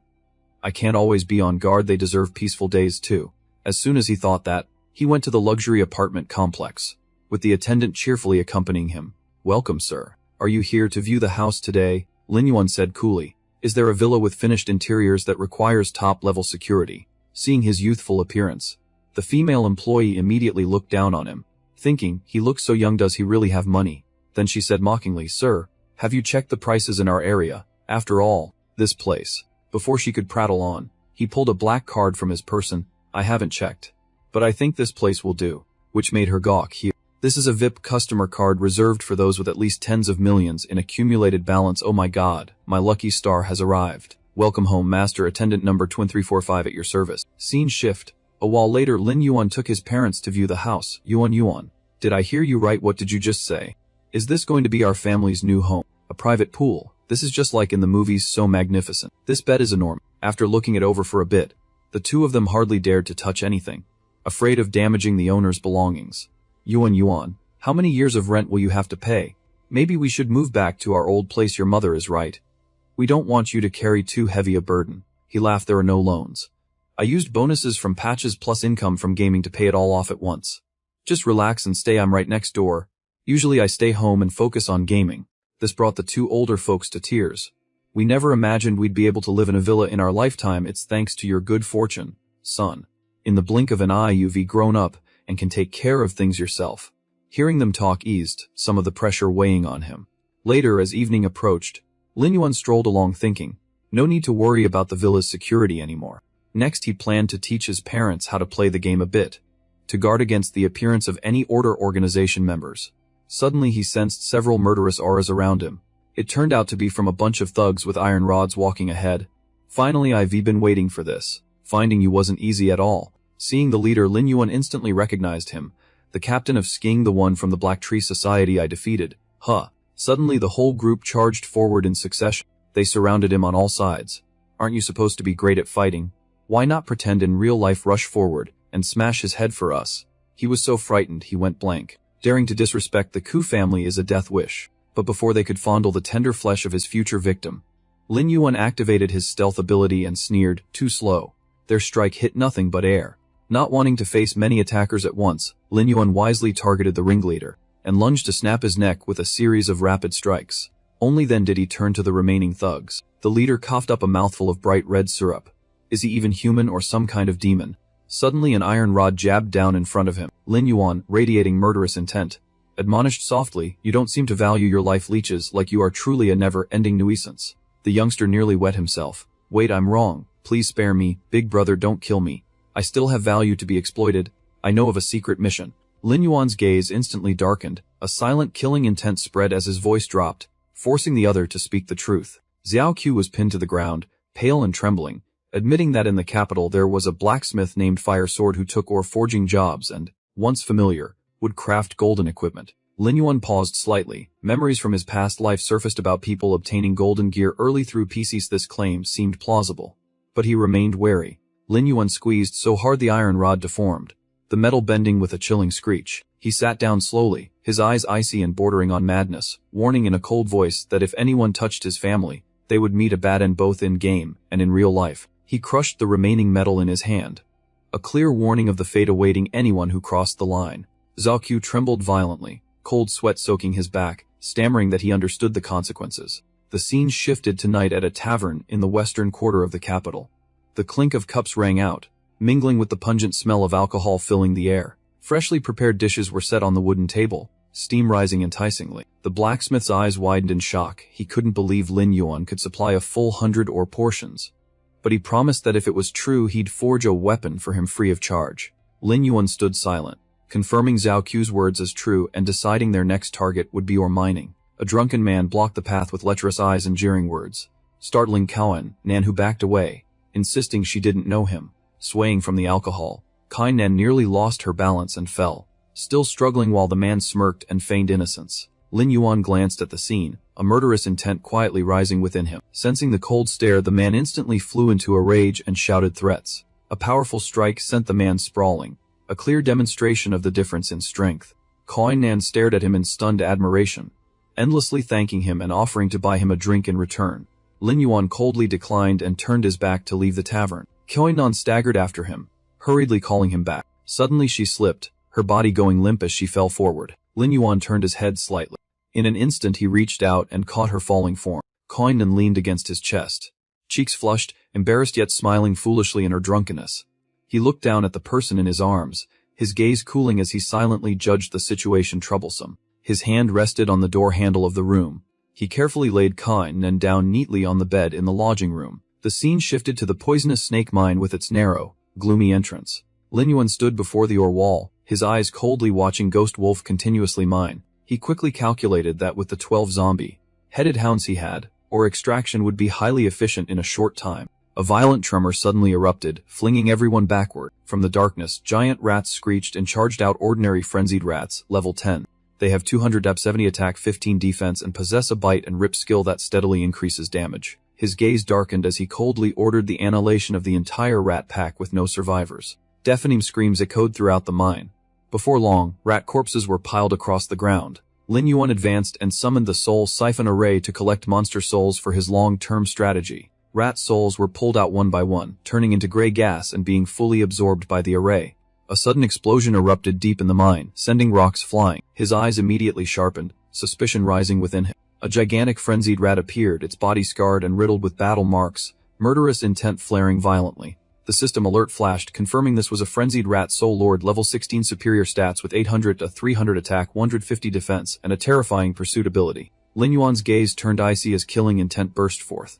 He realized this was the mine boss, and someone had deliberately lured it here. A magic staff suddenly materialized in midair, its whole body radiating dazzling light. Solar spiritual power around the staff erupted fiercely, layers of radiant rings swirling upward. A heavy step struck down, the ground beneath cracking instantly. A blinding beam of light shot toward Lin Yuan at extreme speed. Lin Yuan's expression flickered. His body instinctively recoiled half a step, tightening in full alert. This wasn't a target lock skill. At that moment the system panel lit up, announcing that Thai Duong had cast holy armor, increasing allies' defense for 60 seconds, which briefly surprised Lin Yuan as he realized this was a priest's buff skill. The other's eyes showed panic and confusion. Why had the iron ore vanished completely? And how could a priest from the iron triangle act alone? A corner of his mouth lifted in a smile mixed with confidence and interest. Clearly hoping to seize this chance for fame, he ran, panting, dodging each attack while loudly insisting he hadn't meant to pull the boss and urging Lin Yuan to leave at once. The server-wide public channel erupted. Online numbers spiked as countless comments marveled at the priest soloing the boss like a true killer. Lin Yuan watched the back, risking everything to kite the boss in silence, inwardly admiring the righteousness while remembering the money he'd just spent since the boss was at the door. Refusal wasn't an option. Meanwhile, livestream viewers surged as fans recognized the world-class solo boss legend. Everyone eagerly awaited the performance. Massive claws descended with terrifying force, shaking the space and whipping up a violent gale. Lin Yuan's legs were pressed deep into the ground, yet his body stood firm, unshaken. Behind him, Thai Duong froze, hesitating as if about to say something. Zhao Q sat before the screen, eyes fixed intently on the live battle. He frowned, envy filling his gaze as he thought it wasn't shameful to be defeated by a monster like that. No Dime strode over, annoyed that the chat was full of praise for the legend, while someone behind coldly asserted that the guild leader's mechanics were unrivaled. Zhao Q smiled faintly and knowingly, realizing no Dime of the Fury Guild was also watching the livestream. He let out a sarcastic sigh, claiming the Mad God only had superior resources and profession, while no one had ever surpassed the legend in skill. No Dime turned his head, his voice dropping cold as he demanded Zhao Chu repeat what he had just said. Zhao Q sneered and pointed at the livestream screen, saying he wasn't the only one who thought so many believed the Mad God should give up the guild leader's seat. A blade of icy steel suddenly pressed against Zhao Q's throat. No Dime exuded a cold aura like smoldering fire. Zhao Q forced a smile, swallowed, and tried to explain that public opinion only said that because Mad God was too modest. His eyes went cold and his voice sharpened, saying the times make heroes, which is why others have chances to rise. No Dime slowed a beat, his gaze piercing as he asked if the other was still live streaming. Zhao Q confirmed they were at the ore mine. He sheathed his knife, turned, and ordered in a cold voice with killing intent flaring, commanding all online members to assemble under him. Countless strikes from Lin Yuan fell continuously, tearing through the boss's tough hide. Lin Yuan stopped, calm, telling Thai Duong to retreat because the boss had locked hate onto him. The boss's eyes were blood red, claws raised, it roared viciously and lunged straight at Lin Yuan. The ground shook violently beneath, cracking into huge chunks. The boss was thrown off course, lost its balance, and slammed hard onto the rock. A powerful shockwave swept across its massive body like an impact wave. The boss howled in rage, its body thrashing wildly. The livestream exploded as viewers spiked in an instant. A flood of fervent comments praised the god's top-tier play, steady hate management, and highly strategic combat. The frenzied rat erupted in fury, its claws punching deep into the earth. It snarled ferociously and charged forward again. Hordes of ghost hounds poured out of the summon gate, their ferocity like shadows ripping through the wind. The pack leapt up, biting savagely, locking the boss's limbs and pinning it down. Its red eyes burned with hatred, but in its frenzy it completely ignored the risk of a rear assault. Lin Yuan's gaze calmly swept over the thrashing body, because there was nothing more the opponent needed to understand. Without hesitation, Lin Yuan aimed the tip of his sword straight at the monster's eye and thrust hard. Severe pain made the creature scream madly as its body writhed uncontrollably. The evil wolf gripped the iron hammer in his hands, waiting for an opportunity to deliver a heavy blow. The hammer was swung up and slammed fiercely toward the monster's eye. Lin Yuan stood still, observing the whole scene with a cold expression as he slowly put on his gloves. Immediately his hand clenched into a fist and shot forward. Lin Yuan roared, signaling the end. An extremely precise and powerful strike slammed into the monster's body. A dense stream of comments filled the air, odd exclamations ringing out nonstop, while the system announced that Lin Yuan had slain the frenzied mole lord, leveled up to 15, and received 2 pieces of equipment. The 2 items hovered before him as a detailed info panel appeared, clearly describing the attributes of the pursuit dagger and agile graves along with their stat boosts and attached skills. They Duong, full of admiration, hurried after Lin Yuan, gushing praise and asking to friend him so they could dominate together. Lin Yuan walked on indifferently, offering a curt refusal, but They Duong immediately trailed him, insisting he wasn't mistaken about who he was. Suddenly a flickering flame appeared behind Lin Yuan, rapidly closing in. In the next instant, a flash of light blazed out. Lin Yuan reacted lightning fast, spinning to strike and snuff out the incoming flame. Looking toward the shop, the vague silhouettes of a group could be seen, accompanied by low, malicious laughter. No Dime led 2 people out, his arrogant voice declaring he would burn Lin Yuan to ashes. Those behind him jeered and taunted, urging they turn on the live stream to flaunt the Fury Guild's power. Lin Yuan coldly regarded the group, killing intent rising. The system immediately flagged the malicious surround and allowed a limited time counterattack. Suddenly a staff was thrust up to block directly in front of Lin Yuan. They Duong eagerly declared he'd fight alongside him, but Lin Yuan thought him overzealous and quietly told him to stand back. No Dime pointed at them with contempt and loudly proclaimed the renown of the mad god. Without waiting for him to finish, Lin Yuan swung his sword and coldly asked back. A heavy slap landed square on No Dime's face, sending him flying. The force hurled No Dime backward, crashing him into the people behind. The comment feed lit up again and viewers surged. A flood of mocking remarks erupted, ridiculing No Dime and marveling at Lin Yuan readying to face the whole group alone. Humiliated, No Dime flew into rage, grinding his teeth as he ordered his subordinates to charge. His eyes reddened with fury as No Dime shouted for Lin Yuan to be killed. The group surged forward. An armored man with a large shield loudly commanded their formation. He bellowed he didn't believe Lin Yuan could stand against the whole team alone. Lin Yuan quickly assessed the situation, decided to strike the rear, and instantly activated his stealth skill. Seeing Lin Yuan vanish, the shield bearer panicked and ordered the mages to cast a dispel. 2 wizards immediately responded, agreeing to cast the spell. In the blink of an eye, Lin Yuan appeared behind them and coldly uttered a death sentence. A decisive slash cut through, and the 2 realized in horror that Lin Yuan was right behind them. No DM screamed that Lin Yuan must be exhausted and ordered everyone to overwhelm him with numbers. Comments continued to explode, praising Lin Yuan while speculating the Fury Guild might be exposed. One fanatic in the group, eyes wild, shouted a bounty kill Lin Yuan and they will pay based on the damage dealt. Alone against the whole group, Lin Yuan moved with nimble, clean, and decisive strikes. While dodging incoming fireballs, Lin Yuan quickly calculated that the mine's narrow layout was unsuitable for mass deploy of undead, but he could still clear them in one go if he wished. Just as he lifted his head, a new wave of countless small fire motes shot straight at him. The motes converged and exploded violently, prompting a barrage of rapid comments saying that even a legend is only one person, and it's hard to hold out when surrounded, yet viewers kept cheering him on. Amid the raging flames, a figure suddenly bolted out in an instant. The opposing group immediately stirred, hastily giving chase, shouting that Lin Yuan was trying to flee and urging each other to kill him quickly. No Dime stood at the rear and coldly ordered pursuit, resolute that Lin Yuan would not be allowed any chance to escape. Lin Yuan hung from the cave ceiling, watching No Dime smug below, thinking to himself that today he'd use a trap to lock the rat in the jar. Before he could react, a heavy object fell straight from above onto his head.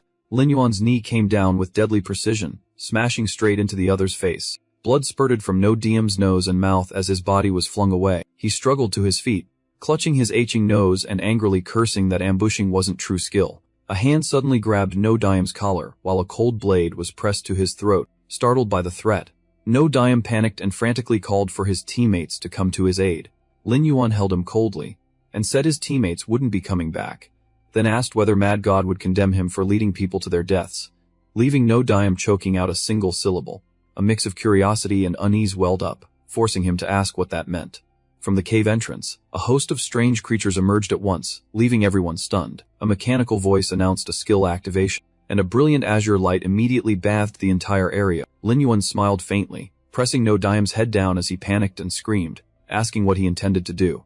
Lin Yuan swung his sword and coldly told him to go ask those creatures for the answer. The comment feed exploded again, viewers topping 10,000, all astonished at Lin Yuan's flawless, perfect reversal. Within the radiant light, an object resembling a circular saw blade slowly materialized. Seeing the loot, Lin Yuan happily realized there were unexpected gains and quickly gathered the equipment, notably the golden bloodthirst twin claws with powerful life, drained stats and skills. At a small tavern, two people sat across from each other, speaking in low voices. The blacksmith looked at the ore pile, acknowledged Lin Yuan's talent, and expressed a desire for long-term cooperation, while the system notified that his favorability had increased to friendly. Faced with this, Lin Yuan fell silent to consider, recognizing this as a long-term task, and weighing how to handle the large amount of gear so it wouldn't cause trouble. Lin Yuan decided recruiting followers through the guild was too passive, so he would follow an old lead about someone who controls snakes and a serpent civilization in the sewers. When night fell, soft footsteps echoed, and Lin Yuan's silhouette quietly entered the narrow, mysterious alley.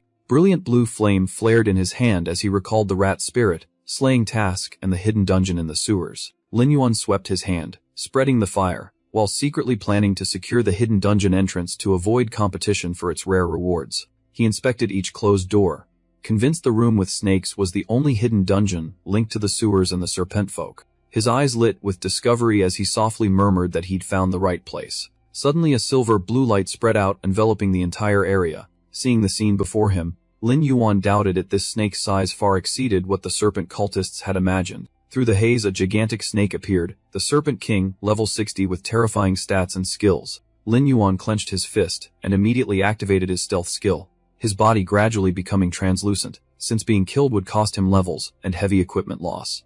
The Serpentman dragged its massive body in hot pursuit behind Lin Yuan, mouth wide, eyes shining like headlights. As he ran, he thought in horror that this truly was a creature of the serpent folk civilization. Level 60, he absolutely could not let it touch him. Even in stealth, each of Lin Yuan's steps on the water created noticeable ripples. Every time he leapt, he left a faint trail of light, allowing the Serpentman to lock onto his position easily. The stealth skill was almost entirely nullified. Lin Yuan dashed for the wall with a small hole. His stealth was forcibly dispelled, so he decided to use the terrain to find a chance to survive. Thanks to his compact build, Lin Yuan quickly crawled through the narrow hole, while the huge Serpentman could only thrash about outside. Lin Yuan's eyes suddenly glowed bright red, his gaze cold enough to kill in an instant. The Serpentman did not give up, repeatedly ramming the rock face and gaping to try to bite Lin Yuan, but luckily he retreated in time. The Serpentman's massive body still charged forward at arrow-like speed, and as Lin Yuan ran, he shouted inwardly that this situation was unstoppable. Reluctantly, Lin Yuan could only summon Lihai to lure the beast in the opposite direction. Big and Small faced off as an obstacle while Lin Yuan seized the chance to withdraw quickly, using Lihai to buy time, magic against magic. He glanced back with some confidence, thinking it unlikely that Lihai couldn't hold the enemy, but behind him only the Serpentman came rushing madly, smashing every barrier in its path. The Serpentman opened its enormous mouth wide, its long tongue thrust out, as if about to touch Lin Yuan. Lin Yuan looked up at the triangular opening above, breathing hard from exhaustion. The Serpentman's huge body slammed down hard, sending tremors through the surrounding rock like an earthquake. Fortunately, Lin Yuan managed to vault out of the pit before the attack landed. He turned his head and glanced back, his pupils glowing red as he assessed the situation. The Serpentman's blazing eyes blocked the hole. It slammed its body again and again to break free but failed, cracking the surrounding rock. Lin Yuan stood up straight, wiping his sweat, thinking that no matter how strong the monster was, it couldn't wreak much havoc here. Standing amid swirling sand and wind, a solemn voice declared that the Western Mac Palace was guarded by the National Sorcerer, and any monster daring to approach would be annihilated without exception.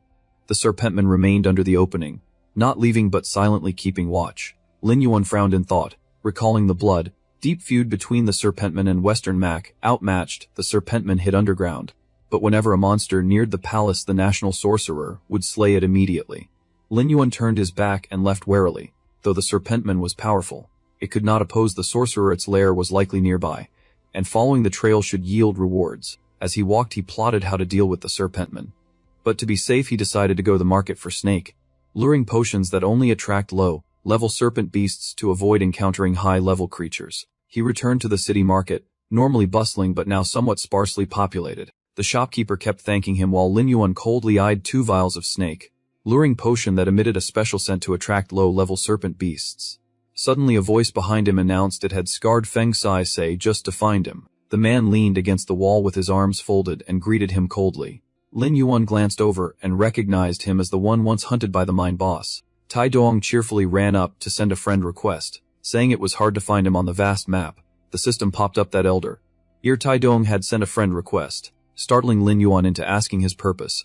Tai Dong babbled on, inviting him to run dungeons together, but Lin Yuan sidestepped and firmly declined, saying he had other business. Tai Dong blocked his path, urging that the Super God Iron Triangle team was awesome and inviting him to join. He excitedly explained cooperation with Lan Gayet and Tin and Gan, while Lin Yuan silently recalled Lan Gayet's past identity as the former second-ranking guild leader of Feng Sai Sa. Lin Yuan mouthed words but said nothing.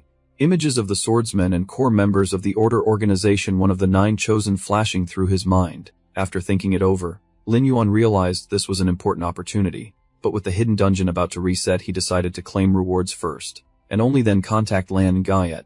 For the benefit, he accepted the friend request, leaving Tai Dong stunned. Lin Yuan departed with a stern face, promising to run the dungeon together another time since he had business now, and Tai Dong waved happily in response, saying he'd be ready whenever called. A giant entrance formed from cracked stone opened into darkness. Recalling past life experience, he thought hidden dungeons were surely guarded by snakes nearby, so he might as well look for tracks of the giant serpent around here. Lin Yuan crouched to examine the ground and quickly spotted a long, wide fissure across the stone floor. His crimson pupils gleamed with a cold edge as he fixed his gaze straight ahead without blinking. From the earth, large snakes suddenly slithered up, hissing and snarling, tightening the air with tension. One snake crawled across the smooth marble. Lin Yuan judged silently that it was only a low-level monster from the serpent folk lair, though he remained highly alert. Suddenly a fierce strike hit, shattering surrounding rocks and blowing debris in all directions. When the dust cleared, a steep stone staircase stretching seemingly to infinity appeared. Lin Yuan and the demon wolf stood atop it with solemn bearing, and he whispered that he had finally found it. Lin Yuan advanced deeper inside, and saw a gigantic serpent skeleton. The system immediately announced he had entered the hidden lair dungeon of the serpent demons, displaying full information on a level 10 serpentling demon with stats and the condensed bloodflesh skill. Lin Yuan leaned sideways, his right arm stretching out covered in a green aura, face serious and eyes sharp as he decisively ordered an attack. Lin Yuan stood on a high stone platform with an imposing demeanor. Below, the armored demon wolf faced the mass of snakes whose eyes burned red. The demon wolf opened its jaws wide, revealing razor-sharp fangs, while Lin Yuan coldly issued the final order to annihilate all enemies. A storm of lightning laced with deep purple crystals erupted violently, sweeping through and pulverizing the snakes as Tin Sat Thunderseed activated the Water Spirit Thunder Fury skill. Lin Yuan knelt on one knee to gaze at the glittering green seeds at his feet as the system prompt asked whether he wanted to use the special Bloodflesh seed to randomly boost attributes and endurance. Lin Yuan held the bright red potion pill up to his eyes, confirming it was a Bloodflesh seed dropped from the hidden dungeon. After using it, he gained extra spirit points and increased endurance. The ground was littered with glowing seeds as Lin Yuan stood calculating their quantity and value, realizing that even with only 100 uses the effect would be substantial. Moreover, these are rare items that permanently boost stats and can be sold for high prices. As long as he farms the dungeon weekly, he'll never run out of gold. Lin Yuan kept swallowing seeds with a doubtful expression. His crimson eyes felt the changes as his physique, strength, and spirit stats rose one after another along with increased endurance. Standing on the stone ledge amid the writhing dungeon snakes, the system fully updated his character info after his endurance reached its maximum and displayed the new stats. The data continued recording with the sequence R40 of 16. Lin Yuan looked at the coiled snake at his feet and calculated that he'd used enough. The remaining seeds would be stored to sell once he had a shop, and he'd keep clearing the dungeon weekly. He straightened and adjusted his collar, eyeing the door ahead where 3 monsters stood motionless, thinking a few undead guardians would be enough to deter other players from approaching. Lin Yuan's gaze grew cold and calculating. He realized these snakes were unlike the controlled ones likely tied to mutation abilities, since level 60 monsters shouldn't appear this early. While deep inside the dark dungeon, a system notification suddenly announced a real-world call from his sister, making him wonder if something was wrong. He connected immediately and anxiously asked after her, but on the other end Lin Dan calmly answered she'd only called to ask if he'd eaten. Lin Yuan hesitated a moment, then replied that he had finished eating. Lin Dan suddenly revealed her real purpose, leaving Lin Yuan stunned when she angrily said the class leader wanted him to help clear a dungeon. Lin Yuan stared at the blue, glowing device in amazement, unable to believe his sister had proactively found him to lead a dungeon run. A sneering voice taunted that Lin Dan and her brother were both liars. Drawing surprised looks from the red-haired group, Wang Yan mocked them scornfully, loudly deriding Lin Dan and her brother while the redhead chimed in, suggesting they pick the hero-level Ashen Valley dungeon that had never been cleared. Pressing the phone to her ear, Lin Dan declared firmly and solemnly about the hero-level Ashen Valley dungeon. Wang Yan crossed his arms and laughed contemptuously, hurling heavy insults at Lin Dan and her family, displaying extreme arrogance and aggression. On one side, Wang Yan stared tensely, while Lin Dan was so furious she could only let out a single indignant sound. Lin Yuan's voice came through the phone, resolute and cold. He told Lin Dan not to argue further, because he would head to Ashen Valley immediately. Lin Dan couldn't help but brood, even though she knew her brother had played this game for many years and earned a considerable sum. She silently blamed herself, worrying that the hero-level Hoi Tun Gorge dungeon second only to lethal difficulty might bring extra trouble for her brother. Thian softly called out, addressing Xiao Dan. Lin Dan was surprised to see Thian appear.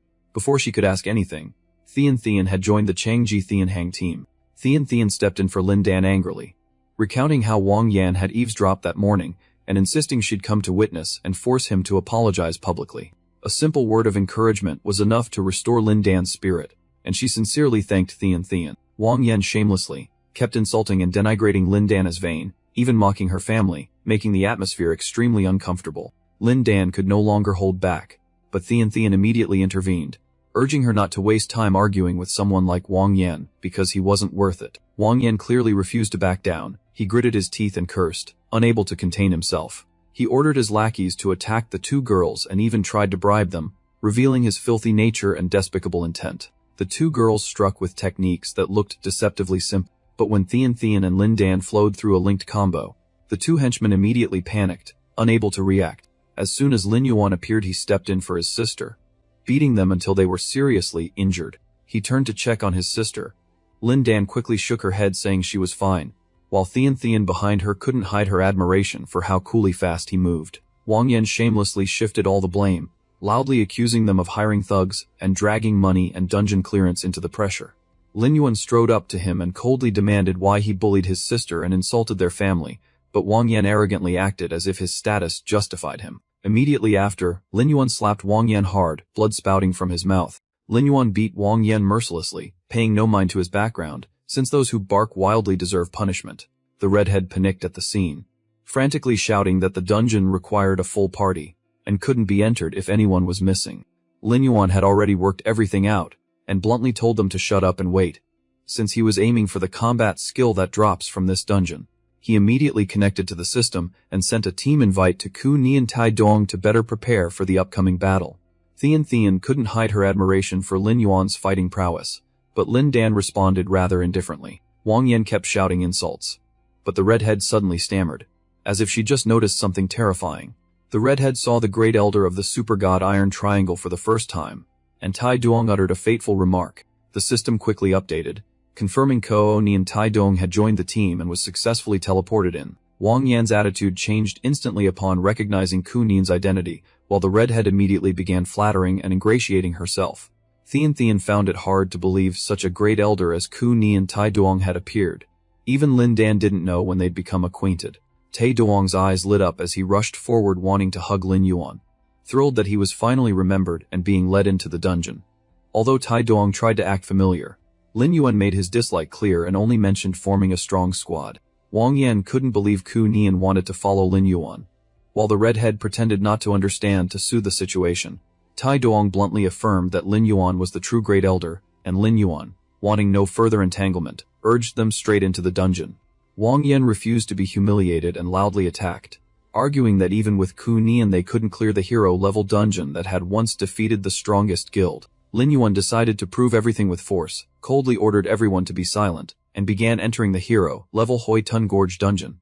Lin Yuan's figure gradually vanished into the dungeon space. The system promptly provided detailed info on the area's monsters: common Hoi Tun Tich Dech, level 18 with health tac, defense stats, and a fire breath skill that causes prolonged burning.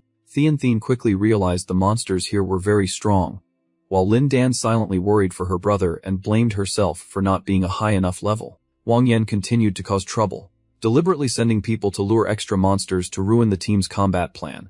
The redhead obeyed orders and immediately provoked the surrounding monsters. She smugly waited to see how Lin Yuan would handle this dangerous situation. Hoi Tun Tich screamed violently as it was suddenly attacked. Lin Yuan's gaze turned icy and resolute, clearly determined to wipe out every monster before him.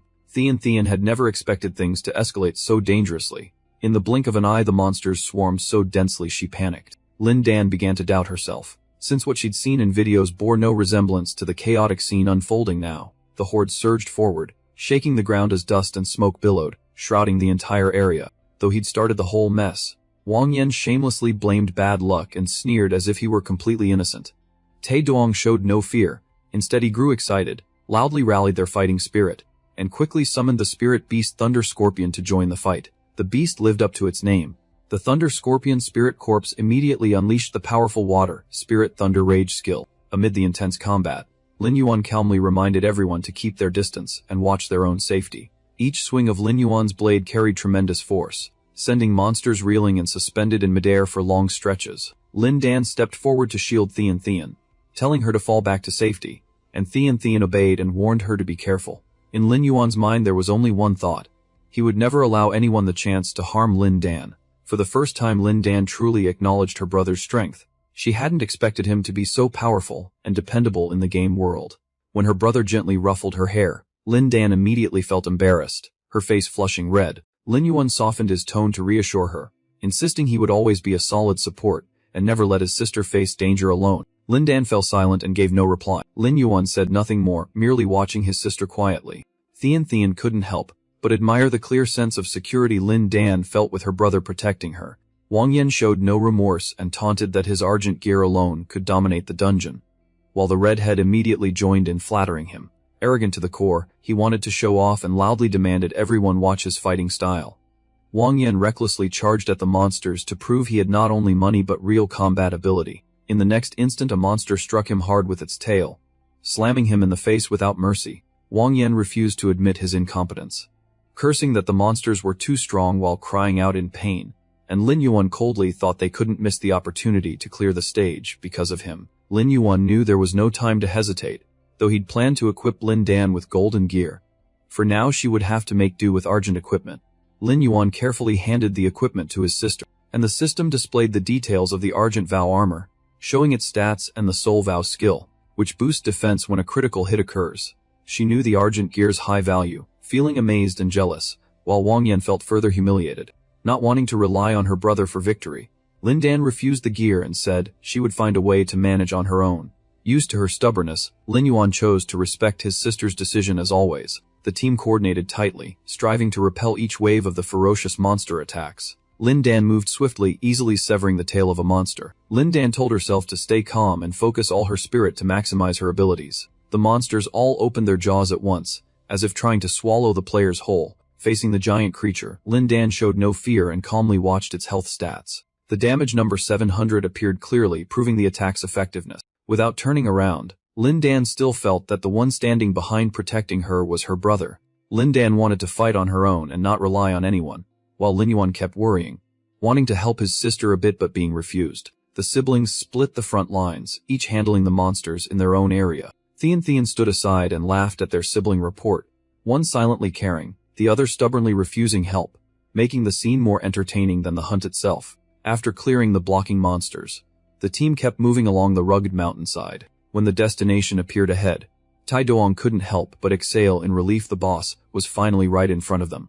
Tai Doong suggested the group reconsider one last time, advising a safe retreat since leaving now carries no penalty, while failing the boss risks level loss and gear drops. Lin Yuan nodded in agreement, admitting Tai Doong made a valid point. Seeing this, Wang Yan seized the chance to jeer, mocking them for being eager against trash mobs but cowardly when facing the boss. Thean thought the group should abandon the overly ambitious goal, while Lin Dan silently blamed herself when others mocked her brother, feeling like a burden and wishing she were stronger. Lin Yuan firmly stuck to his original decision, believing the death penalty too harsh and not worth the risk. A wave of energy gradually rose at Lin Yuan's feet, and he signaled that the others did not need to join the fight. No one expected Lin Yuan's iron resolve. He declared that he alone was enough to handle the boss. Wang Yan was utterly unprepared for this, staring at the number of summoned spirit beasts and baffled about what kind of person Lin Yuan really was. Taeduong beamed with pride, loudly telling Wang Yan about Lin Yuan's power, asserting that of all the players he'd known, Lin Yuan was the strongest. The giant monster was curled up asleep in a deep mountain crevice. A sudden strike was launched, charging straight at the sleeping beast. The creature immediately reacted, its eyes snapping open as it sensed danger. A powerful attack pierced straight into the monster's heart. It howled in pain and sprang up to counterattack. The system quickly displayed info on the special boss, Hoi Tun Tich Dich King, level 21 with massive health. The ape read 10,000 along with abnormally high attack. It also had high defense and a series of dangerous skills like Burst Flame Spray, Fire Rage Shield and Bite. In that situation, Thean couldn't help but worry at the boss's terrifying stats. With over 1,000 attack, a direct hit could kill a player instantly. Lin Dan felt guilty for not being able to help her brother and for putting him in danger. She was determined to find a way to support Lin Yuan, even willing to draw aggro herself to relieve pressure on him. The system quickly updated when Taeduong activated the Radiant Seal skill. Taeduong stopped Lin Dan, advising her not to advance because she'd only get in Lin Yuan's way, leaving her stunned by the remark. The important thing was Taeduong's absolute faith in Lin Yuan's ability. No sooner had he finished speaking than the system announced the boss was initiating a skill. Lin Yuan immediately leaped high, perfectly anticipating the boss's flame breath and controlling the skill's area flawlessly. The summoned spirit beasts surged forward together, coordinating a direct assault on the monster. The two wolf spirits concentrated all their firepower, ripping into the boss's head. The two dragons immediately coiled around the boss's legs, locking down its mobility. Taeduong knew Lin Yuan best, timing each boss skill cooldown with precise accuracy. The group was stunned by Lin Yuan's predictive instincts, and Lin Dan couldn't believe this was truly her brother's power. To the redhead, Lin Yuan now looked insanely cool, a stark contrast to Wang Yan's dark, furious expression. Though unable to help, Wang Yan hatched a nasty plan to strike from stealth and force Lin Yuan into an opening for the boss to kill him. Lin Yuan tightened his sword and lunged straight toward the giant monster's maw. The beast snapped at him but reacted slower than expected. The system displayed damage from the bite skill. Lin Yuan immediately deduced the boss's intent. Knowing bite had an 8-second cooldown, this was the perfect window. Wang Yan charged in angrily, determined not to let Lin Yuan upstage him, hurling vicious threats. Without speaking, Lin Yuan silently cursed Wang Yan as a fool. Lin Yuan had long been fed up with Wang Yan's vain posturing, while Wang Yan panicked as he realized he couldn't evade. Lin Yuan decided he would no longer hold back against someone who kept sabotaging him, letting Wang Yan bear the consequences. Wang Yan fell into utter panic as he was shoved toward the monster. Faced with the boss's raging fury, he could only flee in desperate chaos, as the monster was surrounded and quickly collapsed from all sides. The system immediately updated the result, triggering a server-wide announcement congratulating the anonymous player group of Kunian Taeduong, Thean Hang Truongka, Dan Dan, and Theo Doi VM Theo, for clearing the Hoi Tun Chikok dungeon on hero difficulty for the first time. Thean rejoiced for Lin Dan as the team truly succeeded, constantly praising her brother as both cool and strong and asking if he might lead her into a dungeon later. But Lin Dan politely declined, saying her brother was very busy and perhaps another time. Taeduong repeatedly lauded Lin Yuan's achievement, praising him as a true comrade, exuberantly saying he'd show his peak next time, then quickly switched to full support and asked to friend Lin Yuan. Before the girl could finish speaking, he cut her off coldly, ordering her to shut up because he had already seen through her intentions. Taeduong immediately killed the redhead to vent his anger, treating her as an accomplice to the backstabber, and the system soon confirmed that Theo Doi VM Theo had been eliminated. The system granted Lin Yuan the choice to use the dark summoning art on the corpse of the Hoi Tun Tich Dich King. He agreed without hesitation and declared they would divide the spoils after dealing with the boss. The girl was extremely grateful to have joined the team, admitting Lin Yuan had carried the fighting all the way, so she felt clearing the dungeon was enough and didn't dare ask for more gear. Lin Yuan had already planned ahead, taking only the skill book and the skill core he needed, leaving the rest of the gear for the others to divide among themselves. The system sequentially analyzed each piece of gear with clear stats from the Hoi Tun Anti-Decay silver breastplate that added constitution speed and spirit plus fire resistance, to bronze weapons like the protective buckle, the greatsword and the halberd, each with corresponding attack strength, constitution, and speed stats. Taeduong liked them at a glance, and since the guild leader needed leg protection gear, he proposed buying all the items and distributing the money according to each person's contribution. Thean cheered happily at the chance to earn a sum, while Lin Yuan appeared unconcerned, saying everyone should decide for themselves and he didn't need a share. Lin Yuan took the initiative to offer support for Lin Dan so Wang Yan wouldn't dare make trouble. telling her to speak up if she had any difficulties, then prepared to leave for a quest, prompting her to hastily call him back. Lin Yuan urged Lin Dan to accept his gift and asked softly whether she needed gear. Putting the pieces together, Lin Dan suspected her brother had shown abnormally strong abilities since entering the dungeon, especially the number of summoned beasts, so she cautiously asked whether he might be a chosen one hiding a vocation or sensing some transformation in his body. Lin Yuan was forced to hide the truth to keep his sister safe, especially since she'd had contact with the Order organization, so he couldn't reveal his identity as a necro hunter to protect her. Lin Yuan maintained a normal expression without showing any slip, then turned the question back on Lin Dan, asking why she would ask that. Taken aback, Lin Dan awkwardly made an excuse, saying she had a task to hand over, and quickly departed. Watching his sister leave, Lin Yuan smiled, feeling accepted though grown. She was still clumsy at hiding emotions. Just then Tai Duong called him a close comrade. Delighted that Lin Yuan hadn't left, Tai Duong immediately said Xiao Yu would soon open Hoi Tun Chi Kok on mortality difficulty and insisted on inviting him to ensure no mistakes. Careful by nature, Lin Yuan unexpectedly made contact with Lan Yunggayat and decided to use the opportunity to investigate the top disciple, while also planning to tackle the next mortality difficulty. Excited, Tai Duong slung an arm over Lin Yuan's shoulder, laughing heartily as he introduced him to the guild's core members. Proudly, Tai Duong introduced Lan Gayat, the captain of Iron Triangle, and Guildmaster King Flowerwater Moon, while she politely welcomed Lin Yuan, saying she'd long heard of him and invited him to join the core team. Tai Duong then introduced Tengon, the rare main mage of Iron Triangle, but the latter showed displeasure, deeming it reckless to casually add an outsider to the team. Tengen made his contempt for Lin Yuan clear, arguing that mistakes were unforgivable at mortality difficulty and an unfamiliar outsider would only hinder coordination, so he wouldn't risk it. Tai Duong couldn't stand seeing his friend belittled and immediately countered that it was Lin Yuan who led him through the dungeon before.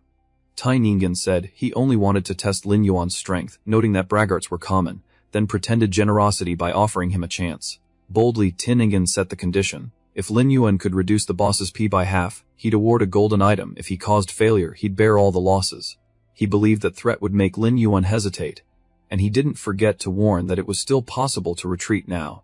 Lin Yuan, never one to give up easily, agreed flatly when golden gear was mentioned and asked everyone to witness the agreement to prevent backtracking. Lan Gayat stepped intermediate, reminding them that the decision to let Tai Duong's friend join had been settled earlier, and they should now focus on coordinating the plan to clear the dungeon. Tengen not only failed to accept this, but also scolded Lan Yunggayat for defending an outsider. She remained firm in her decision and ordered the team to enter the dungeon. Tengen was angry but powerless, seething privately and convinced Lan Gayat would soon realize outsiders were untrustworthy. Tung An always believed she was the irreplaceable member of the team. The system opened the info panel, displaying a common Hoi Tik Ditch monster at level 18 with its SP shown. Stats followed: FP attack 580, defense 75, and the skill Blazing Spray. A beam of light descended to the ground, signaling that the teleport door had opened. The monsters quickly detected the player's intrusion. Lan Gayat's team formally pressed deeper into the dungeon to begin the mission. Tai Duong couldn't hide his worry at the density of monsters on mortality difficulty. They were already showing signs of being surrounded. Lan Yunggayat drew his sword and quickly discussed tactics with the team, assigning melee roles to hold the line and look for a break in the encirclement. Lan Gayat made a quick decision to draw aggro himself so the others could escape, and Tai Duong immediately agreed. During the fight, Tingon grew distracted. The more she looked at Lin Yuan, the more irritated she became, even tempted to hurl lightning spheres at him. Suddenly, a beast lunged from nowhere, making Tai Duong start back several steps and shout in panic, not understanding what was happening, while Tin Nungon froze, staring at the monster heading straight for her, horrified at the exposed rear. Lan Yunggayat immediately leapt up, swinging his sword at the nearby beast, and loudly ordered Tungon to regain her composure, while the teammates below gritted their teeth and fought. Tai Duong dodged nimbly, but his face showed worry when he realized there were still monsters behind them, and no room to fall back. The female archer could no longer hold out and panikedly shouted. She would even use the Ting Hung the hatchling. But the man behind the shield turned his head with a grave expression, saying that action would be like throwing eggs at stones, and that the valuable battle pet would be killed for the silver tier gear. At the most tense moment, Lin Yuan stood coldly still, raised one hand, and his steady, deep voice declared that he would handle this area alone. Immediately after those words, a pack of ferocious demon wolves suddenly appeared, their howls roaring and instantly making the battlefield feel oppressive. A demon wolf immediately lunged forward, unleashing a savage strike straight into a beast without hesitation. One demon wolf after another charged in, frenziedly tearing at the monsters with fierce strength, looking like a pack of starving beasts that had waited long for prey. Elsewhere, Lin Yuan was imposing, continuously swinging his sword to sever each monster's body, cold blades flashing without pause. Red hair, witnessing the scene, brightened visibly, eyes shining as he clenched his hands in celebration that the monsters and battle mounts hadn't had to be sacrificed. Behind him, Tin Engen glared at Lin Yuan, grinding his teeth in hatred and silently cursing for being humiliated before Lan Gaiet. While Tin Gan was still thinking about Lan Gaiet, she appeared before him, pushing him back without ceremony and leaving him flustered as he tried to explain. But Lan Gaiet cut him off coldly, ordering everyone to focus on holding their ground, and not even bothering to look at him. Immediately a decisive voice replied. The female archer quickly drew her bow to provide covering fire, and the man with the shield charged into the fight. Tae Dong raised his staff high, the orb atop it bursting into blinding light like a miniature sun. Lin Yuan glanced back at him with a cold, silent look, while Tin Engen stared wide-eyed, grinding his teeth. Lin Yuan immediately turned back to continue fighting. Lan Gaiet, standing not far off, glanced at him and gave a faint smile, privately assessing his split-second analysis and crisis handling as a rare talent, and resolving to invite him to the guild after the dungeon ended. Lan Gaiet pressed the attack vigorously, while Tingen merely stood behind, eyes fixed on her. Tingen fumed so intensely that sparks of electricity danced around him, his gaze as sharp as a blade, sure that his image in Lan Gaiet's eyes had been tarnished, and determined to find a way to disgrace Lin Yuan. Then Tin Engan loudly announced he would support Lin Yuan, feigning concern and warning him to be careful of injury, while from behind he hurled spheres of electricity that appeared to target the monsters but were actually aimed straight at Lin Yuan. Lin Yuan quickly saw Tingan's intent but said nothing, merely shooting him a cold look, thinking that this foolishness was an opportunity for him to get closer to Lan Gaiet and serve his long-term plan. Lin Yuan bent slightly, nimbly dodging the trajectories of the incoming electric spheres. However, he couldn't help cursing when two large monsters lunged at him with wide, open jaws. Suddenly from another direction, a hand reached out and grabbed Lin Yuan's limp hand. It was Lan Gaiet. She pulled Lin Yuan up, quickly assigned roles, and he immediately agreed, the two of them hovering in midair, while the two monsters below only stared in bewilderment as their targets slipped away. Seconds later, Lan Gaiet's decisive command rang out. They separated at once, each rushing off in opposite directions to continue the fight. Lin Yuan dove down from above, decisively cutting down each monster before they could react. Lan Gaiet pressed close to his back, her face cold as she swung her sword in coordinated, rhythmic strikes. They fought in perfect sync, side by side, cutting down monster after monster without pause. Tae Duong watched, exhilarated, exclaiming praise for their coordination. The female archer turned to look at them in admiration at their seamless, badass teamwork. Even after the battle ended, they stood back to back, and Lin Yuan smiled brightly, asking Lan Gaiet about the special technique she had just used. Lan Gaiet lifted her head and smiled lightly, calmly answering that it was just a technique learned from a book. Lin Yuan's red eyes flashed as he praised the second-ranked guild for having so many masters and casually suggested a friendly exchange. Lan Gaiet then hinted he could join Jinghua Shuiyu to learn more for himself. Hearing that, Lin Yuan replied mildly that he was still more used to acting alone. Suddenly Lan Gaiet froze, a familiar image from her memories overlaying Lin Yuan's figure, leaving her confused and speechless. Not far off, Tinigan tightened his staff, his face darkening as he cursed and doubted the relationship between Lin Yuan and Lan Gaiet. Tae Dong ran over grinning brightly to report he'd collected the loot and asked about the boss plan. Lan Gaiet responded with a brief confirmation. Tainingen also approached with a forced smile, feigning remorse to apologize to Lin Yuan and admitting his strength exceeded expectations. Immediately after, under his hood, a malicious gleam flashed in Tin Nagan's eyes and his smile was far from friendly as he suggested Lin Yuan be used as bait to draw aggro for the next boss. Lin Yuan curled his lips slightly, his gaze no longer gentle, his words laced with clear sarcasm, saying that if he had to draw aggro there would be no chance to fight the boss, much less bring it down to half health, and asked rhetorically whether Tin Nan intended to go back on his word and refuse to hand over the golden equipment. Tainingen folded his arms, inwardly triumphant, thinking Lin Yuan was deluding himself. Outwardly he smiled contemptuously and said Lin Yuan was overreaching, that as long as he completed the task the golden gear would still be handed over. Lan Gaiet couldn't hold back and stepped forward to object, arguing that swapping players mid-battle was too risky. Tingan, however, feigned indifference, gestured toward Lin Yuan, and said she also valued him. So let him decide. Lin Yuan didn't answer immediately. He quickly weighed long-term benefits if he wanted to approach the second guild and Lan Gaiet. Tingan was an obstacle. For now he needed to stabilize the situation and deal with him later. After a moment of silence, Lin Yuan looked Tengen coldly in the eye, his gaze sharp, and plainly said he accepted the proposal. Shortly after, the group stood within the rotting gulch, facing a dragon-shaped boss covered in blood-red scales. Lin Yuan led, sword clenched, the 5 others slowly closing in behind him. Tai Dong stood behind Lin Yuan and smiled softly, his voice tinged with concern as he expressed a wish to see Lin Yuan's true power firsthand. Tingan stared at Lin Yuan with jealous, angry eyes, muttering that Lin Yuan surely didn't know the boss had a skill that counters summoned beasts. Eagerly awaiting a disastrous scene, Lin Yuan showed no fear. He stared at the boss coldly as his hand emitted a blue glow, confident that despite the boss's lethal difficulty, his past life experience meant he understood the full mechanics. Lin Yuan swung his arm and a powerful orb of energy tore through the air, hurtling toward the boss at extreme speed. The moment it struck the boss, the orb's energy erupted violently, forcing the boss' eyes closed to snap open and glare at the attacker. The boss info panel popped up for everyone to see. Rotting Corruption King, Lord rank, level 25, with extremely high AP, attack and defense stats along with a host of dangerous skills appeared, and the boss stretched, rising to its feet as a roar shook the area. The man in the team was terrified by the boss's high rank, while Lan Gaiet remained calm, urging everyone to strike. Tin Gan whispered with glee, certain Lin Yuan would regret it. Without hesitation, Lin Yuan leapt into the air, gripping his sword tightly, his cloak billowing like giant wings unfurling behind him. He landed steadily, wearing a cold smile, declaring he'd use the old method attack from the ground first, and immediately a pack of demon wolves was summoned. The others quickly took combat stances, waiting only for Lan Gaiet's command to act. Lin Yuan sprang up to dodge the stream of fire spewing from the boss's mouth, while Tingan watched with a smug, contemptuous expression at his fighting style. Suddenly, the group's rear was swept by the boss's massive tail with tremendous force.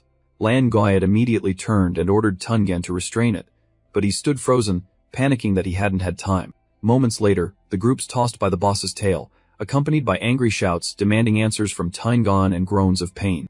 Lan Gaiet angrily confronted Tin Gan for not using his lightning control as arranged, while he bowed his head and stammered apologies. Tai Duong and the man were both seriously injured, admitting the formation was nearly ruined and that Lin Yuan alone would find it hard to handle the boss. Leaving the situation stalemated, Lan Gaiet tightened her sword, her gaze cold, judging the old setup a mistake, and deciding to tell Lin Yuan to retreat from the dungeon, while the guild would bear all losses. The female teammate suddenly panicked, and called out to Lan Gaiet, pointing out that Lin Yuan seemed unaffected and was still fighting alone. Lin Yuan directed the demon wolves forward, his face cold as he calculated that striking the weak point at the rear, and using lightning to paralyze the boss's tail would allow a full force assault. The boss roared and charged violently, but Lin Yuan calmly dodged and coolly remarked that its speed was too slow. Demon wolves appeared behind the boss, targeting its tail, and Lin Yuan immediately ordered an attack. The demon wolves used the Ma'ata Thunder Strike skill, unleashing a powerful burst of electricity. The boss was instantly paralyzed, completely unable to move or counterattack. Lin Yuan ordered the assault, and the pack of demon wolves surged forward in unison, full of momentum. Lan Gaiet was astonished by Lin Yuan's lightning-summoned beasts, while Tingan was shaken, feeling inferior even to a summoned creature. Tai Duong and the teammates regained their spirit, readied their weapons to recover, and returned to support. Tingan suddenly wore a sly smile as he began to scheme. Watching the demon wolves charge, Tin and Gan still believed the summons would soon be crushed by the boss. As he predicted, the demon wolves began to lose EP rapidly and stagger, but Lin Yuan immediately took it seriously and activated the Dark Curse skill. The demon wolves were swiftly healed to full health and became extremely powerful. Tingan panicked completely upon seeing the summons healed, realizing Lin Yuan really could solo the boss. No one paid attention to Tingan. Lan Gaiet called for an all-out attack as the boss neared defeat. The Rotting Corruption King activated its final skill, breaking free from paralysis and screaming violently. The scene was obvious to any sane observer, and everyone present saw it. Lan Gaiet immediately shouted toward the person closest to the boss, Lin Yuan, warning him to be careful because this was the boss's strongest area attack before death. Tin Gun witnessed it all and madness rose in him. No, he absolutely could not let Lin Yuan win. The gear had to be his, Lan Gaiet had to be his, better if both player and monster vanished. His eyes widened and his teeth ground together, clearly out of control. He resorted to his old trick, pretending to want to help Lin Yuan, but his twisted, frenzied face betrayed him. He shouted for everyone to get back, using the pretext of interrupting the boss, then immediately activated the lightning-resistant circle skill, violently gathering electricity around his staff. Though Tinungan's voice was loud, Lin Yuan seemed not to hear it, and had no intention of turning back. Lan Gaiet, however, turned at once and saw the dangerous energy erupting from Tingan. Lan Gaiet went from surprise to alarm and reflexively leapt to dodge the raging current, uttering an incredulous sound. Lin Yuan seemed to have anticipated everything. He simply jumped lightly and easily escaped the range of the electric ring, thinking coldly to himself that sooner or later the guy would strike from behind. Lan Gaiet stared blankly toward Lin Yuan, just as he saw her losing momentum and about to fall to the ground, feeling troubled and inwardly annoyed.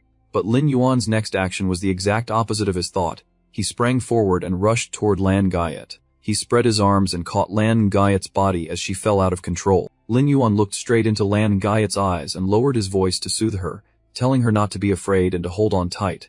Stunned by the sudden move, Lan Gaiet was speechless, simply staring at him. Lin Yuan immediately activated the meteoric burst skill. At that moment a small explosion erupted beneath their feet, pushing them out of danger. Shortly after, a server-wide announcement appeared, announcing that the party of hidden players former Year Taidong Lan Gaiet, Ngan Swordsman Ah, controller Man Hong and the anonymous player had, for the first time, cleared the Rotting Gulch dungeon on death difficulty. Held in Lin Yuan's arms, Lan Gaiet's face flushed. She exhaled in relief, smiled at him, and praised that despite his youth he was surprisingly experienced and calm. Lin Yuan only smiled faintly, saying it was probably just luck. Lan Gaiet then shyly added that even if Lin Yuan didn't join the guild, she still wanted to be friends so they could tackle harder dungeons together in the future. Lin Yuan didn't hesitate and agreed straightforwardly. Lan Gaiet quickly sent a friend request, and soon Lin Yuan accepted. Taidong approached holding a small chest with both hands, grinning and looking astonished. This the first time he'd seen little Lun Gaiet so bashful. Hearing that, Lan Nu Gaiet blushed more, cleared her throat, widened her eyes at Lin Yuan, and told him to set her down. Not far off, Tin Engan gripped his staff tightly, his face twisted with anger, silently screaming in resentment he hadn't even touched a hair of hers. Moments later, Lan Gaiet was safely placed on the ground, and a notification showed the anonymous hidden player had contributed 87 in the Rotting Gulch dungeon on death difficulty. Ignoring Lan Gaiet still standing behind him, blushing, Lin Yuan stepped forward, held out his hand, and calmly stated his contribution was 87. So per the original agreement the golden equipment should belong to him. Tingan pretended to cough, his tone like someone robbed of their due. He said since the boss was dead they should first look at the loot and temporarily divide the spoils. He was about to add more, but Lin Yuan cut him off coldly, saying handing over the golden item to him first was sufficient. Tun Ingan's face darkened as he ground out that he would give it once he'd found a replacement. Lin Yuan casually concluded the man clearly intended to renege. Sensing the tension rising between them, Lan Nu Gaiet quickly stepped in to mediate, suggesting Tin Ingan's gear might not suit Lin Yuan, and that he should be allowed first pick of the loot, while she would pay for a suitable item for him. Perhaps Lan Gaiet's proposal sounded reasonable, and Lin Yuan agreed at once, adding that more than equipment he wanted to exchange techniques with skilled players. Hearing this, Lan Gaiet glanced at him and smiled, saying they'd ask the others in the guild. Then Lin Yuan turned to look at the dragon boss's corpse lying motionless, and casually reminded himself there was still one matter left to handle, as Lin Yuan began casting the dark summoning on the rotting Corruption King's corpse.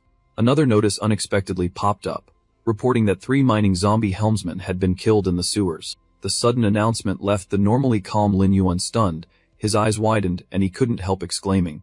The image of that mysterious figure immediately flashed in his mind, and he worriedly guessed the death spirit had been slain. The hidden dungeon nearby had no levelers, and 3 zombies powerful enough to drive others off meant only one thing: the snake controller had appeared. Lin Yuan's face immediately grew stern, his gaze sharpened, teeth clenched, and he quickly decided to seize this opportunity, since the clue to finding the first believer might be on the opponent. Shortly after, Lin Yuan opened a spatial gate and dashed through to leave.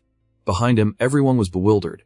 Tai Doong loudly called after his retreating back, reminding him he hadn't collected the gear. The scene quickly shifted to a dark place, with only a faint glow from a small flame. Lin Yuan thought to himself that although the entrance showed nothing unusual, following the hidden path would still be safer. Lin Yuan bent down quietly and scanned the demon wolves lying motionless, scattered across the ground. After a careful look, he suspected there were no signs of a struggle. The death spirits seemed killed in an instant, clearly indicating the opponent was proficient in assassination. Suddenly Lin Yuan noticed a strange wound on one demon wolf's body, clearly a snake bite, but then he froze at an odd detail. The bite was too large, unlike the marks left by snakes in hidden dungeons, for with the power of the bright king serpent it wouldn't leave the corpse intact. Out of nowhere something shot toward him at extreme speed. Just as Lin Yuan made that inference, he realized this was the snake controller's tactic, and quickly turned to look back. Lin Yuan's stealth was dispelled and a giant snake lunged with its jaws wide to attack him. He dodged swiftly, and a status window popped up identifying it as the Flesh Bone Demon Serpent. Leader, level 15, Vitality 4. Additional stats appeared: HP 500, Attack 300 along with the skills Flesh, Bone, Venom. Instant Death, Claw Reconnaissance, and Bone Flesh Fusion. A loud boom rang out as the snake missed biting Lin Yuan and slammed into the ground. Lin Yuan looked coldly ahead, his gaze knife-sharp, while channeling energy in his hand. He hurled all his gathered energy at the snake with one hand, while gripping his sword hilt with the other. Reminding himself these serpents were high, ranked, and their skills unknown, he must not be careless. Yet despite the powerful strike, the snake was unfazed and rose even more ferocious, shocking Lin Yuan, who could hardly believe it still had strength. The snake lunged to bite and shred, but Lin Yuan, lightning fast, slammed his sword into its mouth to block it. While bracing against the bite, Lin Yuan shouted a summons, "Great Wolf." He then leapt high and pointed downward to command them to hold back. No sooner had he finished than the great wolf dove at the snake with force, accompanied by a majestic growl. Landing lightly, Lin Yuan gave the snake a stern glare, thinking to himself that this was bad. The man always hid in the dark, controlling the snakes. He needed to be caught. Then he cast a probing glance back. Suddenly, from the darkness, Lin Yuan saw a flash of light. His heart leaped. He'd struck gold and cried out, "Found it." A moment later, Lin Yuan vaulted and lunged toward that flashed light. He tightened his fist and swung hard forward, his voice ringing out, "You have nowhere left to hide. The obsessed glove is equipped." That punch flew straight for the bars, concealing the faint light. But the moment his punch struck the iron, Lin Yuan suddenly froze. His serious gaze now held a stunned shock as he thought inwardly, "This isn't right." Before Lin Yuan stood a mark emitting a blue-green light that he immediately recognized. The door bore the trace he'd left earlier. Lin Yuan stood there, gradually realizing the situation. This was the Bright King Serpent's lair, and it was baiting him to his death. The great wolf growled incessantly nearby. Lin Yuan tilted his head and glanced at the snake, thinking to himself, "Fine, let's see who can't hold back and strikes first." He activated his skill, Stealth. The moment he triggered it, Lin Yuan became instantly hidden. At that moment the two snakes gaped wide, ready to lunge into battle. But actually there weren't just the two snakes Lin Yuan had glimpsed, there were three. Suddenly a voice sounded with a cold snort. "So you weren't fooled after all." The owner of the voice was the mysterious man surrounded by snakes. He continued, "I will never let a second person learn the sewer's secret. This is my territory." Hissing echoed from the snakes as they vied to fill the air. The mysterious man's purple pupils gleamed. He looked at everything with a hateful, murderous glare. Then the man suddenly saw something and shouted, "There's an opening, turn it into food for my snakes." As he prepared to release a burst of power from his hand, a moment later the mysterious man unleashed a huge surge of power that shot straight forward. But suddenly Lin Yuan's voice rang from behind the man. "Where do you think you're hitting?" Hearing the sound from behind him, the mysterious man froze in disbelief and blurted, "What?" A cold, precise sword stroke flashed beautifully through the air, aimed straight at the mysterious man. He tightened his grip on the staff, brows furrowed, teeth clenched as he hissed, "Daring to mess with me." Seconds later he swung the staff to command the snakes of all sizes and screamed in rage, courting his own death. Lin Yuan quietly assessed the mysterious man's abilities. He seemed poor at close combat, keeping his distance so far. If the death spirits could hold these snakes, they'd have a chance to win. Then he summoned the pack of demon wolves and said to the mysterious man, "You're not the only one who can summon, let them have their fun slowly." Seeing that, the mysterious man could only grit his teeth in growing fury. Undead death spirits, what a coincidence. No way. Lin Yuan swung his sword down toward the mysterious man and taunted, half doubt half mockery, "Aren't you powerless at anything but manipulating those snakes?" Hearing this, the man flew into a rage and barked, "Shut up, someone like you who's already dead needn't know much." Lin Yuan's face went cold and he replied in a low voice, "Stop, without those snakes you couldn't even withstand one strike. No wonder you remaking the first believer proud." He deliberately paused, then cast a slur toward the mysterious man before continuing, humiliating, and the man, stunned and puzzled, loudly asked, How do you know about that, master?" Barely had he spoken when he summoned two more snakes. He chuckled, tinged with contempt, surprised, "I still have snakes, I'll capture you and interrogate you slowly." At this, Lin Yuan's expression hardened and his eyes sharpened on the opponent across from him. No wonder the initial ambush was so unclear. His snakes even used the terrain. Evidently he's already the first believer's subordinate. So he had to figure out how to capture him. Then Lin Yuan raised his sword, and with a few slashes severed the heads from the mysterious man's snakes. The mysterious man darkened with fury and snarled, "Enough, it's over, you piece of trash." Lin Yuan deftly avoided the strike the man launched, thinking to himself, "Perfect, use this chance to trick him into coming closer." Wrapped tightly by the mysterious man's snakes, Lin Yuan couldn't help but feel stunned and dazed. The magic damage carried a control effect, and his movements had clearly slowed. The man chuckled smugly, pulling Lin Yuan closer, and said with glee, "When I saw the corpse I thought it was a mistake, turns out it's really a death spirit hunter. Pity your skills seem incomplete." Hearing that, Lin Yuan was even more stunned and asked the mysterious man in bewilderment, "Death spirit hunter, what are you talking about?" Inside he was more confused, wondering how the man knew the profession and even the death spirit hunter's skills. The man smiled meaningfully, his gaze probing, and slowly asked how Lin Yuan had learned of the boss, showing no hurry as if he had all the time in the world. Lin Yuan faintly curled his lips and replied calmly that he'd repay that very line. And soon the man would be forced to spit out all the secrets he was hiding. At those words the man immediately flew into anger, veins twitching on his forehead as he shouted, "Since when did you dare turn my snakes into death spirits?" Though restrained, Lin Yuan showed no weakness, declaring coldly that his death spirits were limitless while the man's snakes were being killed one by one, and he'd be wise to stop resisting. After finishing, he ordered the death spirits to seize the man. Seeing things go wrong, the mysterious man quickly dodged and snarled through clenched teeth that it was only a fantasy. He spun and fled without hesitation, shouting in fury that he'd never allow himself to fall into the hands of someone like Lin Yuan. Seeing the man's attempt to escape, Lin Yuan had to unleash his familiar technique, Violent Spirit Art. The skill's activation sent the death spirits' power soaring, each charged forward with double their original force. His command was clear: the death spirits were to bite, restrain, and bind the man for capture. Lin Yuan curled his lips in a cold smile, admitting the man ran fast, but at least he'd identified the snake controller's range, and at this stage the man hadn't reached the peak power of the dark god's descent. He calculated inwardly that as long as he learned the dispelling technique, those snakes would be nothing more than death spirit material delivering the man to his door. Lost in thought, Lin Yuan suddenly noticed an object lying on the ground. He bent down to pick it up and realized on closer inspection it was a pocket watch. The watch had no attribute interface, clearly not equipment, likely a token. If the man truly hid within the Jinghua Shuyu Guild, this was the perfect moment to confirm with Leng Yu before he could relocate. He quickly messaged Leng Yu, asking if she was free to meet tonight to discuss the Hoi Tun Valley dungeon further. The scene shifted, and before long the two appeared in the royal city. Leng Yu approached the table with a polite smile and apologized for being later than planned.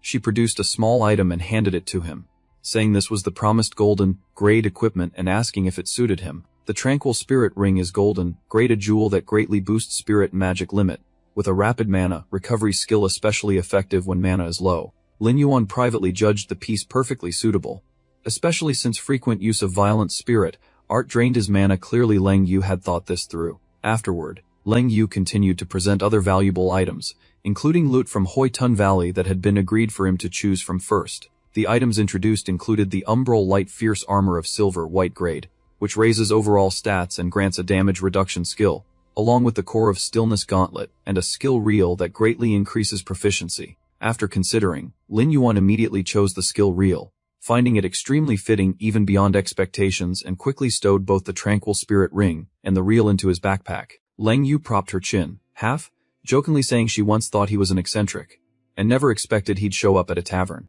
Lin Yuan then recounted leveling in the sewers today and encountering a master bearing a badge very much like the Jinghua Shuyu Guilds, asking if they could exchange techniques. Hearing this, Leng Yu suddenly understood and said she would inquire within the guild. He then produced the pocket watch he'd picked up and asked if anyone in the guild had ever worn one like it. Leng Yu took the watch, examined it closely, and quietly said, "Let me have a look." She observed that it wasn't equipment and that she'd never seen such a piece of jewelry before. Lin Yuan nodded in thanks and asked her to keep an eye on the sewer matter, and Leng Yu agreed. Lin Yuan became curious and asked whether anyone in the guild would object to her easily obtaining golden grade equipment like that.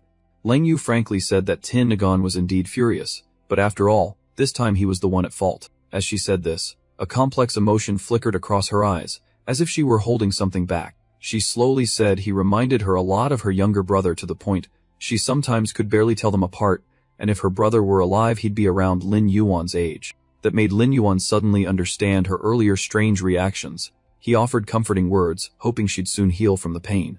Leng Yu smiled lightly, returned the watch, and said the past was past. She quickly changed the subject, advising that if he trusted her he should prepare some anti-electricity elixirs soon, since he'd need them before long.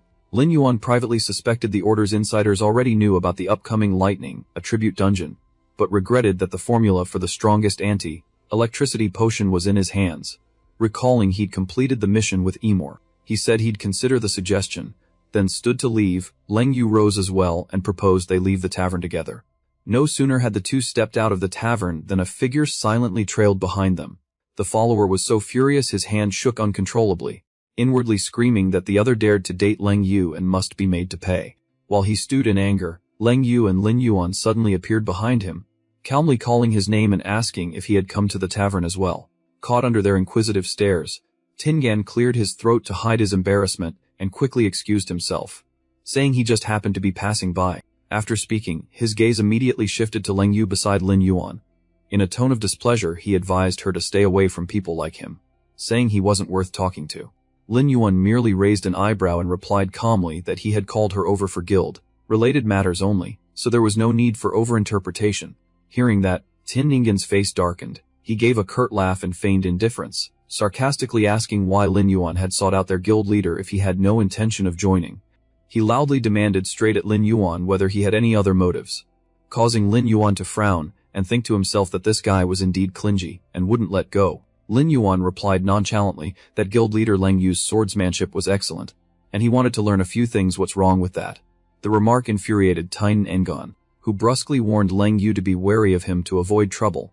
At that moment Leng Yu stepped forward to stand between them, turned to Tin Ngen and said coldly that she appreciated his concern, but whom she drank with was no business of his.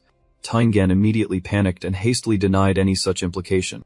Leng Yu sighed softly, walked past Tin Ngen with Lin Yuan, and left only a cold remark that she had gone out of her way to reserve equipment for him, but his behavior had deeply disappointed her. Tin Ngen stood dumbfounded, stammering futile explanations. After they had gone quite a distance, Tin Ngen could only watch their retreating backs, seething with anger and muttering that it was all Lin Yuan's doing, and that once Lin Yuan was eliminated, Leng Yu would pay attention to him again. Rage surged to its peak. He ground his teeth, a murderous glint flashing in his eyes, and a single thought consumed him: he had to kill Lin Yuan.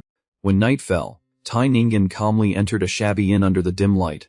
His wide, brimmed hat and long cloak fluttered in the wind, and the staff in his hand struck the stone floor with a dry, chilling sound. He looked at the man leisurely sipping tea before him, bowed slightly in respect, then said the man was indeed here and bluntly asked for help dealing with someone.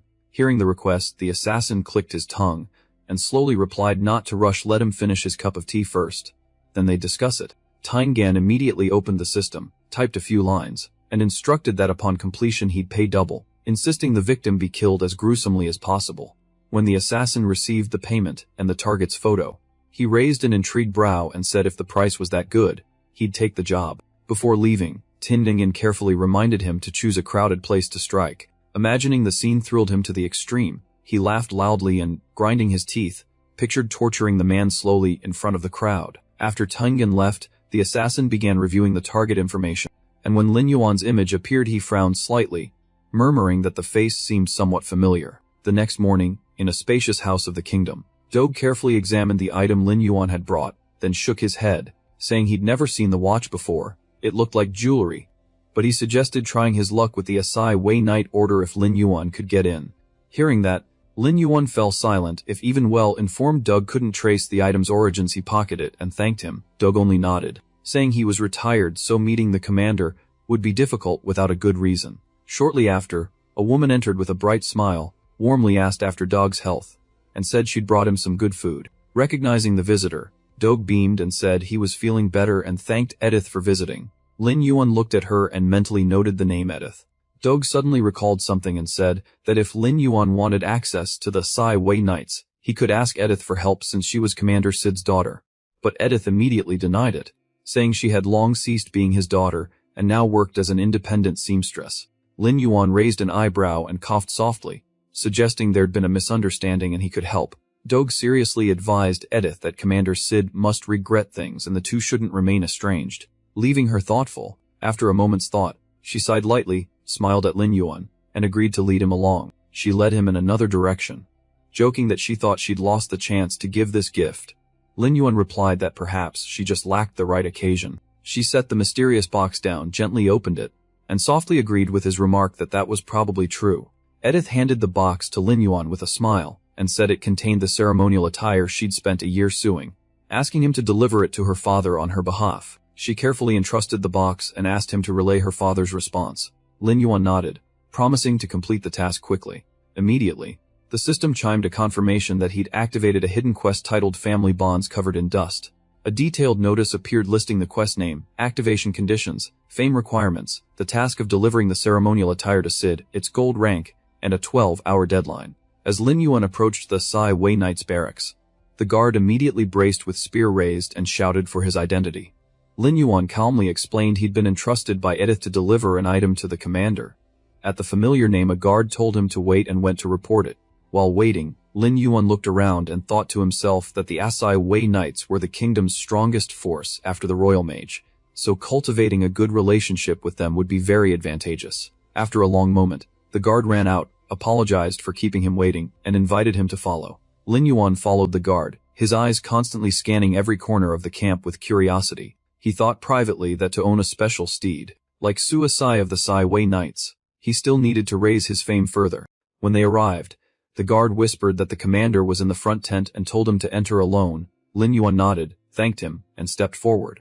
Lin Yuan drew back the curtain and entered, staying alert since Commander Sid's strength was formidable, on par with a level 60 lord, and he must not reveal his identity as a death hunter. He bowed politely, greeted Commander Sid, and apologized for the intrusion. The commander turned slowly, his low voice asking whether Edith was doing well. Lin Yuan gently set the box containing the uniform on the table, looked at Sid, and respectfully said that Edith missed him very much and had entrusted him to deliver this to his hands. He took out the ceremonial attire and handed it to the commander, smiling as he said Edith had spent a full year sewing it, and hoped he would understand her intentions.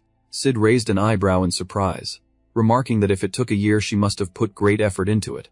So why wouldn't she come to see him? Sid sighed softly, fatigue in his voice, saying it seemed Edith had maintained her love for sewing over the years, and that merely looking at the meticulous stitches showed it was truly a work of art. He bowed his head to study the attire with a hint of emotion, then slowly admitted that he had been too stubborn back then, believing his daughter shouldn't take up a trade like sewing and even forcing her to leave. Sid gently stroked the garment his daughter had made, his voice softening as he confessed that father and daughter had not seen each other for 10 years. Lin Yuan quietly observed Sid's rare gentle expression, thinking that even a powerful man like him could have a soft side, and planned to ask about the watch when the chance arose, then quickly added that Edith held no resentment toward him. Hearing this, Sid looked up at Lin Yuan and earnestly asked him to tell Edith that he no longer cared for glory or honor. His only wish was for Edith to return to his side. Lin Yuan nodded in agreement, then said he had a small favor to ask of Sid. He reached into his inner pocket, took out a watch, handed it to Sid, and carefully asked if he knew the origin of the item. Sid studied the watch for a long moment, then confirmed he had never seen such a design before. Sid looked at Lin Yuan and urged him to return quickly to give Edith a reply.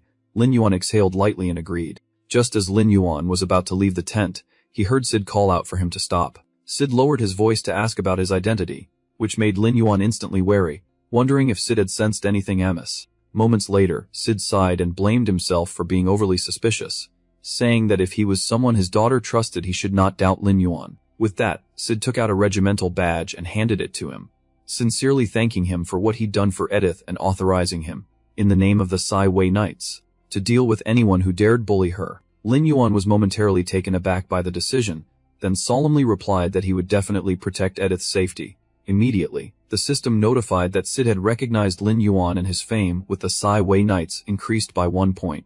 His standing with them reached friendly, and he officially received the title of honorary member.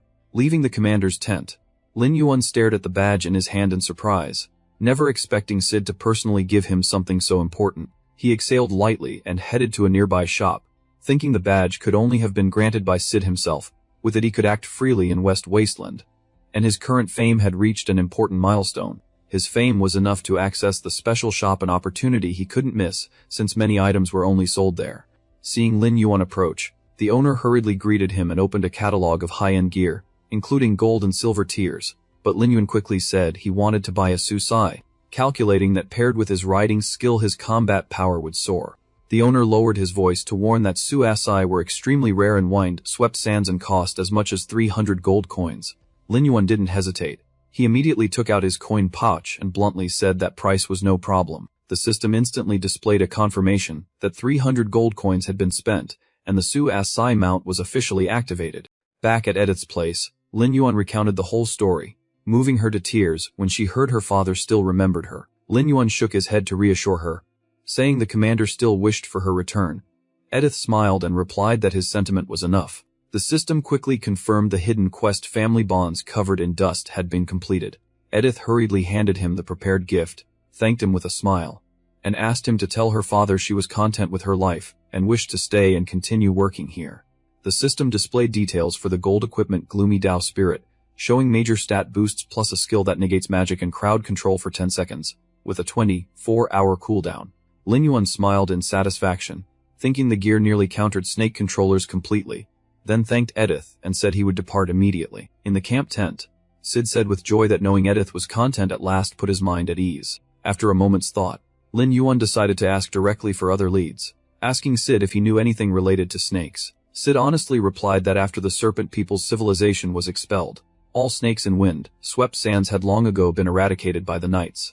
Sid suddenly frowned and seriously added whether snakes appearing within dreamscapes should be counted. Noticing Sid seemed to know more, Lin Yuan asked whether that snake had any unusual traits. Sid answered it was a giant snake, but because it existed in a dreamscape it was illusory and couldn't directly attack. Then Sid took out a letter and said seriously that since Lin Yuan was now an honorary member, if he was interested in snakes he could take this assignment. Sid handed him the letter and carefully entrusted the mission. Lin Yuan immediately accepted, curious whether this was the Serpent King Min, and if it was linked to the snake controller. The system immediately notified that it had accepted Baron Carlo's nightmare quest, requiring him to meet the Baron and investigate leads within 48 hours. Shortly after, Lin Yuan set off for Baron Carlo's manor as the quest required. Suddenly the manor doors burst open, and several soldiers flung an unnamed man out the gate, sneering that a lowborn like him dared to be insolent to the Baron. The lead steward immediately ordered the man beaten without mercy. A brown-haired girl with her hair braided collapsed on the floor, her body aching from repeated blows and trampling by the adults, who laughed with malicious contempt, as if she were a lowly creature deserving punishment. He gritted his teeth in a scowl, swung a furious fist, and shouted that being noticed by the Baron was a great honor someone lowborn like her had no right to resist. At that moment Lin Yuan suddenly appeared behind them, grabbed the man's wrist tightly, and said coldly that this indeed was the Baron's manor, widening the man's eyes. The brown-haired servant pointed arrogantly at Lin Yuan and loudly demanded where a lowborn like him came from to dare interfere in the Baron's affairs. The steward standing nearby sneered and ordered that if he wanted to be a hero who saves people, he should stay on his command. Two servants immediately lunged at Lin Yuan. The girl collapsed on the ground, tried to lift her head, and weakly urged Lin Yuan to leave at once, warning that confronting the Baron would end badly. In the blink of an eye, Lin Yuan had knocked out all four henchmen, then calmly stepped toward the steward, saying the man he was looking for was here, leaving behind cries of pain and panic. Facing the steward, Lin Yuan directly demanded the Baron's whereabouts, making him recoil in fright and stammer, asking if he knew who he was messing with. He trembled as he tried to regain composure to continue. He emphasized that this was Baron Carlo's territory, and then a portly red-haired man with shoulder-length hair stepped out, frowning harshly as he demanded they notify the Asai Wei Knights to arrest anyone who dared lay hands on his people.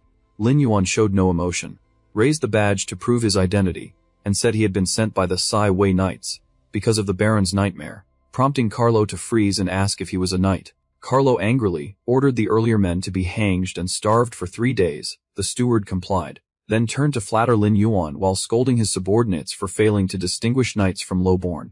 Carlo folded his hands behind his back, exposed his pobily, and laughed that Lin Yuan had finally arrived, promising to credit Sid if he solved the problem. But Lin Yuan responded coldly. In the study lined with bookshelves, the maids quietly swept under the warm glow of yellow lamps. Dark circles showed under their sleep-deprived eyes, fearful. They still begrudgingly pulled out chairs and invited Lin Yuan to sit. Carlo sat opposite, and recounted that in his dreams he was always chased and tormented by a gigantic snake. Even veteran priests couldn't find the cause, and a baron like him was relentlessly tormented.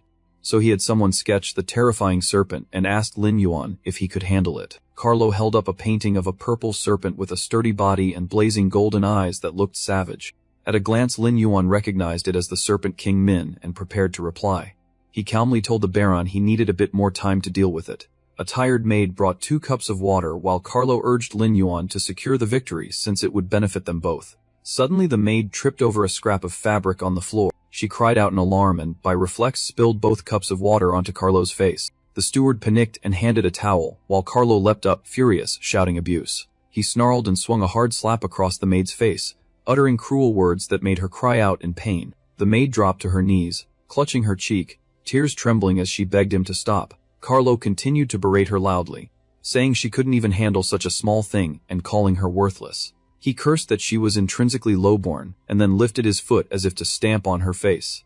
At that moment Lin Yuan stepped forward, scooped up the maid, causing Carlo to miss his stomp and turn to call his name. Lin Yuan set the girl down and said they were still discussing the commission and the Baron's recent action was inappropriate. Carlo forced a smile and explained he only wanted what was best for them. If they couldn't handle small tasks, survival would be difficult. He added that when they had nowhere else to turn, only he took them in, and the yellow light revealed the red swelling on the maid's cheek. Carlo tilted his head, his expression turning cold, and forced Anna to confirm whether his words were true. Anna trembled, bowed her head, clasped her hands, and reluctantly answered that she was very grateful to the Baron, pleasing Carlo, who ordered her to withdraw. Carlo sneered, comparing his noble self to the wretched poor in the slums. While Anna hurriedly left, Carlo sat back down, saying the lowly still had value when they pleased him, then asked Lin Yuan if he agreed. Lin Yuan remained silent, understanding that the Baron was hinting he had meddled where he shouldn't. Carlo loudly ordered a feast, and a separate place set for an untitled night, proudly thinking that without his favor Lin Yuan would never taste fine food in his life. After a while the meal was served. Lin Yuan had his own table. The steward reported the venison was prepared as requested, and Carlo nodded in approval, then hesitated. Carlo decided the night wouldn't be used to delicate dishes and said to just bring fish, and the steward immediately agreed. Annoyed but patient for the mission, Lin Yuan calmly said he would eat whatever was served.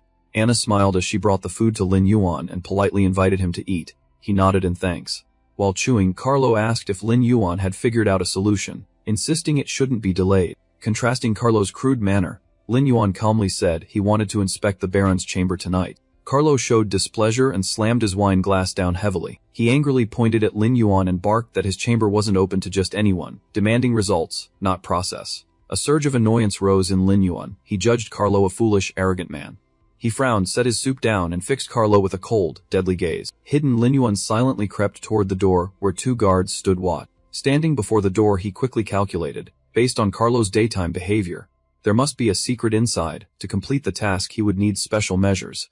And at that moment the system notified stealth had been activated. Suddenly a desperate scream rang out, and Lin Yuan immediately realized something had gone terribly wrong. Inside the chamber, the brown-braided woman was still being slapped mercilessly by Carlo. Carlo sat with legs apart on a high seat, looking down haughtily and mocking that serving him was an honor. The steward echoed that many sought such a chance, while the pink-dressed girl trembled, crying and begging for mercy. Carlo's eyes went cruel. He grabbed her hair, pulled her face close, and sneered that a knight like Lin Yuan couldn't protect anyone. Merely a tool he sent to beat as ordered. The steward flattered further, saying knights were nothing but servants when the Baron commanded. They were no different than a trained dog. Hidden nearby, Lin Yuan clenched his fist, realizing all the maids here had been forced by Carlo into servitude. Carlo shoved the maid away and boasted hoarsely about influence not only in West Mac but in other countries as well, declaring she could never escape him, and she fell to the ground crying out in pain. The steward bowed and flattered, praising the Baron for spreading his power around rather than concentrating it, and Carlo smirked, propping his chin on his hand in satisfaction. Lin Yuan suddenly noticed something off. A Baron title granted by the West Match King shouldn't carry privileges in other nations unless there's a hidden agenda, so he immediately summoned the system interface.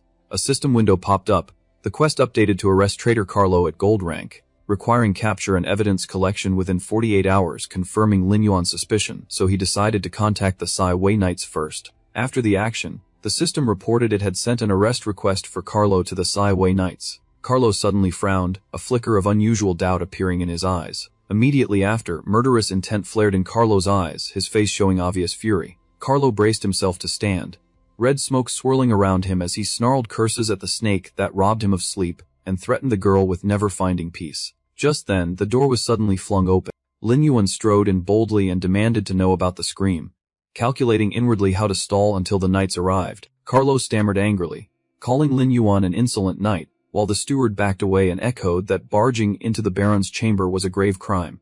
Lin Yuan turned to the pink-dressed maid and told her to leave, because he wanted to speak privately with the Baron. Those words enraged Carlo completely. He sneered, calling Lin Yuan a common knight and saying the badge couldn't hide his poverty. The steward loudly suggested punishing Lin Yuan, and Carlo pointed, ordering him to be hung up so the lowborn would learn his fate. The steward clapped to signal others to come and assured the Baron to rest easy. The steward shouted that there were assassins, which the two guards outside heard. The two guards immediately grabbed their spears and charged inside. The pink-dressed maid dropped to her knees begging Lin Yuan to run, but he calmly replied that they weren't capable of taking his life. The guards burst in shouting about assassins and attacked, while Lin Yuan summoned his weapon. Lin Yuan raised his sword to eye level and told the maid to prepare to leave first. The maid grabbed Lin Yuan's hand and dashed out with him as he instructed. A single strike from Lin Yuan's sword sliced through, leaving the guards stunned and unable to react. Soon after, the scene continued to unfold across the Baron's manor under the cover of night. The silence was shattered by a loud explosion from the main gate. The pink-dressed maid standing beside Lin Yuan collapsed to the ground panting from exhaustion. The pursuing guards behind screamed and leapt down, continuing to close in to prevent Lin Yuan's escape. Lin Yuan calculated silently that with so many maids and servants around, it wasn't suitable to use soul death techniques or violent magic. The maids watching from afar were confused. One nervously asked if Lin Yuan truly intended to assassinate the Baron. Someone beside her quickly raised a hand to signal silence, warning not to speak recklessly. What happened next left everyone dumbstruck, unable to believe their eyes. The guards struck by Lin Yuan's blade fell one by one, crying out in pain and desperately pleading for their lives. After dealing with the immediate threat, Lin Yuan quickly planned his next move: silently monitor the Baron and steward and wait for the knights to arrive. At that moment, an invisible iron chain suddenly wrapped tightly around his ankle. That immediately put him on guard.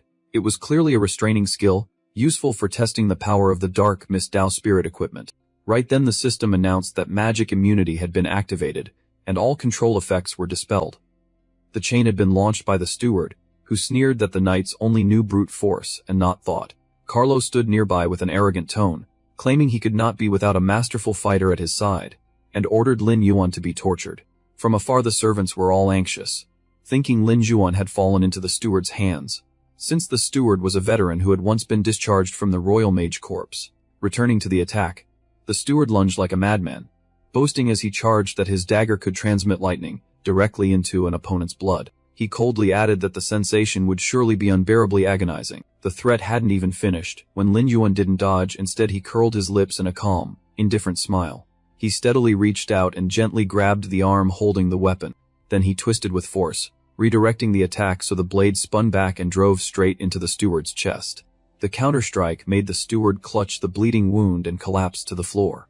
Without hesitation, Lin Yuan immediately shifted his aim to the next attacker. Seeing that, Carlo's face went pale, but he forced his tone and accused that he had summoned Lin Yuan to entrust a task. Was Lin Yuan planning a rebellion? Lin Yuan replied coldly that compared to an entrustment, their treason was far more serious, leaving Carlo stunned and asking in fear how he knew. At the same time the steward forced himself up, gritting his teeth and saying that, if they'd been discovered, then Lin Yuan must die. Hearing that, Lin Yuan quickly stepped back to evade and unleashed a counter skill, causing the steward to exclaim in shock that a knight could use magic. Not stopping there, he closed in on the steward and regretfully said the mission only required capture, so he couldn't kill them. Then he gathered his strength and threw a straight punch at the steward's face. The blow was so powerful it sent him flipping backward. Finally he crashed face first to the ground and passed out. Amid the chaos, Carlo seized the chance to flee, still viciously threatening he'd find Sid to punish and execute Lin Yuan.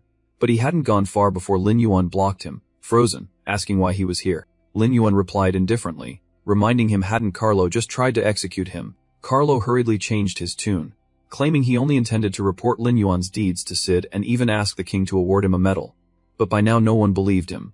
Lin Yuan bluntly said that capturing Carlo would earn the king's reward, which made the man panic and cry out for mercy. Before he could finish, Lin Yuan struck straight at his face, demanding whether he'd ever thought to stop while harming the innocent. Carlo collapsed to the ground begging, apologizing and promising to spare the commoners, but Lin Yuan only sighed that it was too late. He grabbed Carlo by the collar and hauled him to his feet, telling him to consider his testimony, while Carlo kept begging, promising to give everything to be spared. Not wanting to waste time, Lin Yuan drove a hard strike into his abdomen and coldly said to bid farewell to his noble status. The blow landed in front of everyone, enough to break one bone or another if it didn't shatter him outright. At that moment Sid rode up on a mount and asked if he was late, and where the culprit was. Lin Yuan replied flatly that the one to arrest was Baron Carlo, a traitor. Hearing that, Sid immediately froze and halted in his tracks. Sid said in horror that treason carried death. Without evidence, moving against a baron was a capital crime. Carlo instantly screamed in protest, calling it slander and raging about sending a madman to harm him. Sid turned to Lin Yuan, and said that a single-sided claim wasn't enough to arrest the Baron. Suddenly Anna appeared in time and spoke up that she knew where the evidence was. Anna recounted that she had once overheard the Baron's conspiracy involving the serpent civilization, and that he secretly worshipped in a hidden vault. She affirmed the vault wasn't far and that it held full evidence. Carlo immediately panicked and shouted denials, insisting he'd never consorted with the serpent civilization. He went mad and lunged at Anna though his hands were still bound, screaming that he would tear her mouth apart. Meanwhile Lin Yuan carefully reconfirmed the mission details.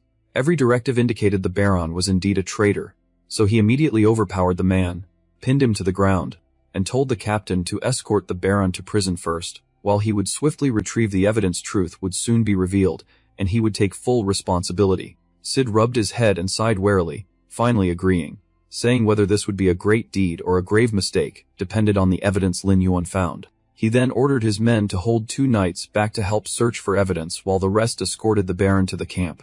And everyone answered in unison. Lin Yuan turned to Anna to reassure her, asking her to lead the way and not to worry.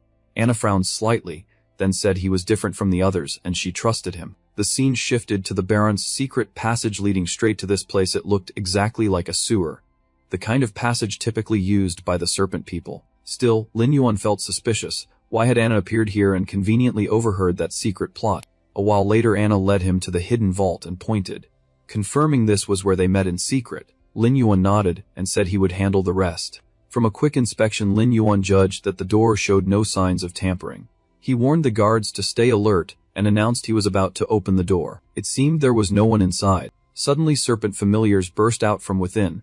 Lin Yuan immediately told everyone to fall back while the guards still stood bewildered. Lin Yuan quickly dealt with the serpent creatures, and then reassured the guards not to panic. It was just snakes. After it was over, everyone breathed a sigh of relief, praising Lin Yuan and remarking they hadn't expected snakes here. Clearly something shady was afoot. Lin Yuan grew suspicious and glanced at Anna. She seemed unnerved, but he wondered if she might be a serpent disguised as human, colluding with the Baron and ready to flee once the plot was exposed to silence witnesses. A snake repellent would provoke a reaction from any serpents involved, revealing truth or falsehood, so Lin Yuan cleverly smashed the vial on the ground, saying it was snake repellent to dispel the surrounding snakes and prevent ambush. When the repellent dispersed, Lin Yuan noticed Anna showed no abnormal reaction. She apologized for not knowing there were beasts here, and insisted the evidence was definitely inside. Lin Yuan fell silent for a long moment, his gaze fixed on her. Finally he turned away, deciding he might have overthought it, and said this was not her fault. Not long after they found the necessary evidence. The first guard stared in horror at what lay before him, and said these were serpent relics the king had ordered destroyed long ago. Yet the Baron had hoarded so many.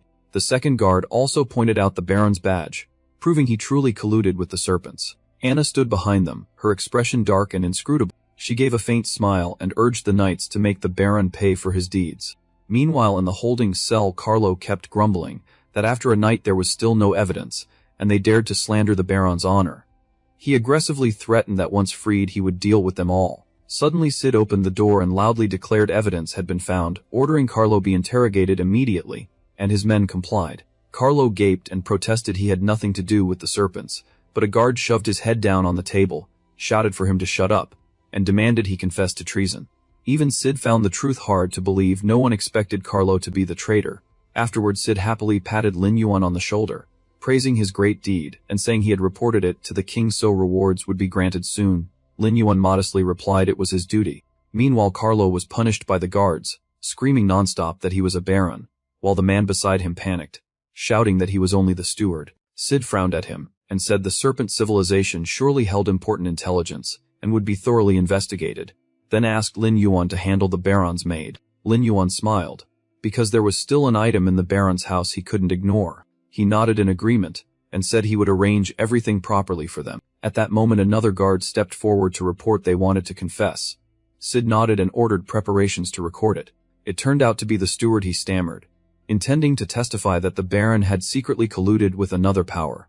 But before he could finish Carlo lunged at him, shoved him hard, and barked for him to shut up because it wasn't his turn to speak. Carlo then immediately changed his tone and confessed, admitting to some dealings with the other power, and begging that since he'd turned himself and the king spare his life. Sid replied coldly that they had fought for the country for years.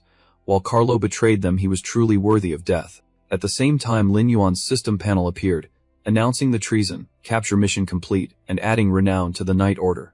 He thought the mission was finished yet, still felt something missing. The giant serpent was gone.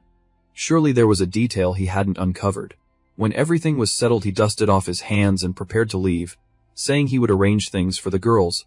Sid told him to go, and that he would make Carlo reveal all his secrets. Hearing that, Lin Yuan left the room and closed the door behind him. Then Sid revealed his ruthless side, forcing Carlo to disclose all serpent collaborators. Carlo panicked and confessed that his contact was an operative from the Southern Turtle Kingdom. The scene shifted to Lin Yuan inside some library. He was searching for clues. Recalling that in his previous life someone had posted that Baron Carlo kept a piece of gear granted by the king with special attributes and skills, very possibly here. Suddenly Lin Yuan's pupils contracted as his gaze landed on the box before him. He realized the item had been taken. Apparently someone else knew about the gear. Unable to find any other crucial leads, he had to temporarily suspend the deeper investigation. Once everyone gathered, the guard reported all the girls were present except one. And when he asked, the guard confirmed it was the girl named Anna.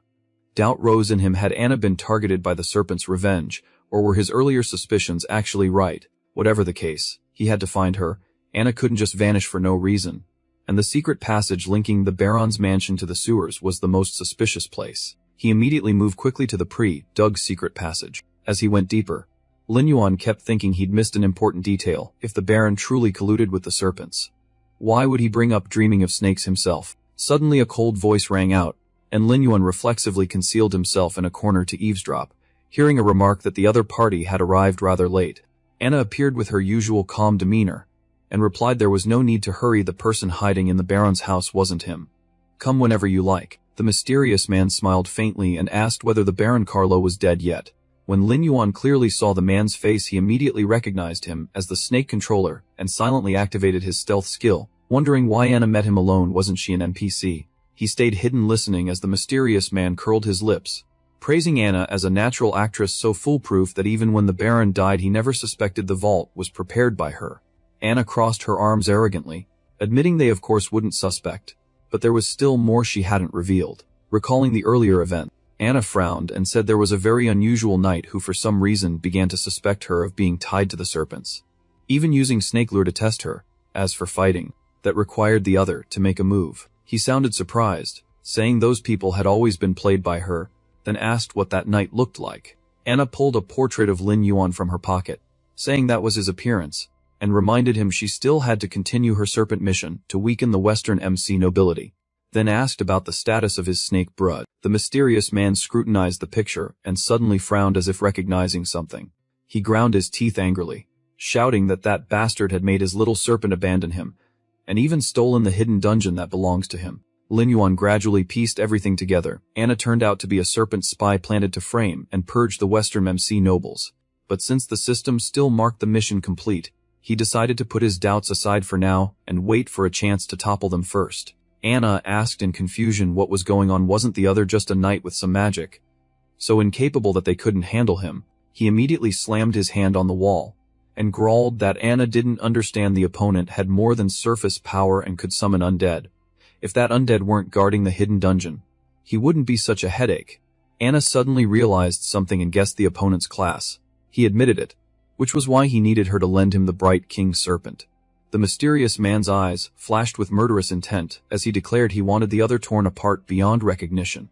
But Anna immediately stopped him, saying absolutely not. The bright king serpent had other plans, and if sensed by the Western MC order it could be destroyed, a loss the serpent civilization could not accept. Yet the mysterious man seemed unconcerned and insisted on borrowing the bright king serpent to eliminate the opponent. Anna firmly declared she would not let him act recklessly. Lin Yuan watched silently from a corner, realizing NPCs rarely interact deeply with players, which showed the snake controller was exploiting Anna to boost the serpent civilization's prestige. Recognizing this, he immediately prepared to act. He couldn't let them achieve their goal. But before he could move, a large explosion suddenly occurred. The blast left Lin Yuan completely stunned. When he looked over, he found they were facing off and attacking each other. The giant serpent that appeared before them forced the mysterious man to be cautious. Anna laughed coldly and said the bright king serpent could sense her emotions. If he forced it to act, she wouldn't be able to control it to stop. He swallowed and reluctantly said they were indeed a close master and servant pair. Then she turned to stroke the serpent, saying it was all for the plan. The mysterious man relented and said he would find his own way to deal with the opponent, while Anna should continue her mission and remember to coordinate with higher orders. Anna replied with disgust that she needed rest after serving the hateful old man for so long. This time she only got a shield too high a price. Hearing that, the mysterious man grew bored and left, leaving matters to her. At the same time, Lin Yuan suddenly understood and quickly sent the little serpent to tail the snake controller's trail. Since stealth had no effect on the bright king serpent, he couldn't act rashly. He could only have the little serpent secretly follow and wait until the man was far away before striking. Anna whispered to the serpent to be patient, saying it would see the sunlight soon. From above, Lin Yuan watched and calculated that they could question the Baron later. But catching the snake controller was the top priority. Then he immediately leapt down to tail the target closely. With the skill of Dam Dowling in hand, he was confident this time he could catch the opponent off guard. After trailing the snake for a while, the mysterious man finally realized he was being tracked and instantly counterattacked. The undead that appeared turned out to be him, causing the system to immediately auto-activate the perception, numbing skill. He immediately became aware something was wrong. Clearly someone had been shadowing him. Fortunately, he had prepared for this and silently calculated that sooner or later he would have to eliminate that bastard. He frantically activated teleportation and quickly transported himself to another location. Before Lin Yuan could give chase, he regretted to see it was a teleportation spool, a single-use, extremely costly item the opponent had used so casually. It seems the resources of the first devotee are far richer than imagined. Lin Yuan told himself he needed to accumulate more capital, especially quality insulating potions, to be ready when the Thunder System dungeon opened. Those would surely sell for a fortune. In any case, the hidden dungeon Serpent Demon's Nest must continue to be tightly controlled. A while later at the Edith Manor, a mournful sigh escaped as she pitied the homeless girls who had suffered so much and decided to let them stay. Edith, eyes glistening, clasped the maid's hand and said she could teach them sewing so they could support themselves rather than be servants. Watching this, Lin Yuan smiled with satisfaction. This was their original goal, and he thanked Miss Edith. They soon asked permission to leave. Lin Yuan questioned the guards about Carlo's crossbow and learned it had been handed to the caravan leader who, unexpectedly, had secretly colluded with the Southern Turtle Empire, an implacable enemy. Lin Yuan suddenly realized the Southern Turtle Empire had long been hostile to Ximak in the Immortal World setup. He silently hoped that fellow would get his just desserts. Meanwhile, Lin Yuan was completely unaware that someone was stealthily tailing him, spying on his every move. After gathering the necessary information, that person immediately ordered the crow on their shoulder to fly back and report to the leader that the target had split from the cavalry and could move at any time. The crow quickly spread its wings and flew off, as if fully understanding the command. The scene shifted. The sky was gradually leaning toward evening, but Lin Yuan remained absorbed in completing the task. His method for brewing a potent insulating potion was his only lead, and producing it required a high-level metallurgist, most of whom belonged to major guilds. The instructional artifact could only be used once before vanishing. If an opponent learned the method and then turned on him, it would be a major problem. Therefore, finding a freelance metallurgist and signing a clear contract was the safest option. However, high-level freelance metallurgists were extremely rare, so for now he decided to post a bounty quest to find a suitable candidate. Suddenly he noticed a scrap of paper with information that looked eerily familiar. Lak Koinan, in his past life's memories, she was a top 10 metallurgist in Ximak, a wandering knight whose specialty was long-range attacks. Moreover, she still hadn't joined a guild. Lin Yuan quickly checked the quest details and immediately accepted the bounty, the system automatically friending the issuer, Lak Koinan. Not long after, he received a message. Koinan sounded surprised someone had accepted the quest, and he bluntly asked when she could complete it. While brewing potions, Koinan told him he was impatient and then sent coordinates for a meeting. Looking at the system board, he thought high-level freelance metallurgists were rare and hoped she could cooperate long-term. Within a few hours, the two formally met. Lin Yuan arrived first. Koinan came later, greeted him, and confirmed he was the quest taker. She asked in surprise whether he could really defeat the level 15 monster Spirit Rock Core Errant alone. He nodded, then realized she was the woman who'd gotten drunk in the tavern that night. It was Lak Koinan. Koinan stepped closer and looked him straight in the eye, teasing that she hadn't expected him to be a handsome hero, and that this mission depended on him. She warned she'd use a bow for protection, but he coldly refused, still suspicious because she didn't seem entirely trustworthy. With no better option, he followed her. Koinan warned that the rock Core Errant often hid in stone and launched surprise attacks. As they moved, she jabbered nonstop. She reassured him not to blame her if they failed. Just then he noticed something amiss and turned around. He saw a gigantic, ferocious level 15 monster Spirit Rock Core Errant charging straight at them. By reflex, the two quickly dodged the attack. Conan struck first, loudly declaring she would protect him as promised, but her first arrow missed completely. Kainan cried out in frustration, admitting fighting was much harder than metallurgy. Suddenly more rock core errants that had been hiding appeared from all four directions. He quickly closed in on her, told her to take cover carefully, and took charge of dealing with them. Muttering as he analyzed the rock core errants' traits, he began to activate his skills. Rock core errants have extremely high defense, so exploit that trait and use blunt, force hard to hard combat to counter them. Unexpectedly, a vague sense of familiarity rose in Kainan. She couldn't explain why she felt she had met this young man before, cold and aloof yet extraordinarily agile. Thinking it over, memories suddenly crystallized. The man before her was the one who had driven off the thugs at the tavern. What shocked her was that he really intended to face the monster alone. With that thought, Kainan hurried over, guessing he might be angry at her, and quickly reassured him, promising to bring recovery potions immediately to assist.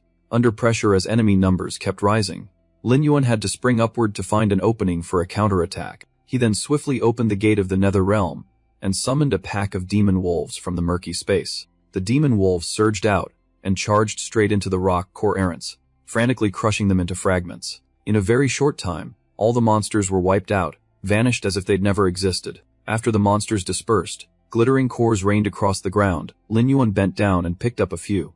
He held those cores out to Kainan and said softly that these must be the items she needed. Declaring the bounty quest complete, she widened her eyes in disbelief. Had it really ended that quickly?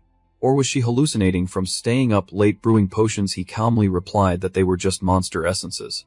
Unable to hold back, Kainan asked the long-standing question, "Were you the one who took me to the inn? You owe me a great favor, but with such strength, why choose a low-paying task?" Lin Yuan answered straightforwardly that he was seeking a high-level metallurgist to sign a contract for cooperative potion making, distrustful of guild members, and only she met the requirements. This was a lucrative deal. Hearing that, she laughed heartily, saying she'd already vouched for his character, then suggested they go for a drink to discuss plans. He politely declined, saying they'd discuss the plan later and should sign the contract first. Though Kainan was a bit displeased, she agreed out of trust in him. Seeing the system notification appear, Lin Yuan felt reassured he now had a stable ally, and the cooperation contract was officially confirmed. With everything settled, Kainan excitedly asked what he needed her to do. Lin Yuan reached into his coat to take out a brewing formula. At that moment an odd sensation struck, causing him to pause as doubts about his current location flashed through his mind. He vaguely felt this scene had appeared in his past life's memories, and the rock core errant's distribution seemed to follow a clear pattern. After thinking it through, Lin Yuan immediately ordered Su Yet to appear. He leaped onto Su Yet's back and flew off ahead, leaving Kainan behind in a daze, unable to react in time. While flying, Lin Yuan realized the blurry perspective he'd seen on the old forum came from this very spot.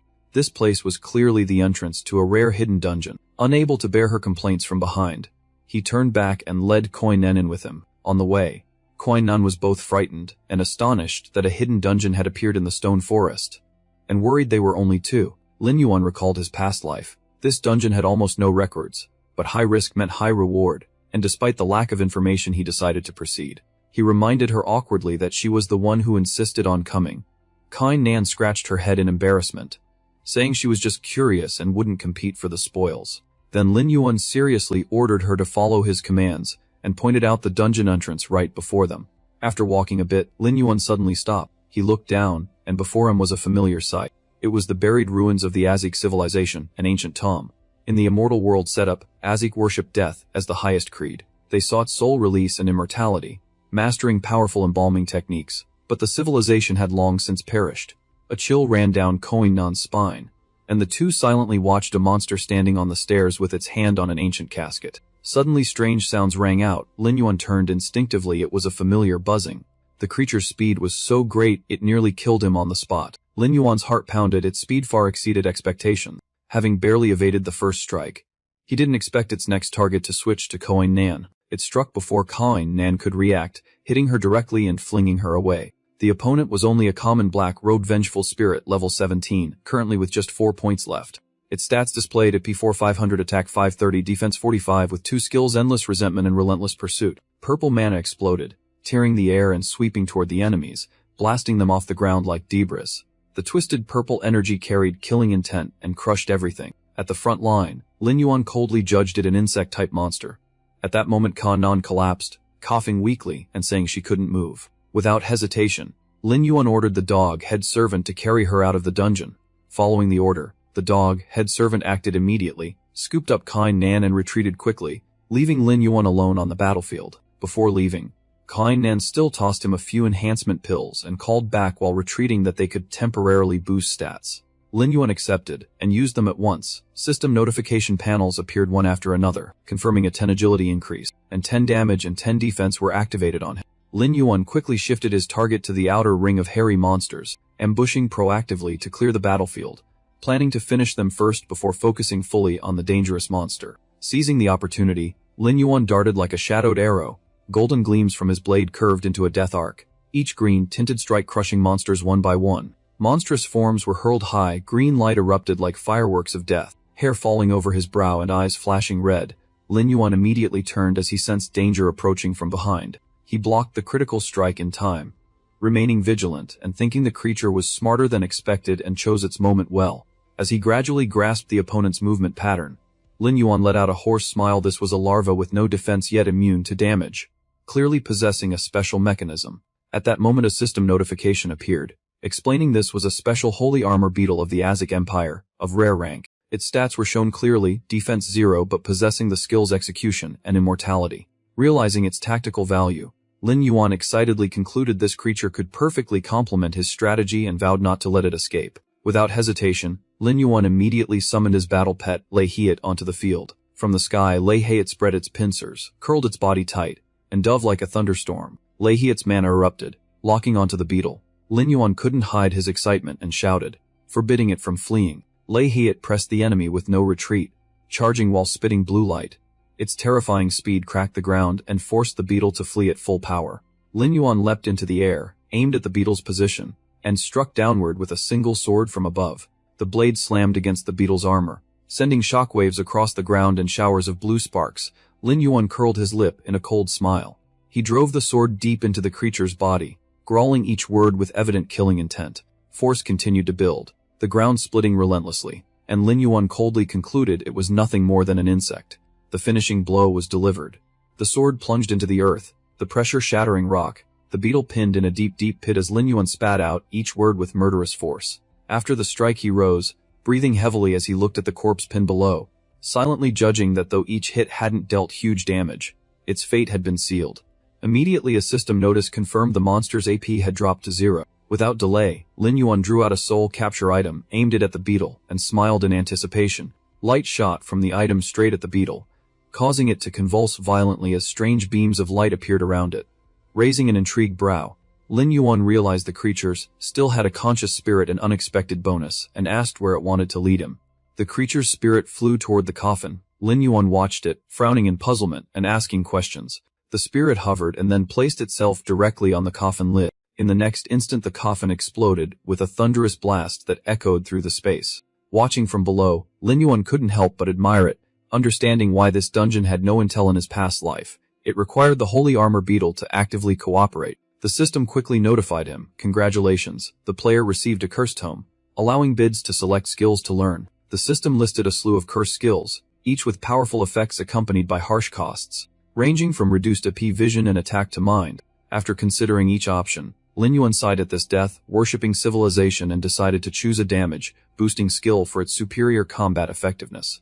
After a moment's thought he confirmed his choice. The system immediately deducted 200 HP limit points to exchange for the damage-increased skill. Lin Yuan silently adjusted his tactics, realizing the holy armor beetle and the curse would perfectly offset his assassination weakness, and help him handle key targets more effectively. Detailed skill information was displayed, clearly describing effects, mana cost, cooldown, and future upgrade conditions. Lin Yuan glanced at the scattered corpses on the ground, and judged that these lost spirits could not resurrect, and were not worth worrying about. Lin Yuan climbed the stairs, calculating that combining paralysis effects with concealment would make the snake controller hard to escape. And at that moment a new notification appeared. The system displayed full stats and the unique skills of the holy armor beetle. The notification detailed each skill effect, revealing the beetle's formidable power and extreme immunities. Leaving the cave, Lin Yuan stretched, planning to return to prepare the shop and start stockpiling metallurgical potions. Suddenly, Coin Nam was hurled toward him, prompting Lin Yuan to immediately raise his guard and shout, "Who?" from opposite them. The group with multicolored hair sneered and mocked, revealing that Koen had been blacklisted by the Frenzy Guild, their leader breaking into a dangerous grin. Koen Han was covered in wounds, scratches still bleeding. She forced herself up on her hands, her voice hoarse with pain. She quietly told Lin Yuan to look for an opportunity to retreat later, since she was their target. The group had been weak, but recklessly taken her commission. Nearly the entire team wiped out by monsters. Now they turned to threaten and extort her. The blonde leader leapt up, veins bulging as he shouted, cursing Koen Nan and blaming her for everything. He claimed that if they hadn't helped her fight those stone monsters, his teammates wouldn't have died and lost ranks. All losses must be borne by her. If she didn't hand over 30 gold coins, both of them would die right there. No sooner had the threat ended than a bizarre purple light suddenly spread, enveloping the area around them. The purple light thickened and persisted rather than fading, leaving them unable to react. The blonde man's eyes widened in terror as he screamed, not understanding what the hell was happening. Someone nearby turned pale and blurted in panic that the phenomenon covering them was a kind of curse technique. It was the falling curse technique Lin Yuan had been covertly casting all along. Standing opposite, Lin Yuan calmly watched their chaos and smiled with interest, thinking they'd sworn none should leave alive perfect for testing his new skill with the holy armor beetle. Immediately the system notification chimed, confirming the damage. Increased skill had been successfully activated. Realizing the situation worsened, the blonde turned angrily to his companions, yelling insults and calling them useless for failing even to dispel a curse. The mage hurriedly erected a dispel formation, but it was completely ineffective. Clutching his staff, he panted and stammered that this was a curse he had never seen. The staff kept reporting failure, proving the technique could not be removed. Provoked by Lin Yuan's words and actions, the blonde turned directly toward him, sneering arrogantly that stealth alone could not win. After struggling, the mage finally established a counter matrix. Restoring the blonde's confidence, he pounded his chest and boasted that a mere curse was nothing, and that with 4 of them killing Lin Yuan would be like flipping a hand. Suddenly the mage behind let out a wail as a reactive formation unexpectedly activated, shattering his defenses. He quickly collapsed, utterly drained and unable to resist, losing consciousness. The others stared at one another in horror, not knowing when the attack had been launched. Lin Yuan calmly explained he had used a curse to increase damage, then commanded the fastest, most mobile holy armor beetle to directly assassinate the enemy support, making their tactic far less stable. Lin Yuan's words inadvertently provoked the blonde, who tightened his grip on his weapon and charged fiercely, ordering his teammates to attack quickly. Assuming Lin Yuan was still in cooldown, he unleashed a screaming vortex of green mana that tore the ground as it sped forward, shouting that Lin Yuan only relied on healing items to fight at range and was a weak, ranged class, signaling his comrades to rush in. Facing the assault, Lin Yuan merely smiled slightly, then leisurely summoned his weapon and strolled straight toward them. The move startled the 3 remaining men, who all exclaimed in disbelief that he had drawn a close-range sword. Lin Yuan smiled coldly, saying they had misjudged him. Then blue light flared from his hand and blades appeared densely like a rain of magic. Overwhelmed, they screamed in pain and panic, asking what this demonic power was.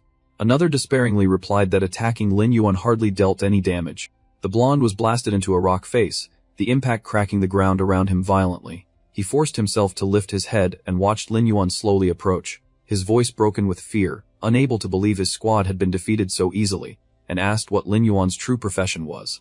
He feigned regret, looked at Lin Yuan, and offered him a place in the Frenzy Guild, promising pay far greater than Koen Nan's. Lin Yuan noticed the opponent's unusual hand movement and immediately grew wary. He slightly furrowed his brow, realizing someone else was still hiding nearby. Calmly, Lin Yuan summoned his spirit beast and spoke coldly, ordering them to be silent before meeting death. Lei He had appeared in giant form, instantly exuding terrifying pressure that turned the blonde's face ashen with fright. Lin Yuan immediately cast magic, activated his ultimate skill, then turned and walked away as only agonized screams echoed behind him. The scene shifted to a forest where dusk was falling and the atmosphere grew gloomy. Inside the woods, cloaked figures fled in panic, trying to put as much distance as possible between them and whatever hunted them. Suddenly they realized something was wrong and halted at once. One of them, panting, wondered aloud whether it was mere coincidence, or if they had already been detected. Moments later, Lin Yuan appeared behind them, his calm voice heavy with pressure as he declared that 3 fugitives still hid here. One of the group shouted a panicked warning to the others. At once a burst of blue magic detonated, sweeping everything aside like the world collapsing, and they screamed as they scattered. Lin Yuan watched intently, suspicious, realizing these fighters were entirely different from the Frenzy Guild and likely belonged to another power. They quickly regrouped and lunged forward to attack in unison. Their leader ordered immediately since they'd been discovered there was no need to hide. Use your ult. The other two answered at once. A whistling wind came from behind. Lin Yuan merely tilted his body to evade, his expression as composed as if watching a performance. Another rushed forward with a rope to pull Lin Yuan down from behind. However, as Lin Yuan had anticipated, he sprang up, kicking up a cloud of dust. Lin Yuan stepped back, glancing coldly at his opponents before taunting them to use every trick they had left. A soldier launched himself from above, swinging a heavy axe straight at Lin Yuan while shouting with murderous intent.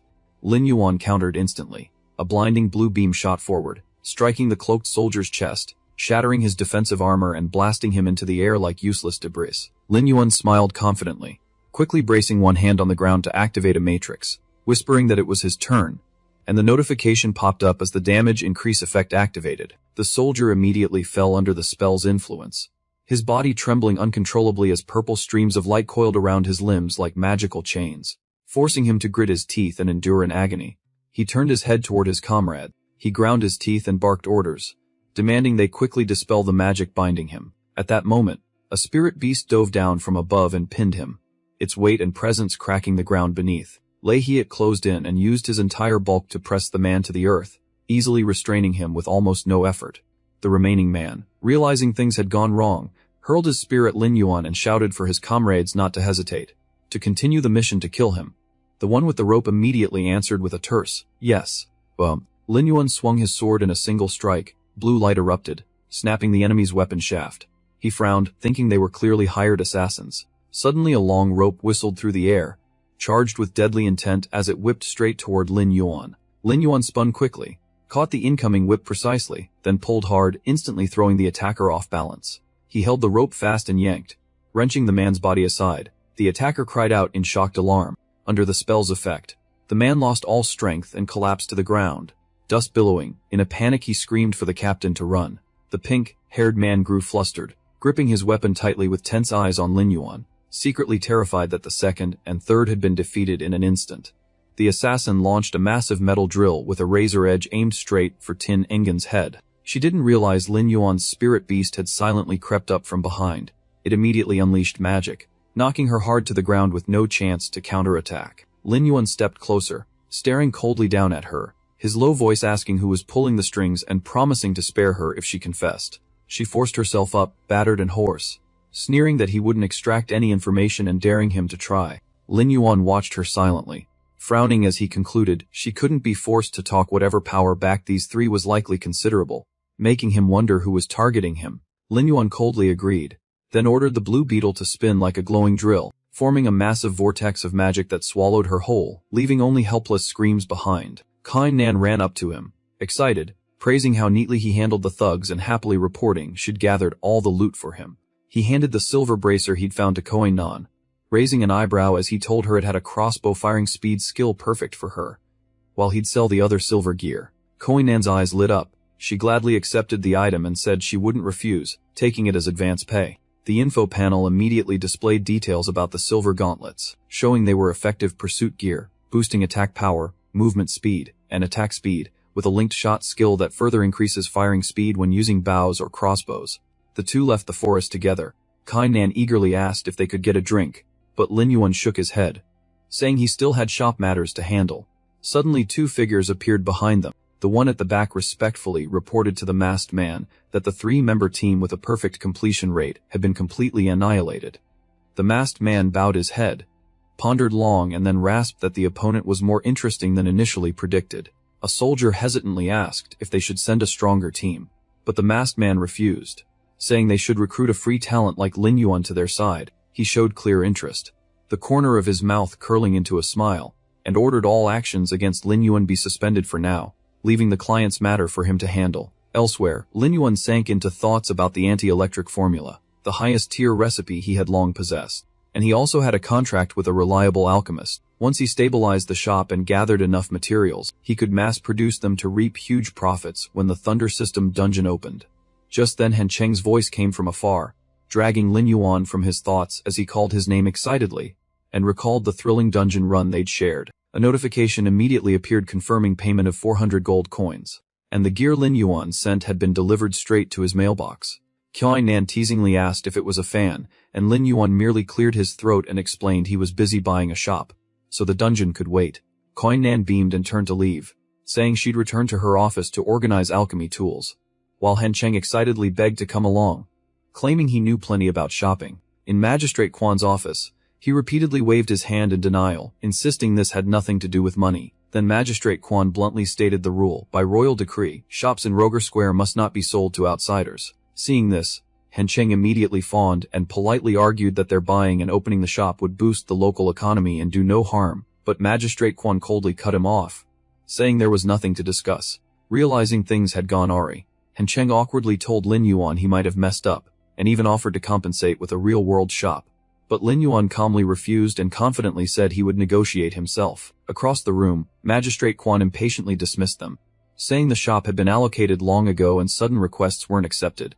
At that moment Lin Yuan calmly replied, asking what if he had this. Hearing that, Magistrate Quan froze and turned sharply to look at Lin Yuan. Lin Yuan produced the item he carried, confidently raised it, and said it was the honorary medal of the Hyatt Cavalry, which only Captain Sid had the authority to bestow. Seeing the medal clearly, Magistrate Quan's eyes widened in shock as he realized the man before him was an honorary knight of the Hyatt Cavalry. Instantly his attitude changed. Magistrate Quan welcomed him warmly, explained that while the area didn't sell to commoners by royal order, cavalry members were an exception, and produced a map of available shop locations for Lin Yuan to choose from. Holding the map, Lin Yuan pondered, because location would directly affect future capital and required careful consideration, while Han Cheng kept praising him for looking so impressive in front of the NPC. After careful thought, Lin Yuan placed his hand on the map, pointed to a specific spot, and decided on it. When the announcement went out, everyone saw Shop No. 32 had been bought by a player with hidden ID, which baffled them since that location wasn't supposed to be for sale and the buyer was unknown. Back inside, Lak Kai Nan was stunned and asked in disbelief that he'd really acquired a shop that was said to be off the market. Lin Yuan replied coldly that it only took a slightly different trick. He then showed her the crafting method and asked what materials were missing. The system immediately notified that the high-efficiency anti-electric formula had been shared with Lak Kai Nan. After reviewing the recipe, Kai Nan said the other ingredients were ready, only the Thunder Charge fungus claw was missing, an extremely rare material hardly ever found on the market. Hearing this, Lin Yuan brooded for a moment, realizing he was about to level up and could farm materials while gaining experience. And Han Cheng eagerly stepped forward asking to join the monster hunt to help pick up drops. Seeing the two prepare to leave, Kai Nan insisted on staying, saying she still wanted to focus on her metallurgy research. Suddenly Lin Yuan turned back and said something that stunned Kai Nan. He had entrusted the entire shop business to her, and this would be her long-term workplace. With that he set off at once, suggesting they fly there to save time, prompting Han Cheng to marvel in admiration as Lin Yuan summoned an imposing cavalier mount. When they arrived, they saw a thunder charge continuously emitting bolts of electricity. The system immediately displayed details about the thunder charge fungus, its rank, AP attack, defense, and discharge skill. It instantly activated a summoning skill, calling nearby kin to join the battle. Right after, the monster spat out a barrage of crystals that rained down around the area. As soon as it appeared, the two witnessed a violent explosion that left them dazed. After the blast, Han Cheng noticed something amiss and exclaimed in shock that there were too many monsters here. Contrary to his panic, Lin Yuan calmly analyzed that thunder charge fungus traits cause a dying individual to trigger its nearby kin. This was normal, but Han Cheng suddenly volunteered to charge the front line. Lin Yuan immediately stopped him, forbidding Han Cheng from rushing in to attack the monsters, and ordered him to focus solely on collecting dropped materials. Having said that, Lin Yuan lunged at the charged fungus king with full force. The beast retaliated wildly, and after a fierce battle the system announced he had leveled up to 16. Lin Yuan was not surprised by the notice, knowing his rank was already top tier, but Han Cheng was astonished, unable to believe the boss of the Hoi Tun Valley was being commanded by Lin Yuan. Shortly after, the system displayed Lin Yuan's detailed attributes, level, class, and stats, leaving him thoughtful, while he remained wary of the three mysterious ambushers who felt like assassins and planned to investigate them when possible. After packing up the loot, Han Cheng cheerfully carried the bag of materials to report to Lin Yuan. Praised, the two left together. The scene then cut back to Kai Nan's crafting shop. While making the potion, Kai Nan worried that the anti-electric drug was overly potent, and current dungeons didn't seem to require such a high-tier potion. Just then the shop door was suddenly pushed open and someone entered. It turned out to be Lin Yuan returning with materials. He said the supplies would last a long time and asked about her progress learning the formula. Surprising Kuan Nahan at his speed, Koi Nan explained the recipe was advanced high-level metallurgists could still fail, so she needed more time to raise her proficiency. Hearing that, Lin Yuan suggested selling fruit, which puzzled Koi Nan since the shop location was too good for such wares, and she even proposed displaying existing stock of potions instead. Lin Yuan didn't elaborate. He simply told them to try the fruit and invited Han Cheng to taste it as well to judge for himself. They tasted the fruit with different expectations, one suspecting it was ordinary fruit, the other trusting Lin Yuan must have his reasons. As soon as they finished, both immediately felt clear stat boosts.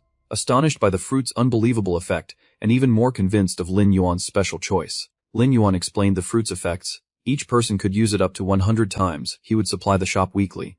The temporary price was 5 gold coins per fruit. He also declared the shop open that day, and the system broadcasted the announcement server-wide. Elsewhere, a passerby hearing the announcement was puzzled. Yesterday Lang Guyan said the shop couldn't be bought, yet today someone had opened one. Hearing the news, Thian excitedly told Lin Tan that this was the first shop on the entire server.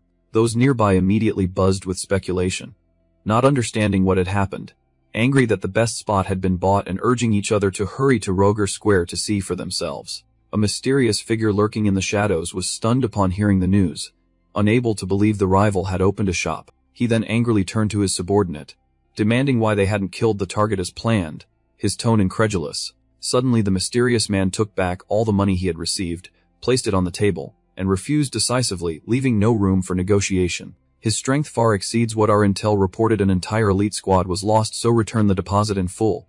We won't continue this job. Hearing that, the elite grabbed his hand desperately, speaking urgently that it was all just a matter of money, and begged him to name a price.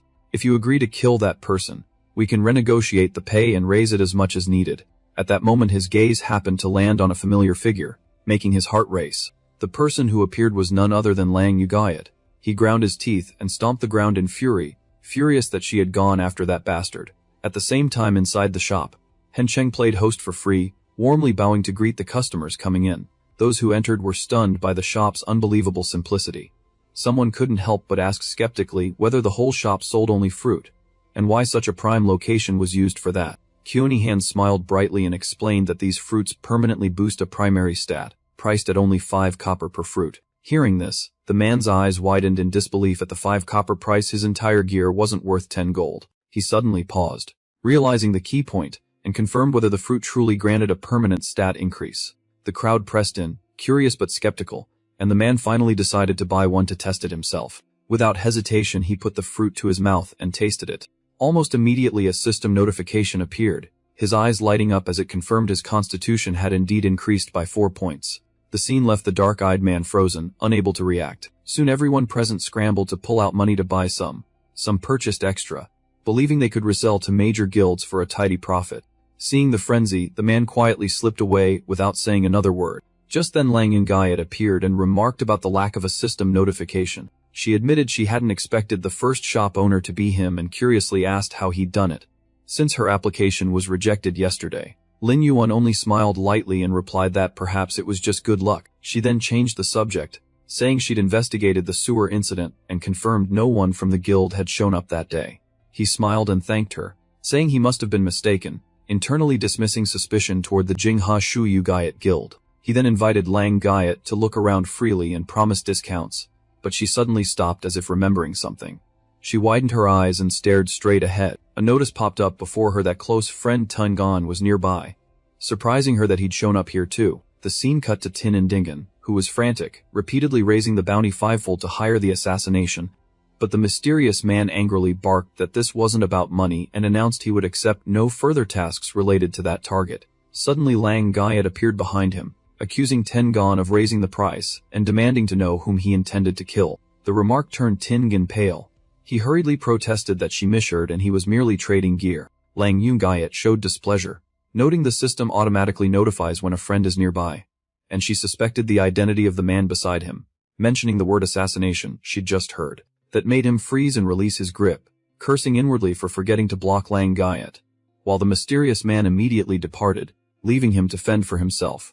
At that moment Lang Yugayat suddenly noticed a piece of jewelry hanging at the man's hip. Her eyes widened in shock as she recognized the familiar pocket watch. She immediately shouted for him to stop and answer questions, but the man only snorted a cold challenge.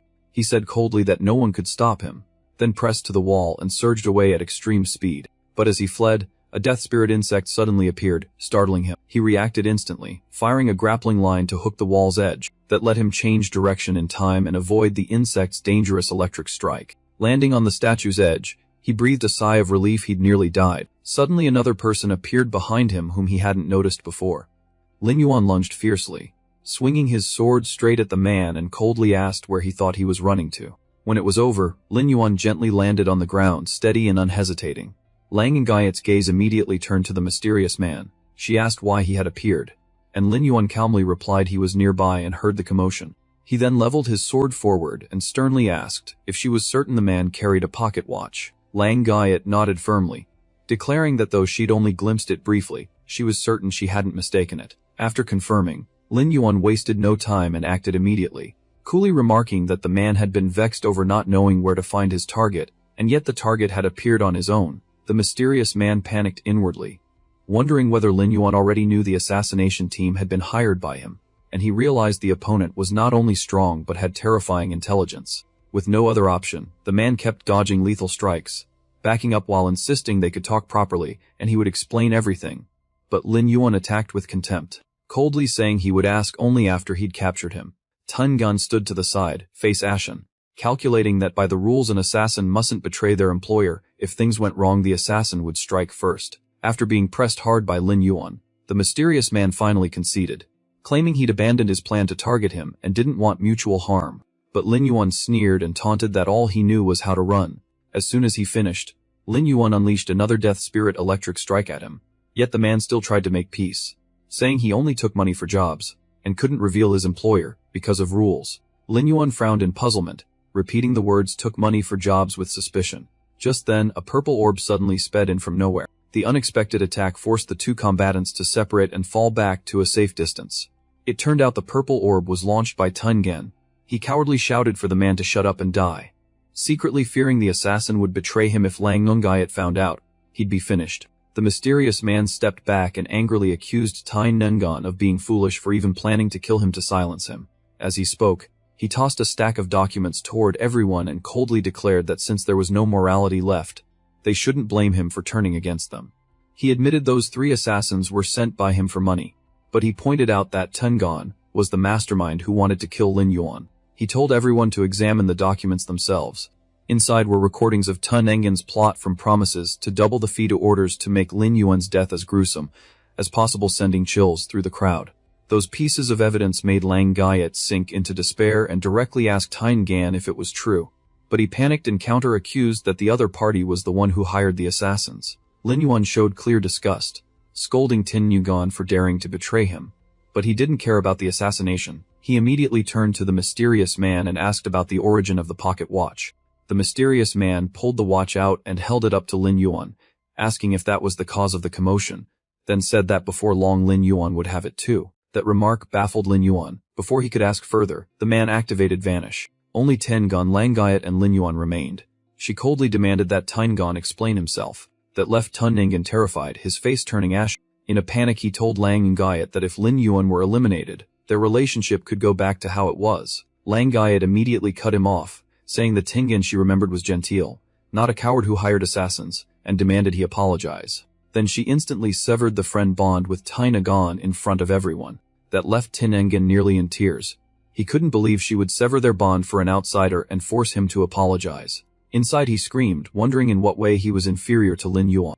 He went mad, shouting in Lin Yuan's face and dumping all the blame on him, claiming Lin Yuan had ruined the group and made him a laughing stock. He cursed Lin Yuan as the most deserving of death, a comet of disaster, then immediately lunged into combat without hesitation. Unmoved by the provocation, Lin Yuan only gave a cold smile and vowed that today he would finish him. With those words they dove into a fierce fight, Tun Nungan still arrogantly declaring he would end everything himself.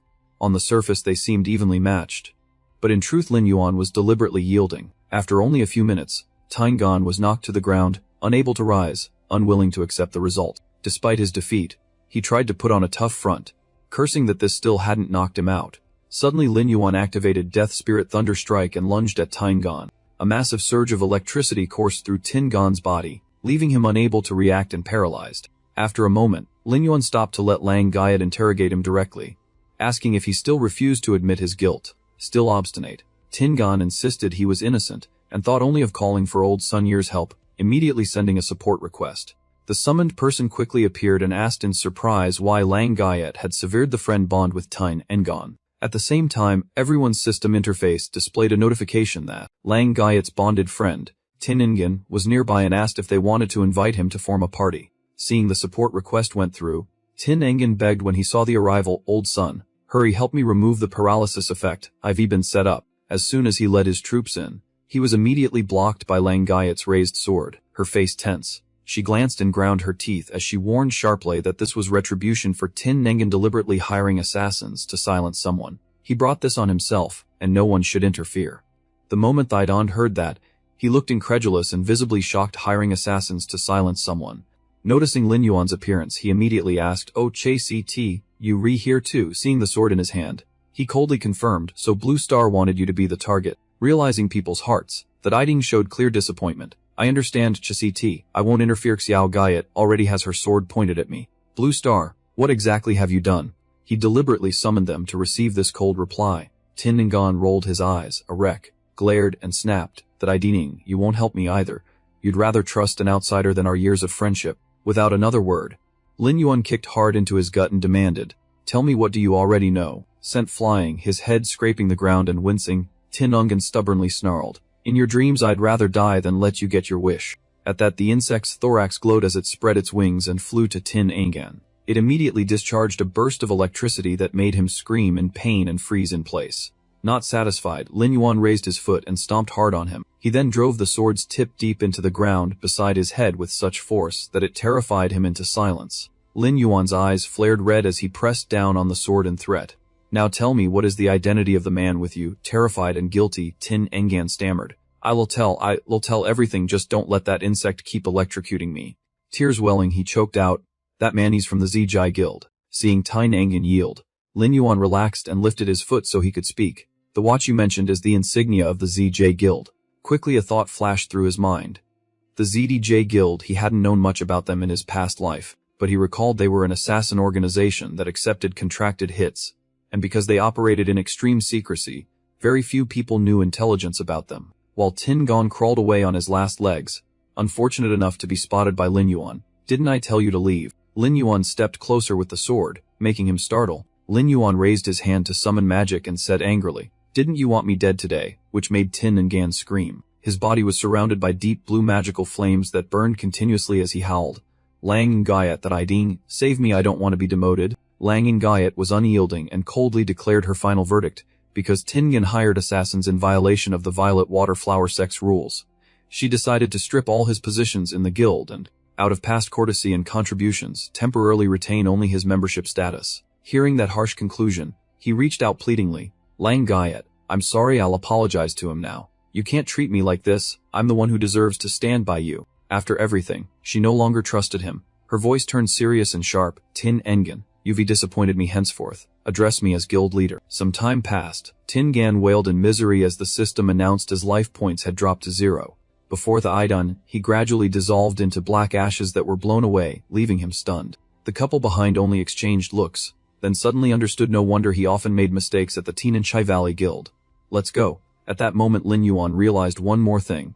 The watch wasn't an item exclusive to the top disciple, but a kind of insignia of the ZDJ Guild. Whatever the case, at least now he knew the snake handler was hiding within the ZDJ Guild. His eyes turned gratefully to Lan Ai. Thanks to her help searching for clues this time, he hadn't expected her to protect him so fiercely. Lin Yuan said, "Lalungai T, thank you, my shop has some permanent attribute, boosting props, pick one, okay?" As a return favor he took her to his shop. It was already late afternoon, but the announcement rang out, "Sold out." Nan stood with her hands on her hips staring at the pile of gold like a mountain, wiping sweat with a cloth as if soaked, and mused idly, "Well then, did I do a good job?" Seeing that pile in person, Lalungai T froze, embarrassedly replying, "Looks like I didn't get to choose this time, come back next time." But Lin Yuan wouldn't hear of it. He called out, "Wait." He told her he happened to have a few here. "Take one, don't let that guy affect your mood." When the item was offered, Lalungai T immediately brushed her hand off shyly. "This is too valuable, let me pay you." Seeing Lin Yuan's action, her eyes nearly popped out, her face darkened in disbelief. What, he just handed her a pile of stuff? "I've been running around all day and he acts like I don't exist." Feeling it was unfair, Coin Nan pretended to rest her hand on the table edge and sighed. Worked hard all day and got no recognition. Her wounded pride mixed with disappointment, so she turned away and kept walking. I should finish work early and go grab a drink. Langite noticed Kai Nahan's mood and said, "Your shop attendant doesn't seem very happy." Lin Yuan paid little mind and replied simply, "She's probably tired. Let her rest." The wooden door was pushed open. The sky outside was stained a vivid orange by the sunset. Outside, the white gate pillars and modern structures made her puff her cheeks in annoyance. She kept kicking the wall and muttering, "What's this fake glitz? And you don't even charge. Who's actually your shop assistant? Just have her mind the store for you." When Coin Nahan casually flicked a pebble, it stopped right where a footprint lay. It was Hyenthi Yu, his face dangerous and frightening as he declared, "Owner of shop Nov 32. I've been waiting for you. The Black Arbor Guild is very interested in how you acquired this shop. I hope you show some sense." Her mood already sore. Meeting Hyenthi Yu made Coin Nan clench her fists in warning. Black Arbor Guild really was as overbearing as rumored. "What, you see me as an easy target because I'm a woman? You were going to brazenly seize it?" He glanced at her slyly and replied, "Of course not. You could join the Black Arbor Guild. I guarantee you'd become a distinguished guest of the guild." Suddenly the system popped a notification. Friend Lin Yuan had hidden sent parcel, blood flesh seed X45, added to backpack. Reading that, Coin Nan, still angry, muttered incredulously, "Especially reserved for me. At least he has some conscience. There's still a place in his heart for his big sister." Then the system continued, "Lin Yuan message, 45 seeds remaining in stock. Remember to put them on sale tomorrow." She was briefly elated, then realized the truth and glared with burning rage as if she wanted to eat him alive. "I knew it, heartless jerk." Standing there, Hyenthi Yu's face hardened and his tone deepened into a threat. "Don't think you can protect this shop.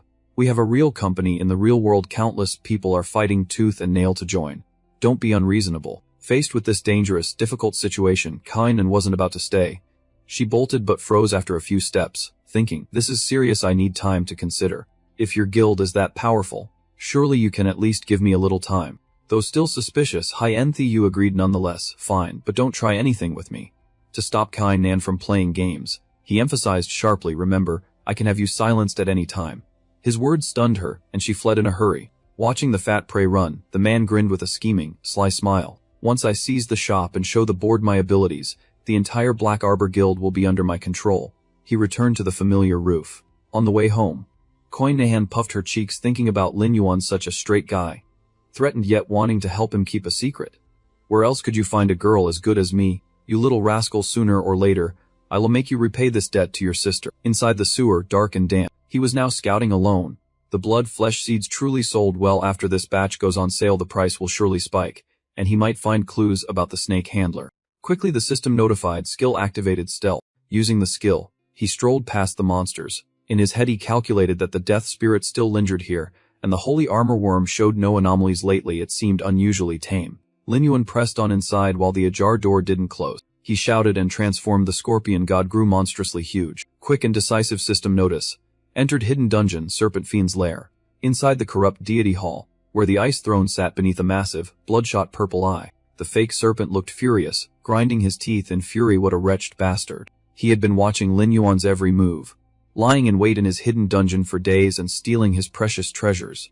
Not only that, the woman Anna refused to lend him the sovereign serpent, and his little serpents hadn't fully recovered. So, with no other option, the fake serpent decided to beg his master for help. He bowed and reported, "Master." Immediately his master took on a dark humanoid form, hands clasped behind his back, and asked, "Snake handler, at this hour you should be carrying out missions like the others, shouldn't you?" Seeing the one he worshipped appear, the fake serpent bowed to the ground and reported, "Master, a player has been disrupting our plans. He even captured several of my little serpents." Hearing this, his majesty bristled with anger. The purple flames at his feet flared as he demanded, "If even a common player gives you trouble, tell me, how should I punish you?" To save his life, he dropped to his knees and stammered, "Master, I have a suspicion he might be a death spirit hunter like you." At that suggestion the master grew even more irritable. The flames around him swelled as he rasped, "A death spirit hunter." Then from behind, Yusir appeared with a mocking laugh, "You snake player, looks like life in the West has been rough for you, yet you invent such an absurd excuse." She declared confidently that aside from the master, there could be no second death spirit hunter in the world. EUC, forcing the fake serpent to try to persuade her, "Master, what I said is true. Yes, I have evidence." Activate item loading. Replay of the battle, saved in the memory tome. It showed the moment he summoned the four-headed constrictor and completely lost control. You dared turn my snakes into death spirits. Since when? Faced with that question, Lin Yuan, still bound, calmly answered, my death spirits are endless. Your snakes are the ones getting slaughtered. Give up your struggling. Both he and she froze in stunned disbelief, unable to trust their eyes. But you still doubted and sneered. Is that all? If he truly is a death spirit hunter, how could you still return alive? Snake player. You lied without preparing an excuse and now claim to be a death spirit hunter. After watching the replay, he laughed with excitement. Interesting, who would have thought another death spirit hunter exists, but the form of his skill and his inheritance seem incomplete. So there's no need to worry. Thus the demon lord summoned only solid dark magic. An amateur like him doesn't require my personal intervention. At this, the fake serpent revealed a smile and said, you mean? Then his majesty pointed behind him and revealed, listen closely. Deep in the desert of the Western Empire there's a flying serpent species of extreme speed with a skill that temporarily lowers an enemy's mental attributes, an archenemy of players like him. In an instant the dark demon shared coordinates 458-2496. He added an aid. This demonic potion can temporarily boost your snake, controlling power. Then, go force him to show his true skill. Follow my instructions. The fake serpent raised both hands in assent. Understood. I will make him suffer and use every trick. But that wasn't exactly his majesty's intention. He leaned closer to the throne and hinted, if there's an opportunity, bring him into our ranks. Sitting on the throne with a leg crossed, the demon lord propped his chin and said, I'm curious, another death spirit hunter shouldn't have appeared. Where did he come from? In the grand castle where he often went to take missions. The fake serpent sighed against the wall, thinking, I didn't expect the master would want to recruit that bastard. What about my grudge? To lure him into the guild as ordered. He'd have to use the intelligence of the death disciple imposter to see if the man belonged to any guild. Then the fake serpent went deeper inside, to the back hall of the tavern. A server blocked his way, sir. If you want a drink, please go to the front hall. The fake serpent replied, no, I'm here to present a beer offering. He patted his person for the token, muttering, every time I have to verify the password and the token watch, such a hassle. Searching for the watch's location. But after fumbling he suddenly realized and shouted, the watch is gone. When did it disappear? Damn it, wait, where is it? But the server insisted on driving him away. Beer offerings, sir. We don't accept beer offerings here. Why don't you try another tavern? The server sneered, making him furious. Suddenly an acquaintance appeared to help the fake serpent. Wait, I know this person, let him in. It turned out to be the assassin from before. The server respectfully bowed, yes, branch chief. A while later, in the innermost part of the tavern's back hall, this place was filled with secrets ordinary people could not know. The fake serpent sat before the assassin and said, thanks, boss. It's my fault for losing the watch and causing you trouble. The assassin wasted no words and got down to business. Speak, what's the matter? Then he handed over a stack of papers. I'm here because I just received a commission and need intelligence on this person. He thought to himself that these coarse people probably wouldn't notice the fake commission he forged. And killing him alone wouldn't help. If he could plant intelligence to make the target suspect they had ill intent, then even if he tried to recruit him, the man would refuse handy for reporting back to the master. After reading it, the assassin understood, is that so? Then he nonchalantly took the paper he had hidden in the drawer out. He then slammed it onto the table in front of him. Clever, I've also got a commission here. And the target is the same person. This surprised the fake serpent. Is that so? It seems this person really has many enemies. He stroked his chin and continued. I've already investigated the commission's target thoroughly. If it's the same person, I will just finish him off while I'm at it. Hearing this, the fake serpent eagerly showed his excitement. Boss, I've always admired your skill. Can you take me along on this commission? I don't need payment. The assassin agreed without hesitation. Fine. I'll just team up with an acquaintance. Besides, why do I feel like you care a lot about him? He asked suspiciously. Could you have other intentions? The fake serpent awkwardly scratched his head and replied, of course not, boss. I'll go carry out the other commission. He quickly left, but his mind was full of schemes. Even if the king of hell assassinated that guy, it would be useless in the immortal world. He would just resurrect. So he needed another way to eliminate the chance the master would recruit him. At the same time, beside the assassin, he sat reviewing the dossier, surprised that the forged nullified commission had actually worked. No wonder that scowling guy lunged at him like mad when he saw the watch. So the problem lies with that brat. But why do they all want him dead? This is getting more and more interesting. Then a speaking mask appeared. The person you mentioned, could he be the one who wiped out one of our elite squads? At the same time the system panel flashed.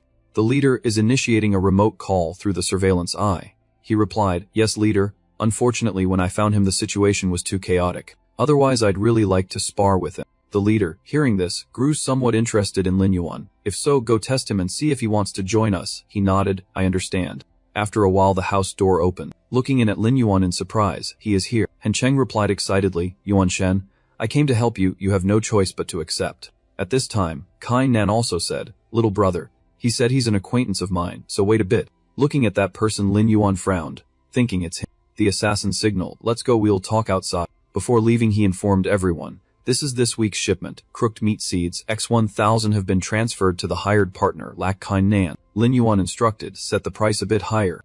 A while later at a rocky field he and the other chased each other. Lin Yuan wondered, "Did you deliberately take a long route just to flee?" The assassin laughed loudly, taunting, "Kid, if you have questions, duel me first then talk, don't use those weird summoned beasts of yours." He was full of question marks inside. What is this guy up to?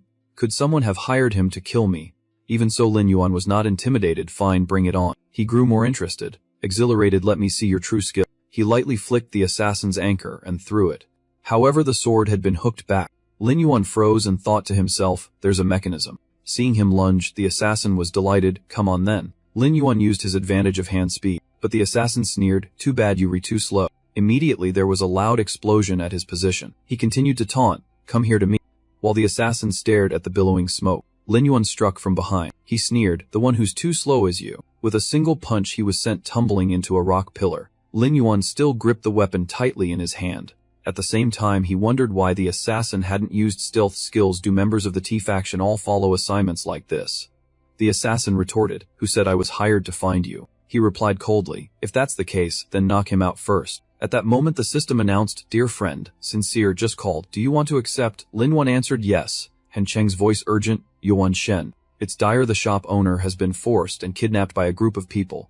I can't handle them alone. You must return at once." He realized it was a diversion. "Seems I overestimated your methods resorting to kidnapping." He protested, "Nonsense. Daimvong would never stoop to such shameless acts, let alone touch women." Immediately they proved otherwise. "Wait and see. I'll prove it to you." The intelligence network reports a woman was kidnapped from the newly opened shop at No.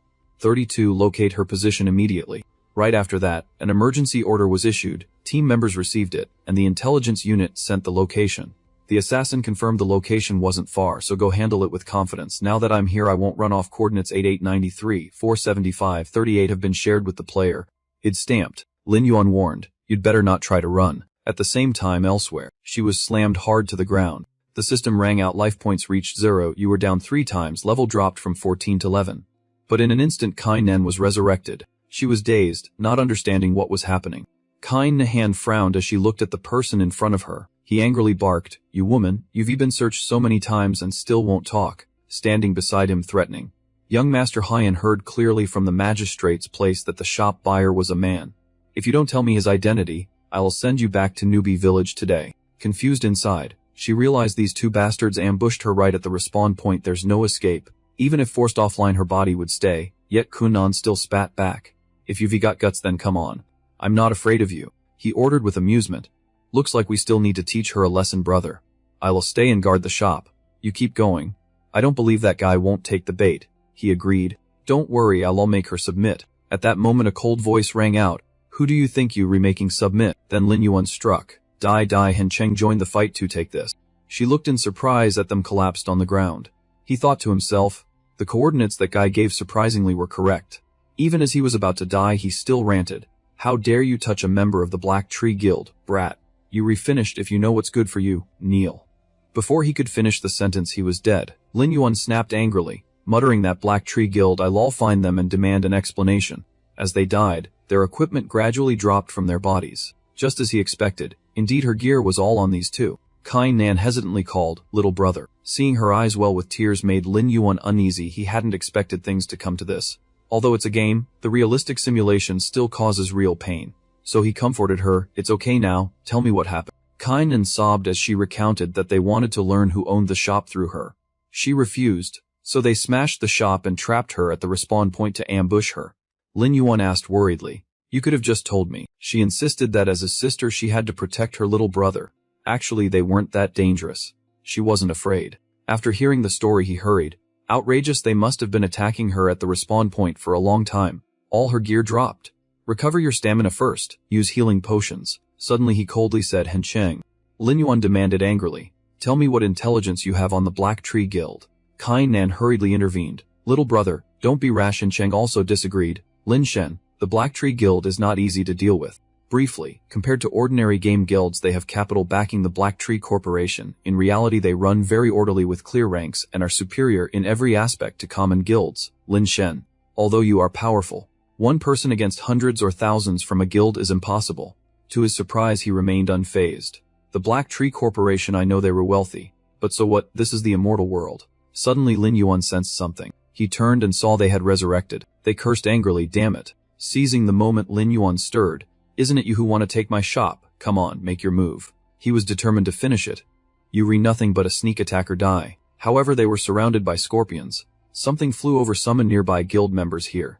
A rescue request has been sent to Black Tree Guild members nearby. Life points returned to Zior. Next notice, you were downed once, rank dropped from 14 to 13. Then it reported you were down twice, rank dropped from 13 to 12. Another notice, you were down 3 times, rank dropped from 12 to 11. Now they have no way out. Please don't act further. I've fallen to level 1, my account is ruined. She rejoiced, my gear, thank you, little brother. I thought I'd never get it back. At the same time a jeer rang out. These two trash interrogating just one person, and you already sent a rescue signal. Let's see who dares ruin young Master Hyan's fun. Recognizing their ruffian, he sneered. I remember you, you were that nobody from the Blood Kylan arena. The thug showed contempt. Looks like young Master Hyan's men have already been handled by you. Wait, and I'll eliminate you. Then interrogate this woman, she'll surely gain young Master Hyan's favor. The arrogant man declared, I'll crush you. Lin Yuan whispered to the ghost wolf. It seems that guy named young Master Huan is the ringleader. At that moment the thug noticed him and startled. It's you. Suddenly the henchman shouted. How dare you snatch someone from the Black Tree Guild? We're looking to die. Our captain is a top 10 expert in the guild. If you kneel and admit fault now, the captain might spare you a few hits. He asked coldly, you want to beat me? The thug panicked and cursed, you idiot, shut up. At the same time he said respectfully, great one. If I'd known it was you, I wouldn't have interfered even if I were beaten. He promised he'd lead them away, but Lin Yuan said, no need. Then he wiped them out. He spoke coldly. Now that they were gone, take me to find that guy named young Master Hyan. The man trembled and hurriedly agreed, yes, yes. Some time passed. The thug led Lin Yuan into a forest. He was in turmoil, bringing outsiders to headquarters as betrayal. The Black Tree Corporation's fines could ruin him. And the person he was bringing was a monster. No, he needed a reason. So the thug posted in the guild channel, Black Leaf, any Pete's missing in the group, listening post. We re-short a tank and a healer. Trio Q report. Ivy found the shop owner and I'm luring him back to headquarters. Send ambushers along the road to prevent his escape. Coordinates 482213782. Leader of the 7th Combat Team. We will hold the next road segment and can provide support at any time. Black Swan, good job. Escort him back and find me for the reward. Hearing that promise, he brightened so fast. Now I'm saved. A few seconds later the thug received a notice. You've entered the ambush location of the Black Tree Guild's 7th Combat Team. He was secretly glad it's here. He immediately turned vicious. You stupid bastard. You think you unbeaten in the world. I despise you. Teach you a lesson, brothers. Charge. But at that moment a corpse fell dead in front of him. The thug froze, thinking, what's going on? Why hasn't the 7th team struck? He scanned the surroundings at once, and discovered. How is this possible? The 7th team has been wiped out. He examined the corpse closely, and thought to himself, it's that guy's throwing knife, he was trying to help me. Then he turned to demand, weren't you going to show me? Do it. At that moment a cicada quietly appeared behind the thug. It discharged electricity, causing the thug to cry out in pain and beg, please don't, I'm sorry. Lin Yuan calmly exposed him. If I'm not mistaken, this time you've caused countless Black Tree members to die. You'll be facing hefty fines. Right? As soon as he finished speaking he struck, the blow grazing the thug. Lin Yuan gave him an out. You out of escape routes, might as well give me young Master Hyan's coordinates. If I deal with the Black Tree Guild, your fines might be waived. Cornered, the man pleaded. I will tell you everything. Meanwhile a meeting was underway at the guild. This quarter the Black Tree Guild's profits under the Black Tree Corporation rose by 30%. Additionally, the new shop project is in preparation and is expected to reach its target next quarter. He was interrupted. Excuse me, Director Diep. As far as I know you still haven't secured the first shop, right? Director Diep's face clouded this matter, but he affirmed, lucky for us we've found the buyer of the shop. The Black Tree Corporation won't miss any money-making chance. The first shop is already in our pocket. No one will snatch it away. At that moment someone burst in. Director Diep.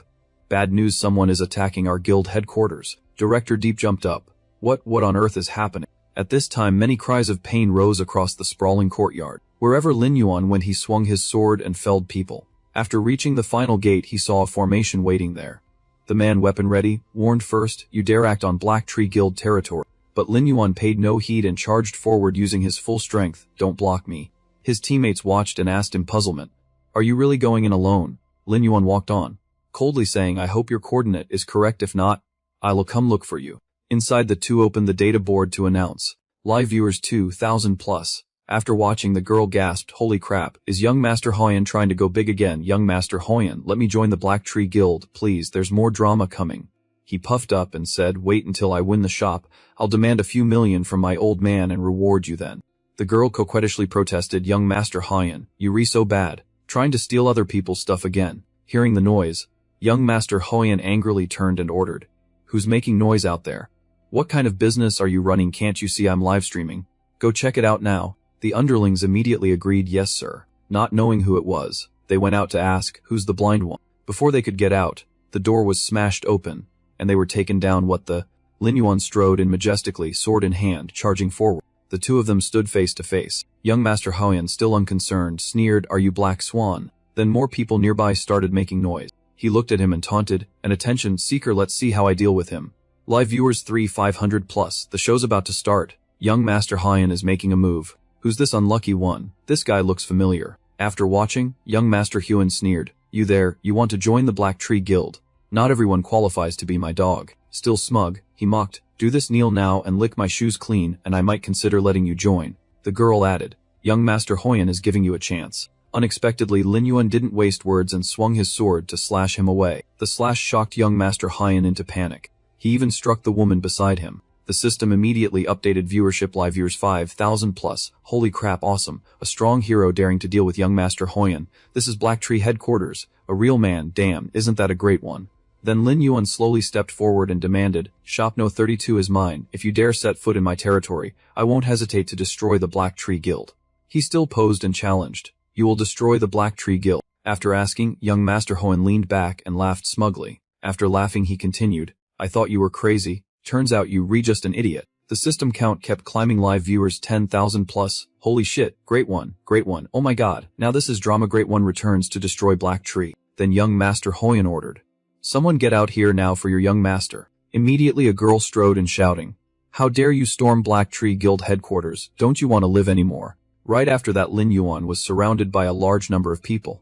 Seeing this, he smugly said, I've had my eye on your shop, consider it an honor. So many people want to give gifts to me and don't even have the chance. Pleased, young Master Hoyan produced a coin and said, here's the deal, 1 gold coin to transfer your shop to me, then kneel and kowtow to me 3 times, and I won't pursue this matter. As the coin slowly flew toward Lin Yuan's face, the coin hadn't even reached him when it was slashed to pieces.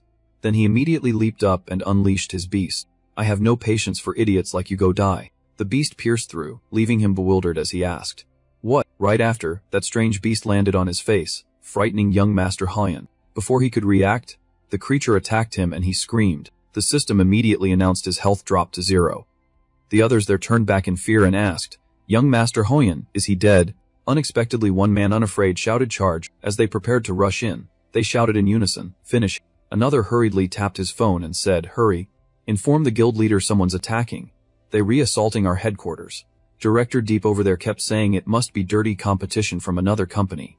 The Black Tree Guild has contingency plans for unexpected situations. Quick, turn on the projector, find Black Swan's livestream. He also cued a video. Please watch this, demonstrates the Black Tree Guild's capabilities. Suddenly Director Diep realized something and looked back. This is. On the other side, everyone had been easily defeated by Lin Yuan. Seeing that scene, Director Diep was utterly stunned. Then his face went pale as he asked, how is this possible? At the same time, the system reported viewership. Live viewers 20,000 plus. This great one isn't just solo boss slaying but single-handedly assaulting the guild. Holy shit. For real, I've hated the Black Tree for a while. Go great one. This will blow up for sure. He ground his teeth in panic. No, at this rate Black Tree Corporation stock will plummet, and I might lose my chairman position. I absolutely can't let that happen. Unable to accept it, Director Diep began to recover. It must be some mistake. Are the guild guards off duty today? The secretary quickly sprang into action. I will contact the person in charge immediately. He then began calling and barking orders. You brat, I don't care how you do it, make that person stop now. Over there, young Master Hoyan had been revived and yelled angrily, damn it, how dare you kill me and demote me? Upon returning, he immediately pointed and said, stop now, or sooner or later, I will snatch your shop and demote your people to level 1. Lin Yuan, seeing young Master Hoyan, turned and asked, are you threatening me? On hearing that, the man still boosted loudly. That's right, I've always delivered on my words. Just try me. And Lin Yuan immediately declared, if that's your answer, then the Black Tree Guild doesn't need to exist. At once Lin Yuan began to act, activating his offensive spell energy. Moments later the entire place exploded, leaving nothing behind. Through the screen, Director Diep couldn't accept it and clutched his head, shouting, my guild. Investors, seeing this, voiced their disappointment. Director Diep, is this the project you want us to invest in? This is disappointing. I begin to doubt your ability to manage Black Tree Corporation. He bowed and begged, everyone, please don't be hasty, the guild's guard team has arrived. Director Deep winced and said, the lead squad has received the notice and is online, right? The secretary on the line immediately relayed orders. Yes, everyone is in position. At that, Director Diep and the others turned back to watch the surveillance screen. Over there the squads charged together, shouting, brothers, capture that kid. Director Deep promised a 100,000 yuan reward to our people. Understood, understood. As that scene played out, the system updated again. Live viewers 30,000 plus. These guys are done. They were notorious for being vicious. In my view, they were just going to get slaughtered given the Great One's power. He could probably shred them. Before they moved in, everyone started defending. Quick, block his insect. Young Master Hoyan has already been demoted 5 times in a row. Then things settled back into place and someone admitted, damn it, it's happening again. The system also reported his health dropped to 0. After it was over, Lin Yuan still didn't feel threatened, and the outcome remained the same. He then looked up and taunted through the screen. Weren't you going to demote me to level 1? Why are you hiding in the back? Too afraid to act. Right after, another group rushed up arrogantly and shouted, brothers, like before, act together, finish him. One of them yelled loudly, brat. No sooner had he shouted than he leaped up and declared, we re the ones who should be your rivals. But his sword strike was cut in half before it could reach Lin Yuan, leaving him utterly bewildered.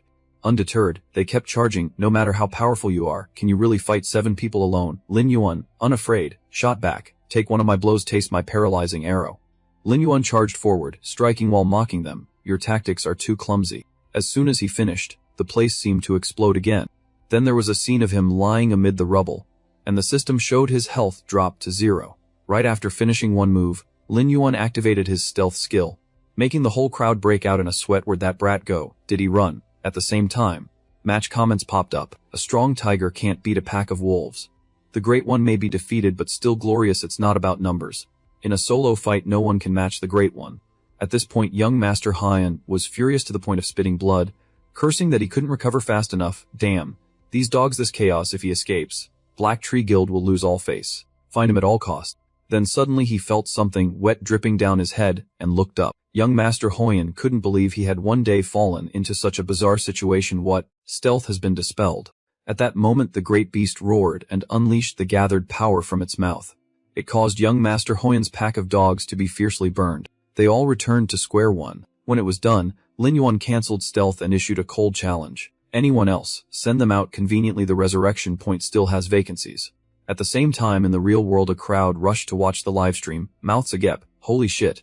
Didn't expect to see the Great One. If he doesn't act, fine. But once he acts it's a killing move. The Black Tree Guild has encountered a killing god. Even teenage girls couldn't take their eyes off him. How is he so handsome? At this point young Master Hoyan cried miserably, hiding in a corner, and only able to text his relatives for help. Dad, come save me quickly. But his father cursed him to his face. Why did I give birth to a useless son like you? You shameless fool. You nearly killed me, do you understand? Reading it, he immediately yelled, you despicable old man, clearly I bought the shop exactly as you arranged. If your intel is faulty, why blame me? He made the old man so furious he nearly vomited anger. You infilial brat. I don't care how you do it, hold that guy for me. A master has been paid a huge sum to be invited and is already on the way. Meanwhile the assassin stood on a branch outside waiting for the right moment. Kid, you caused quite a commotion. Received an urgent commission from the Black Tree Guild. Eliminate target Lin Yuan at hidden, fee 500 gold coins, emergency assignment. So they want me to deal with that guy. Can go to the scene to watch the show. Commission info from the Black Tree Guild was hidden. At the same time others hired by the guild were waiting below. Not only did the Rage Guild show up, even people from the Corpse Disciples Guild arrived. Apparently the Black Tree Guild paid big this time. He looked down and couldn't help grinning. Everyone here knows that guy, this is getting interesting.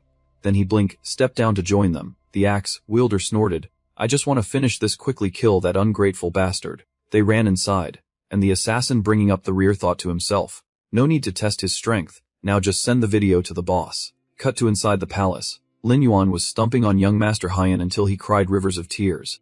Even my own father never beat me like this, I'll remember you. By then the commissioned men had already gotten inside, but when they saw the man they were to kill, everyone gaped as target as him, that madman. Only the assassin grinned with glee. Young master, your backup has arrived. Young Master Hyan saw them and yelled, you just beat me up nicely earlier. Right, charge all of you at once, I want that bastard beaten until he begs for mercy today. Standing before the men sent by Director Diep, but Lin Yuan felt not the slightest ripple inside. At the same time Hyan's lackeys eagerly taunted him. Thinking no one could deal with you first guild and second guild together, brat. You redone for. Before they could say more, the axe wielder shoved them aside. Then he left with a scowl. Get out, want me to risk my life for this small pay, a bunch of idiots. He then tapped the system and cancelled the Black Tree Guild commission. Young Master Hyan was left gasping. What are you running for? You already cowardly before the fight even starts. Before he could say more, Lin Yuan used an electrified blade to stab him back to respawn. Health dropped to 0. Lin Yuan frowned and asked lightly, you people want to help the Black Tree Guild too? No need for words. Lan Yungyat declined the earlier offer. The Black Tree Guild commission has been cancelled. I trust you had your reasons. No need to lend a hand. Lin Yuan refused. No need, just stand back and watch. Hearing them, young Master Hyan spat blood in anger and snapped, damn it, I paid you to work, not to come watch a play. The assassin there egged him on for fun. Exactly, did you pay us to watch the young master become a joke? Young Master Hyan quickly hid behind the assassin's skirt. At least some of you have sense, get up there. And make sure you kill that bastard. Suddenly Lin Yuan glanced at the man opposite and found him vaguely familiar. You handled those people in the forest, right? I recognize you're throwing stars. The assassin blushed like an 18-year-old girl and giggled, what a petty story. Young Master Hyan was stunned and stepped back. What, you an inside man too? The assassin replied, don't say such ugly things, I didn't accept your commission. I just stopped by to watch the excitement. Then he began recording. It made the man panic, damn it. I won't spare you, remember that. But before he could bolt, he was ambushed by Lin Yuan. By summoning dragons and phoenixes that soared and trampled each one, their hape dropped to 0. Respawned again. At that moment Lin Yuan strolled up and stood before him. Carry on, I'd wager your guildmaster is getting restless. Meanwhile elsewhere, the corporation's stock plunged. Black Leaf caused such a disaster. You must be held responsible for these losses. An assistant, having heard, hurried over Director Diep. He replied through gritted teeth. Enough talk, bring me the gaming headset. If I don't step in to clean up this mess, investors will pull out entirely. I have to restore their confidence. Inside the Black Tree Guild, the Black Tree Guildmaster, Black Leaf, went online. Lin Yuan glanced and asked, you were the Black Tree Guildmaster. He stepped forward to shield his son. Thinking live streams are still live, we must resolve this quickly and leave no flaw for the board to see. And then said, kid, you picked the wrong person. Considering your reflexes are decent, I might consider recruiting you into the Black Tree Guild as a front line captain. But the brat rushed in to ruin it. Old man, stop flattering him. How many of our people are dead and you want peace? Call someone to gut him now. Hearing this, Director Diep couldn't contain himself and shot back at Lin Yuan. You little punk. Don't underestimate the strength of the Black Tree Guild. But the moment the ultimate strike flew out, one of Lin Yuan's subordinates easily blocked it. He sneered, top 10 guildmaster, and this is all you've got. This made him break into a cold sweat. He blocked it with a summon. As the attack faded, Lin Yuan ordered his subordinate to jump out and go all out on him. So what are you going to do now? Forcing him to struggle back and retreat. But Lin Yuan wasn't about to let it go. He produced another subordinate. It's over. Activated the brutal Kai technique, surrounding the enemy dam. Instantly dozens of large explosions erupted across a wide area, causing the whole group to return once more to the respawn point. Director Diep panted, terrified. How can this be? I only blocked one move. This guy is as strong as a monster. We must placate him first. So he resorted to a sneaky, dirty tactic. Wait, we were wrong.